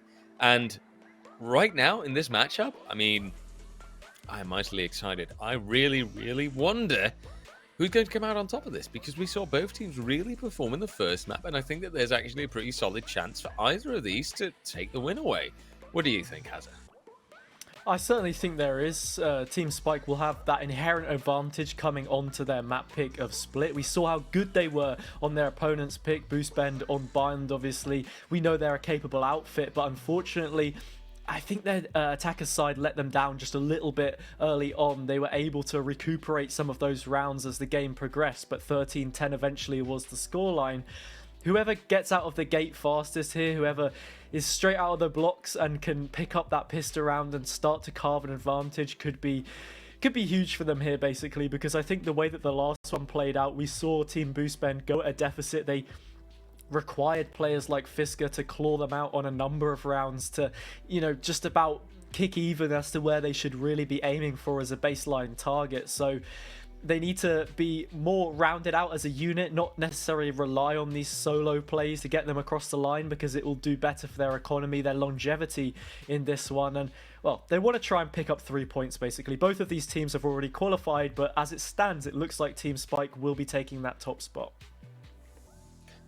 Yeah, I do wonder if Team Spike can still make it through, though, because the iffiness that I saw, the hit and miss behavior that came through at times, it does mean that there are better chances, perhaps, that there are moments where maybe, just maybe, we'll be seeing the lads from Team Boost Bend moving ahead and taking over anyway.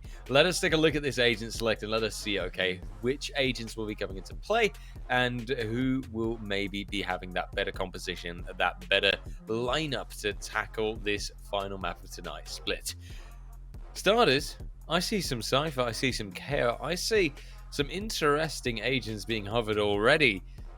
I do think that, you know, judging by the way that Okko's already logged or even locked his Cypher in, and the way that Violet is still definitely dedicated to it, we might be seeing that agent pop up. Just the Chamber on one side, and so far the Breach also coming through from Team Boost Bend. Who else do you definitely want to see on this map?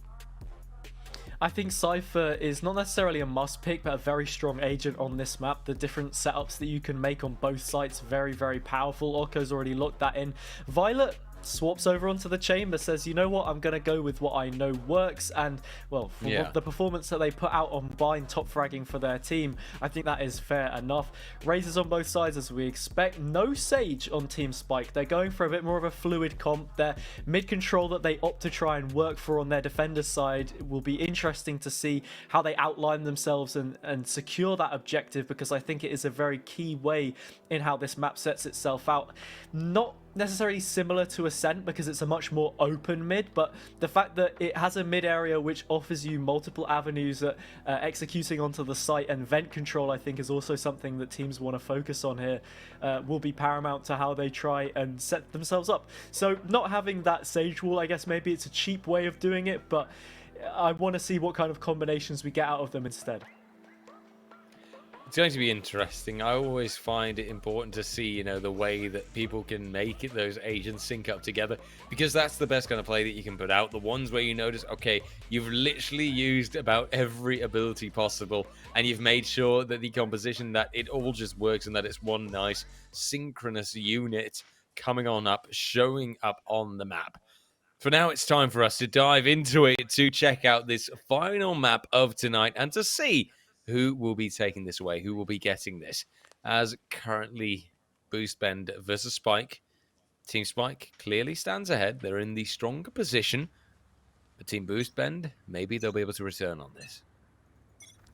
It's interesting, actually, the way that the utility is spaced out between these two teams. I would have liked to have seen a combination of Cypher and a Breach on the same team, you know, with that raise as well, using the spy cam to funnel so much into a choke when you know you have good timing. But we're not going to see that instead. It is the default mid control from Boost Bend with that Sage Wall. It's already broken, but Dark Cover should reinforce this for the time being. Flash Drive will come through to try and make things work, but Boost Bend's found the first. And not only that, they've gotten away with it for free. There's no option for a refrag here. There will be utility to slow things out though, and they've isolated that fight so beautifully. The paint shells make it really difficult for Percy to contest, and now having that player advantage reduced back down to the 4 versus 4, only a single fatality on both sides.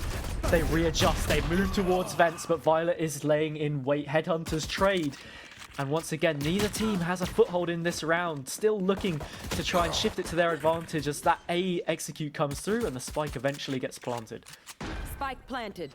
And there you have it. Team Spike making their name ring true. And now with Oko finding out the fight with Fiskar winning that, it does feel like it kind of seals the deal, right? The players from the Team Spike side kind of teasing and just annoying their final opponent. Moosin in the end going down, and the pistol round going to Team Spike. They take it away, and right now, I'd say that they have set themselves up pretty well for a good start. But I think they're also kind of being helped out here by the fact that Team Boost Bend, they won't be going for any sort of crazy commitment, no crazy force or anything of the likes coming through. Just Team Boost Bend playing it safe and letting this one be, leaving it for what it is. Yeah, and it's a lot more difficult to make a force buy work on the defender's side as well, especially when you don't have those extra credits from a spike plant. So we'll see the cheapest gun in the game, the shorty used by Percy, but they've definitely given away a sound cue in Vents. Boost Bend themselves gets taken out. The spray from Humlick, so aware, will drop them in the shadows like a pin drop. No one can even hear it as it happens, and well, Spike will be able to trade out that kill that Fiskar gets. It's the sole one. Violet adds as well, so there is potential here for something to be made from this round, but Oko and the backlines will halve the numbers yet again. Now a 1 versus 2. Spectre picked up, so every time it looks like it's more doable here for the Boost Bend side, run into another obstacle, and just like that, the obstacle is the omen on the other side. Elzoy takes them out, and well, that wasn't the cleanest of rounds in the end. Very commendable performance from Boost Bend to take a lot of that weaponry off the board. Absolutely so. I mean, that's kind of how you like to see it, right? Make sure that you can deal massive damage, and that you can still really annoy your opponent, even if a round for you won't be one where you're likely to win it. Now, you do see some of those issues popping up as well, right? I mean, Spike dealing with the light armor. It's not ideal. It's a minor annoyance, but it's still something that might be going the ways of Boost Bend, that might be helping them out. So let's keep our eyes peeled, see how they pull off the rest of this, and how maybe Team Boost Bend will be quick on that return, will be quick on fighting back. Yeah, we've seen an investment now from them. And, well, quite a few rifles have actually been bought up by the attacking side here. They're still favouring themselves to keep that flawless streak going and to not concede any rounds. But once again, that raise utility towards mid reigns supreme. It's a tug of war back and forth for control of this area of the map, but it's being won out head and shoulders above by Boost Bend, looking that much better in terms of class. The paint shells come through again, but it's not even them that seals things out. It's a triple from Percy, and when I speak of flawless streaks, that is a flawless round from the defender's side. Very nicely played. Exactly how they should, and quick on that return as well. There's a mere 1 round of difference at this point in time, which means that they're in a perfect spot to keep Team Spike on their toes, to make sure that they can immediately move ahead to that 2-2. Then you're on equal sides, you're on equal footing, and you can keep on moving ahead. You can stand strong, and you can make sure that things will look better down the line, better in the future. As currently the lads from Team Spike are struggling instead. A Sheriff here, a Bucky there.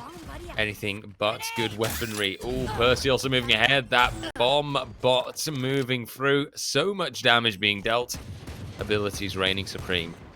Another one of those lovely water guns coming through from Percy right here. As currently Team Spike are already one man down.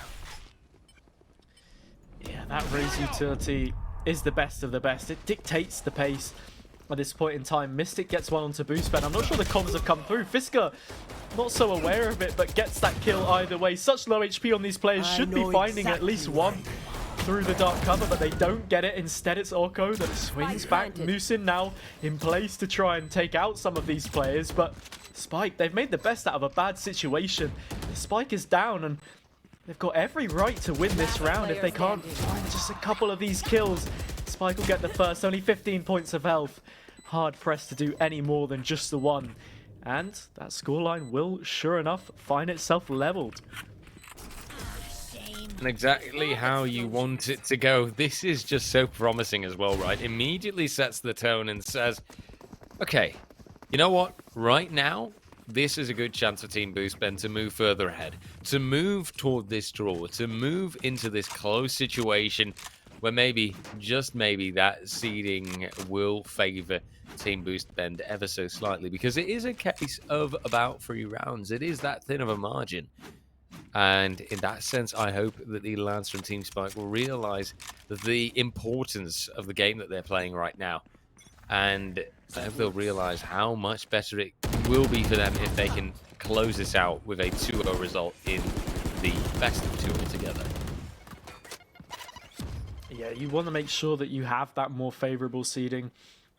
Not too sure how it's going to work out, whether they will be the team that plays 2 games in a row or not, because see, whoever plays that second semi-final draws the shorter end of the stick when it comes to games on Sunday. Percy takes a fair amount of damage, but just the back end of the healing from Boostben means that they'll be able to take more than one Vandal shot, at least if it hits them in the body rather than the head, which I don't think anyone would be hoping for.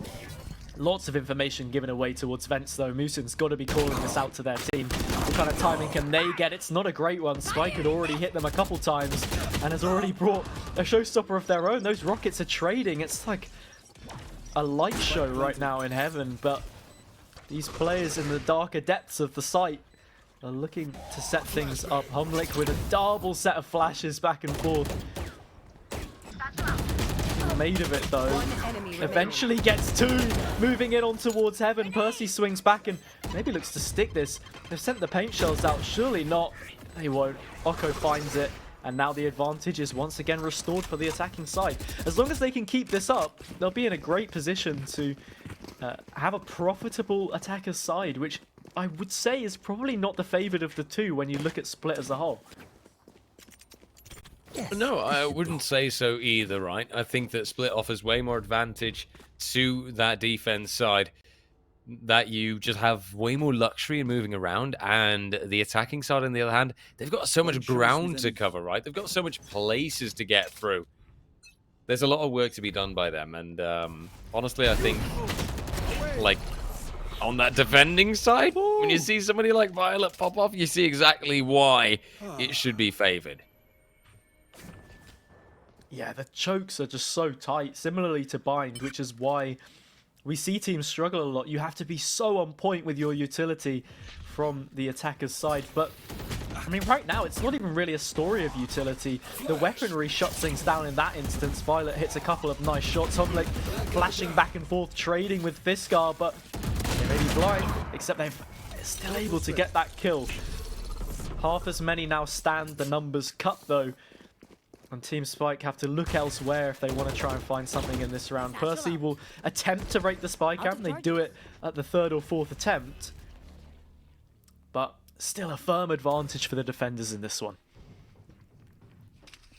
Most certainly so. 2 people is far too strong to overcome, but Mystic will give it his bloody best shot as he takes out Boostben, the leading captain on that defending side.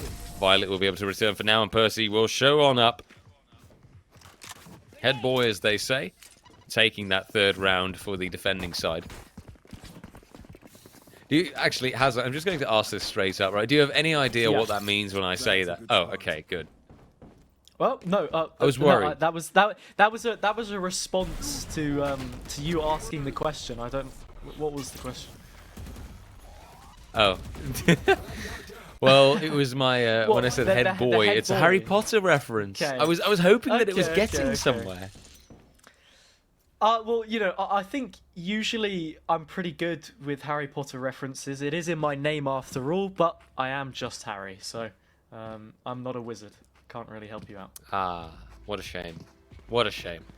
Missed opportunities right here as we move Did you into... get that one, RJ? Yes. That was a reference in Yes. itself. Yeah, a riddle. Yes. Wrapped in Very an nice. enigma, or whatever. This is very scary right now. I'm starting to get a little bit scared. We currently are also a little bit afraid just of the fact that we're in a tech pause. These happen as well, sadly, and this will be sorted in a moment. Would you look at that right away, even? Just magically wish it away with a wand. As currently, you've Magically got done, that sorted out free-to-free as if it was a scenario. hat that did it. Oh, dearie me. Okay, now it's just getting too much. Oh, Lord, I can't even handle it anymore. Spike moves ahead. This car goes down. And that's Team Spike entering on a site, all right. As currently, you've got Team Spike with that one-man advantage on the site. Spike to be planted in a moment as well. Cover of darkness, taking care of Heaven, and some paint shells chasing after that. Trying to deal damage where needed. As the Spike is put down, and Team Spike all together can play for an afterplan. Elzoy also showing on up, taking out Percy as he flies on down. Shrouded Step putting him further up. Now Mystic perhaps moving for the next, but the Headhunter is not as strong as the Phantom, so it seems. Elzoy currently will continue waiting, but holds a good angle, holds a good line. Sage, though, caught out a bit further. Reload, ill-timed. And a 1v2 is left in total. Percy, though, with the disadvantage. Presence given away, suppressed, no usage of abilities. And I don't think that this DP is going to come through on time. The post-mortem, no. But Humlick moving through with that grenade and sadly not surviving the Spike explosion. 4-3, a costly round for Team Spike, but one that they do at the very least win. Yeah, and that's something that you've got to take away from this attacker's side. Getting as many rounds on the board as possible will be important to what we see. This is the first time, I think, since that initial game against Marwex where we saw Team Spike start out on the attacker's side. That one finished at a scoreline of 8-4, so right now it's still a possibility that they're able to recreate a similar kind of effort. Violet makes it away just about. Unlucky that they weren't caught out by that 0.9 knife actually and had the rendezvous slipped from their grasp. This mid-area is one I think it's fair to say that Spike have actually struggled with. Boostbend have had decent control in this position, but they go searching elsewhere, and Mystic, nothing Mystic about that one. It's absolutely magical. They find 2 kills, and just like that, the B site is left wide open. Only the Spike towards spawn needing to be collected, which is stopping them right now from seeing this round out in a convincing fashion. And we'll lose him as well towards Heaven. Should be able to upgrade the weapon, but instead they're taken out completely, and it goes from doable to a disaster as it's just Violet left with the Headhunter, full of ammo, but still has to land some of these shots and will get a Vandal for their troubles. I don't think any of these Spike players are inclined to peek though. They shouldn't. You know, just play it safe and let this one go your way. Maybe that Violet wants to set himself up for those after planned kills. Never mind, it won't even happen. Mystic, right on the target, finds the frag, and a 5-3 on the board. Team Spike, slowly but surely claiming an advantage, but still having a lot of work to do, in my opinion. I think that right now, you cannot start feeling confident just yet. You've still got so much left to do. Yeah. And you've still got so many, I think, rounds to claim, really. Once they go to that 9-3, you know, I will feel kind of confident again. I will say, okay, you know what, Team Spike, you've got this one in the pocket, you've got this one in the bag. But currently with Team Boostbend still able to return so quickly with them rocking the rifles again from what I've seen. yeah, this is a round where just as much they've got a chance to come right on back. Now, though, an execute moves ahead. Team Spike through that main area. Really good vision being denied. Fiskar, though, still holding things off. And Percy committing, making sure that the target will go down, but they've got to be wary. They don't get that much room. Oh, the pain shells plus that combined wall bang was excellent. Elzo, though, to move ahead, and now Fiskar to find the kill. Percy, however, not connecting so much with the showstopper.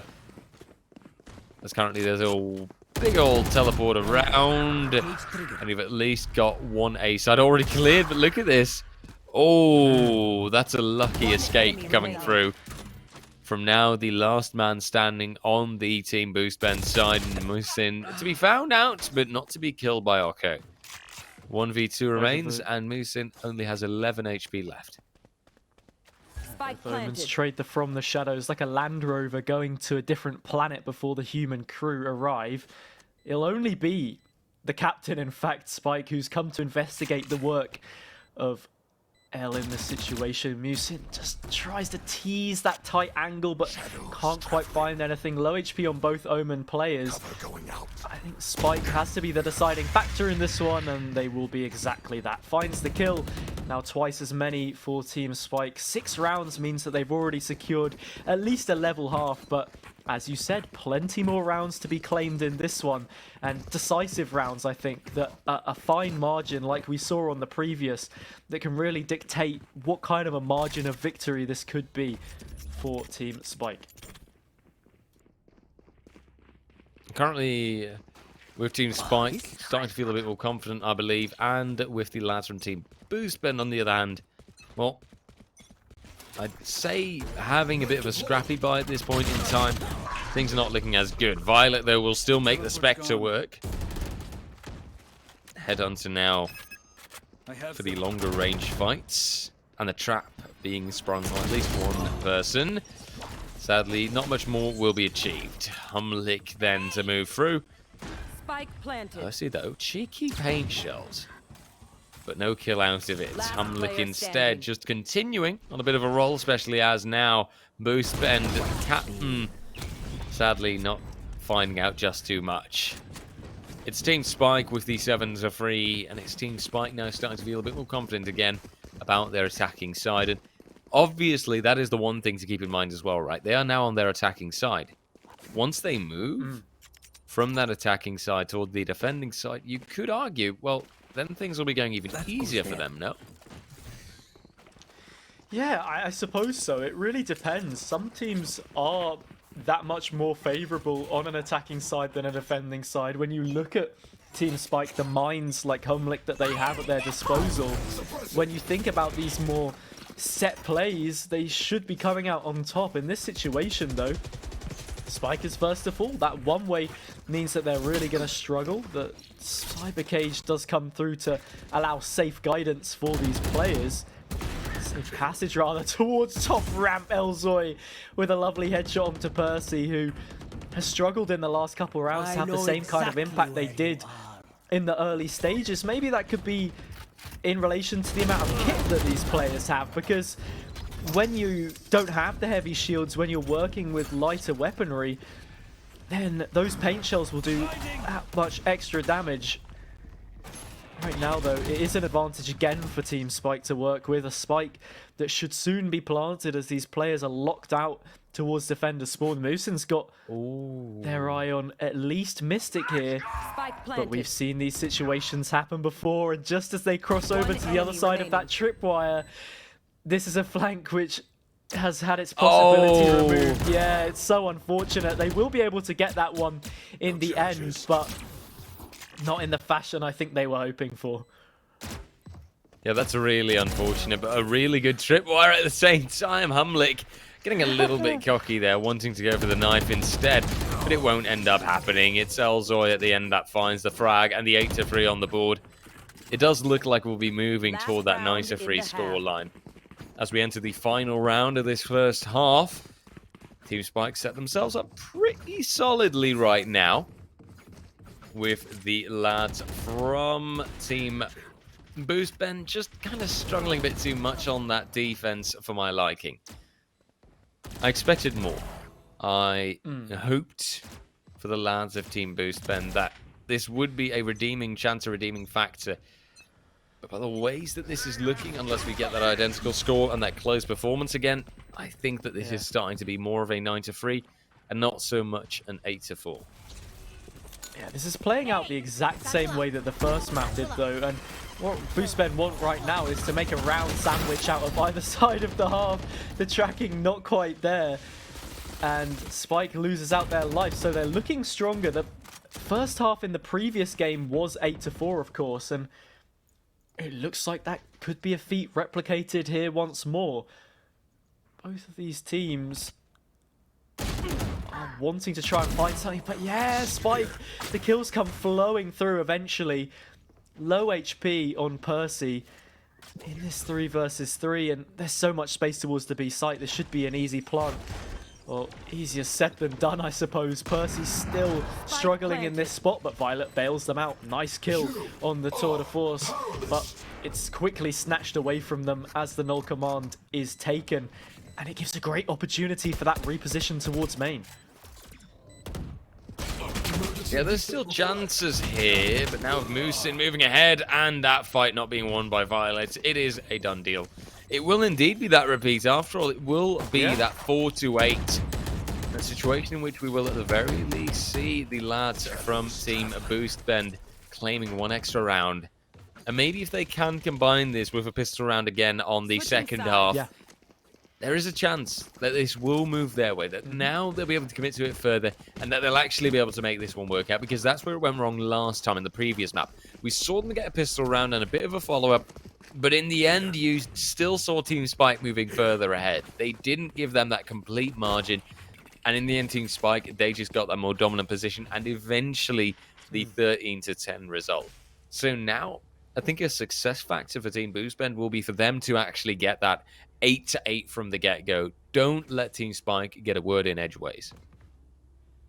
I think you're totally right. It will be about trying to replicate what they did before and sandwiching those rounds on the half, bookending it, if you will, and bringing an end to this story with a positive conclusion, because they want to try and secure at the very least 3 points out of the 2 opportunities they have here. They came close in the first map, 13-10 for those who were unable to watch it, or maybe the scoreline slipped your mind. In this pistol, though, we're seeing a lot of aggression towards Heaven early on, and Spike's only good for 1. So now they've almost got to play retake. However, Oko is playing towards the back of the pillar here, and that's such great utility. The aftershock completely flushes them away. Mystic, the Sentinel, as well, will try and do something here. Something interesting to note, they're a defender side with 2 Sentinels, so this really should be their bread and butter when you look at the agents that they have, but they've struggled to contain these players, and well, Boost Bend, they're doing the most to lock down this site. And for now, it will still be a tense situation, but eventually it gets cleared out. Boost Bend and Fisk with the final few kills, and Team Boost Bend taking that pistol as they should have, as we wanted them to. This is that winning combination. This is that 5-8. This is that start, that kickoff point. Now Team Boost Bend has to move further on this. And in theory, looking at that buy that's coming through from the defending side, from Team Spike, they're going to be totally able to do that. Still, though, let's make sure that they don't get over-enthusiastic, that their aim will be true, and that their shots will be on target. Currently, the timer starts ticking again, and a new round has begun. Oko stands close, hoping to find a target, but you can practically see them flying over the site. Percy with the initial double. Paint shells chasing down Heaven Way, and a spike being planted within no time. Percy rains down lightning there, almost like Percy Jackson. I haven't read the book, so I won't be making any more of that one, but yeah, good opening start to this round, an important round, just like the rest of them, of course, but one where you don't want to make too many slip-ups because you want to keep on to those weapons, then carrying things forward. The defender's economy is always that little bit worse, so maximizing what you can do on the attack here is really, really important. Those players will start to go up, and just maybe looking to try and find a sheriff, but it's almost the mirror of it. The headhunter that will find things. Last Yeah, player standing. no real point even trying to fake a defuse at this point in time. Can they catch them in the valence? No, they can't. Violet gets away for free, and that gap is now narrowed. Only 2 between the two teams, and if they're able to convert a bonus here, keeping 4 of those 5 weapons in hand, I mean, Boostbend have every right to take this one all the way to the wire. Exactly. So I think currently we'll be moving toward that situation depending on how this round goes. Look at the economy. Look at the fact that Team Spike finally have weaponry on their hands. And we're talking rifles here. Short, light armor on Oko and Elzoy. But on the other hand, the Spectres that Team Boostbend is rocking should be more problematic. I mean, Spike's got a judge in his hands, and look at the way that thing looks. This should be easy going. Timing on the paint shells will be everything here as well, by the way. Like the cheeky spot that Mystic is going for will lead to just the 1 kill. For now, that does mean that judge will be left relatively for what it is. As right now, Team Boostbend will be moving ahead on that heaven position. Rotations coming through via spawn. Humlick perhaps going for that next line of attack, as now Elzoy has got a lot of responsibility on the site, finds just 1. Fiskar connecting, finding another kill. And Boostbend committing to the plant. The judge not directly finding anything. Spike, though, luckily dodging out of harm's way. Oko good on the long-range engagement. Violent to fall, but Boostbend to return. Humlick then moving further ahead. A 1v2 remains. This is Oko with the final one. And exactly when you would have hoped, when you would have thought that Team Boostbend had it in the pocket, it's taken away, and it's snatched away, I should really say. Team Spike grabbing the point the moment that they have rifles in their hands. Yeah, I mean, you know the phrase, if looks could kill, that judge isn't quite able to do too much in the end. Looks aren't everything after all. I don't think you get any points for personality in this one, but the way that you set yourself out is important, and that was a very nice retake from Team Spike in the end. Now it's a level gun round. The first time that we'll have seen this on the opposite side. Team Spike on the defense, of course. Mystic only 1 away from that tour de force, so maybe they'll be looking to try and get it online early on. I'm not too sure. Potentially just using the headhunter, seeing if they can't scalp a weapon here or there, which is probably the smarter decision to be making rather than going for any kind of risky play. But when we see how Boostbend are spread out, there's nobody towards B main, so that could have been an orb collected. Instead, it will just be the kill to bring it online. Whether they choose to use it or not, yet to be seen, but a great opener from Mystic here. And speaking of great openers, Humlick finds the second. 3v5 makes the call out as well. Yep, they were right there. And for now, even showing some aggression, I'd say that this is unnecessary, and it will eventually lead to his demise. A more slower game coming through right now. 40 seconds on the clock, so pressure is definitely moving on Team Boostbend to go for the fight, to go for the battle. For now, though, it's still being held off. And now they won't go just yet. Eventually, though, they'll run into Spike and the hold. Vandal's only good for 1. Moosin returning here and a 2v3 remaining. 20 seconds now. Some paranoia flying past, but Mystic still holds ready with the headhunter. Connects the 1.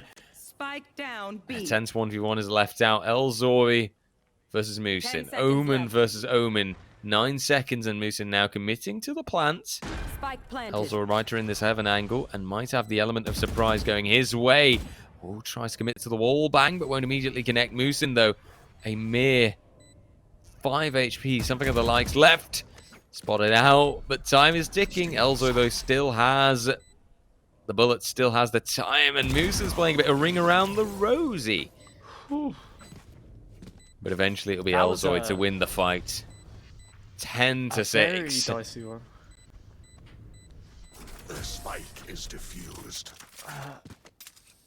Yeah, I mean, a very dicey one in the end there. Sorry to cut you off, RJ. I mean, it's one of those ones where it looked like it could go literally either way with some of the timing that worked out. That Shadow Step really threw a spanner into the works of Elzoy in that situation because they were left guessing completely as to where Musin had posted up, but then they just overpeak a little bit in that situation towards main, give things up, the paranoia comes through, and then they're just chasing the tail around the pillar, and it's as simple as that for them to pick it up. Now, they don't have the weaponry boost spend, they lose out on that all-important round. Mystic has the Tour de Force online, they're looking to win this on their own terms as they did with the Headhunter on the previous, so an uphill battle here on out from Boost Spend if they want to try and keep themselves in it. Oh, dearie me. Spike and Mystic, though, will still be getting ample opportunity, even regardless of the boost. Boom, bot even. One enemy Spike remaining. and also committing further. Oko moving out. Oh, dearie me. That was relentless. And that's a Spike carrier down. Flawless round in total, and Team Spike now having gotten a roll going. That first buy round that they got really was the turning point for them. If that hadn't gone the way it did, then it would have been a great chance for Team Boost Ben to stand 8-8 or something of the likes at the moment. But that was not the way it went. Currently, it's Team Spike that stand 11-6. And with the way that the economy is going to be looking at their opponent, a 12-6 might be in tow soon enough. Although I wouldn't be surprised if they force it out now to make sure that this round is still going their way. That this round will be one that they end up winning. Because that's what they've done before. It looks like they'll be setting themselves up for a main push. They've got to be wary of the same threat. Oko's here yet again. And whilst I like the idea of the teleport, it won't quite work out. Oh, Spike. This could be the money shot, and it will be the... Oh my god! Spike right on target and completely destroys his opponents. Oh my lord. I was worried for it, and it ended up happening. The replay here is going to say enough. Oko starts things off, takes out the raise, but then Spike comes in, and it's literally smack dab in the middle. Beautifully done. And it deserved a 12th round, but I hadn't thought it was going to be done in a way like that. This is going to create, I think, some really, really salty Team Boost Ben members. Yeah, I mean, I think Showstopper is the perfect description for that ultimate because it's a real crescendo to what has been a great set of games today. Right now, it just seems like Team Spike are here for the taking. They want to see things out here and now. They win the majority of the gunfights. Boostben says, you'll have your time, but not just yet. Humlick, though, puts a stop to that. 3 versus 1. Musin, such a consistent player. We've seen them time and time again, but in this situation, they may be hard-pressed to clutch out the round. Spike not yet in their possession. Both of these players grouping up and looking to play together. But what can they do? Both moving further away from each other at this point in time, and as they do so, that clock continues to tick. Yeah, Musin's trying to go for that long wrap around. He's got the time luxury. Currently, though, waiting, hoping to find that next target. Elzoy standing right there. Any type of engagement, and this can go terribly wrong. But Musin, I was about to say caught out. Now, though, it's down to Mystic, and he's on 8 HP. 20 seconds, and Musin eventually moving back. Will commit to that A site, but will not care for the cross. Mystic finishes it off 13-6. And there you have the result. There's Team Spike getting that deserved 13-6, getting that deserved 2-0 in this best of 2. But dearie me, I mean, the way that they did this at the end, the way that that showstopper just said boom and found its target, I think that that just said enough altogether. That was beautiful to see. And I think the way you put it was the best, right? That was a fantastic crescendo to the end of this map, to the end of this match. Yeah. Crescendo, curtain call, conclusion. J'ai fini. In my terrible French accent, as you love to hear. But look, that's going to be the end of it in terms of games for today. But what a set of games they were. I mean, we saved the best till last. It did end up being slightly more one-sided. I think it's fair to say Team Spike do get that top seed in Group A, which should give them an advantage going into the playoffs on Sunday. But valiantly fought, I think it is fair to say, from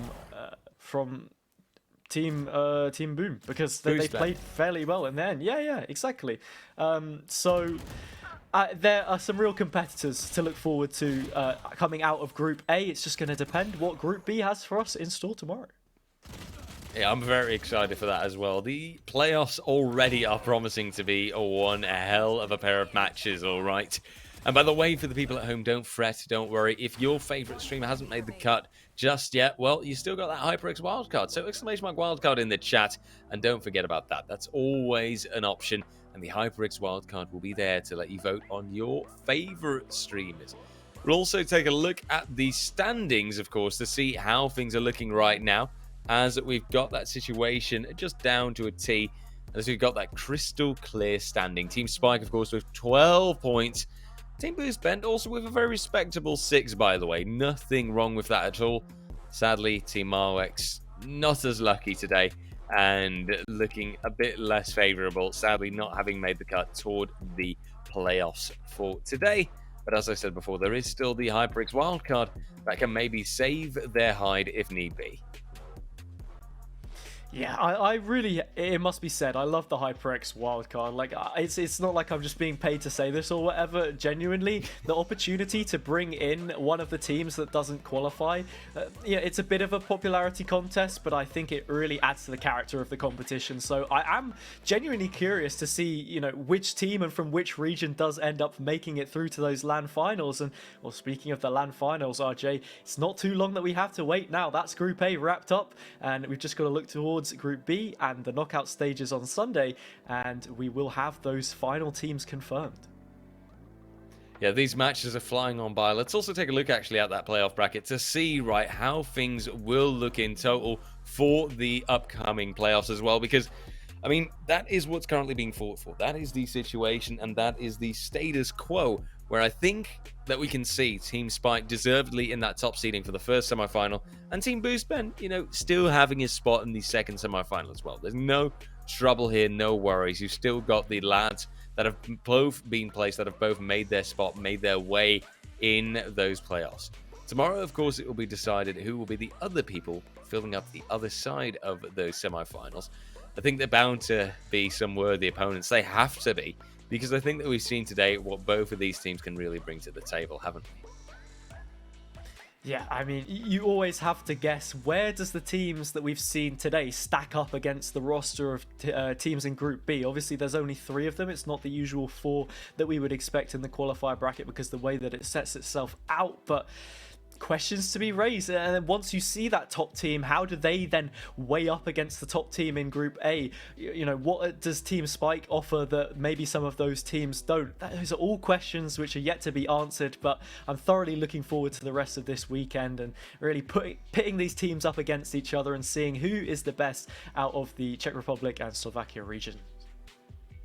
Exciting times ahead, that's for sure. And another beautiful pair of matches tomorrow and on Sunday, of course. For us, that was it for today. We look forward to receiving you here again tomorrow. I want to give a big thanks once more to HyperX, to Surfshark, and of course to the city of Wrocław for supporting us, for allowing this. We were, of course, none other than HazardJC and RJ Cass. You can find us on Twitter as well. And we'd love to see you back tomorrow and Sunday. Have a lovely evening, have a lovely night, and see you next time.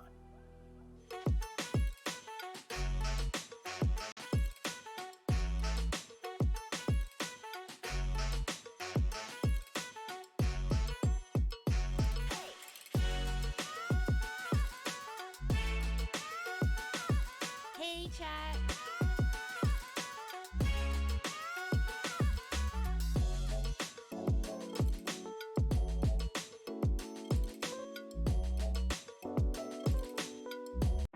We promised that Wrocław would wait for you, and we would meet again soon.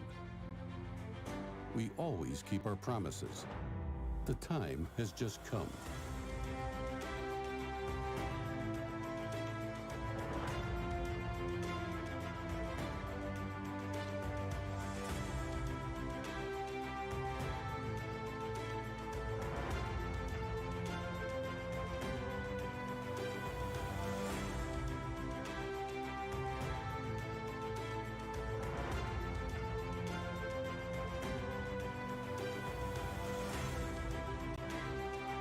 There is so much to discover, to see, to experience.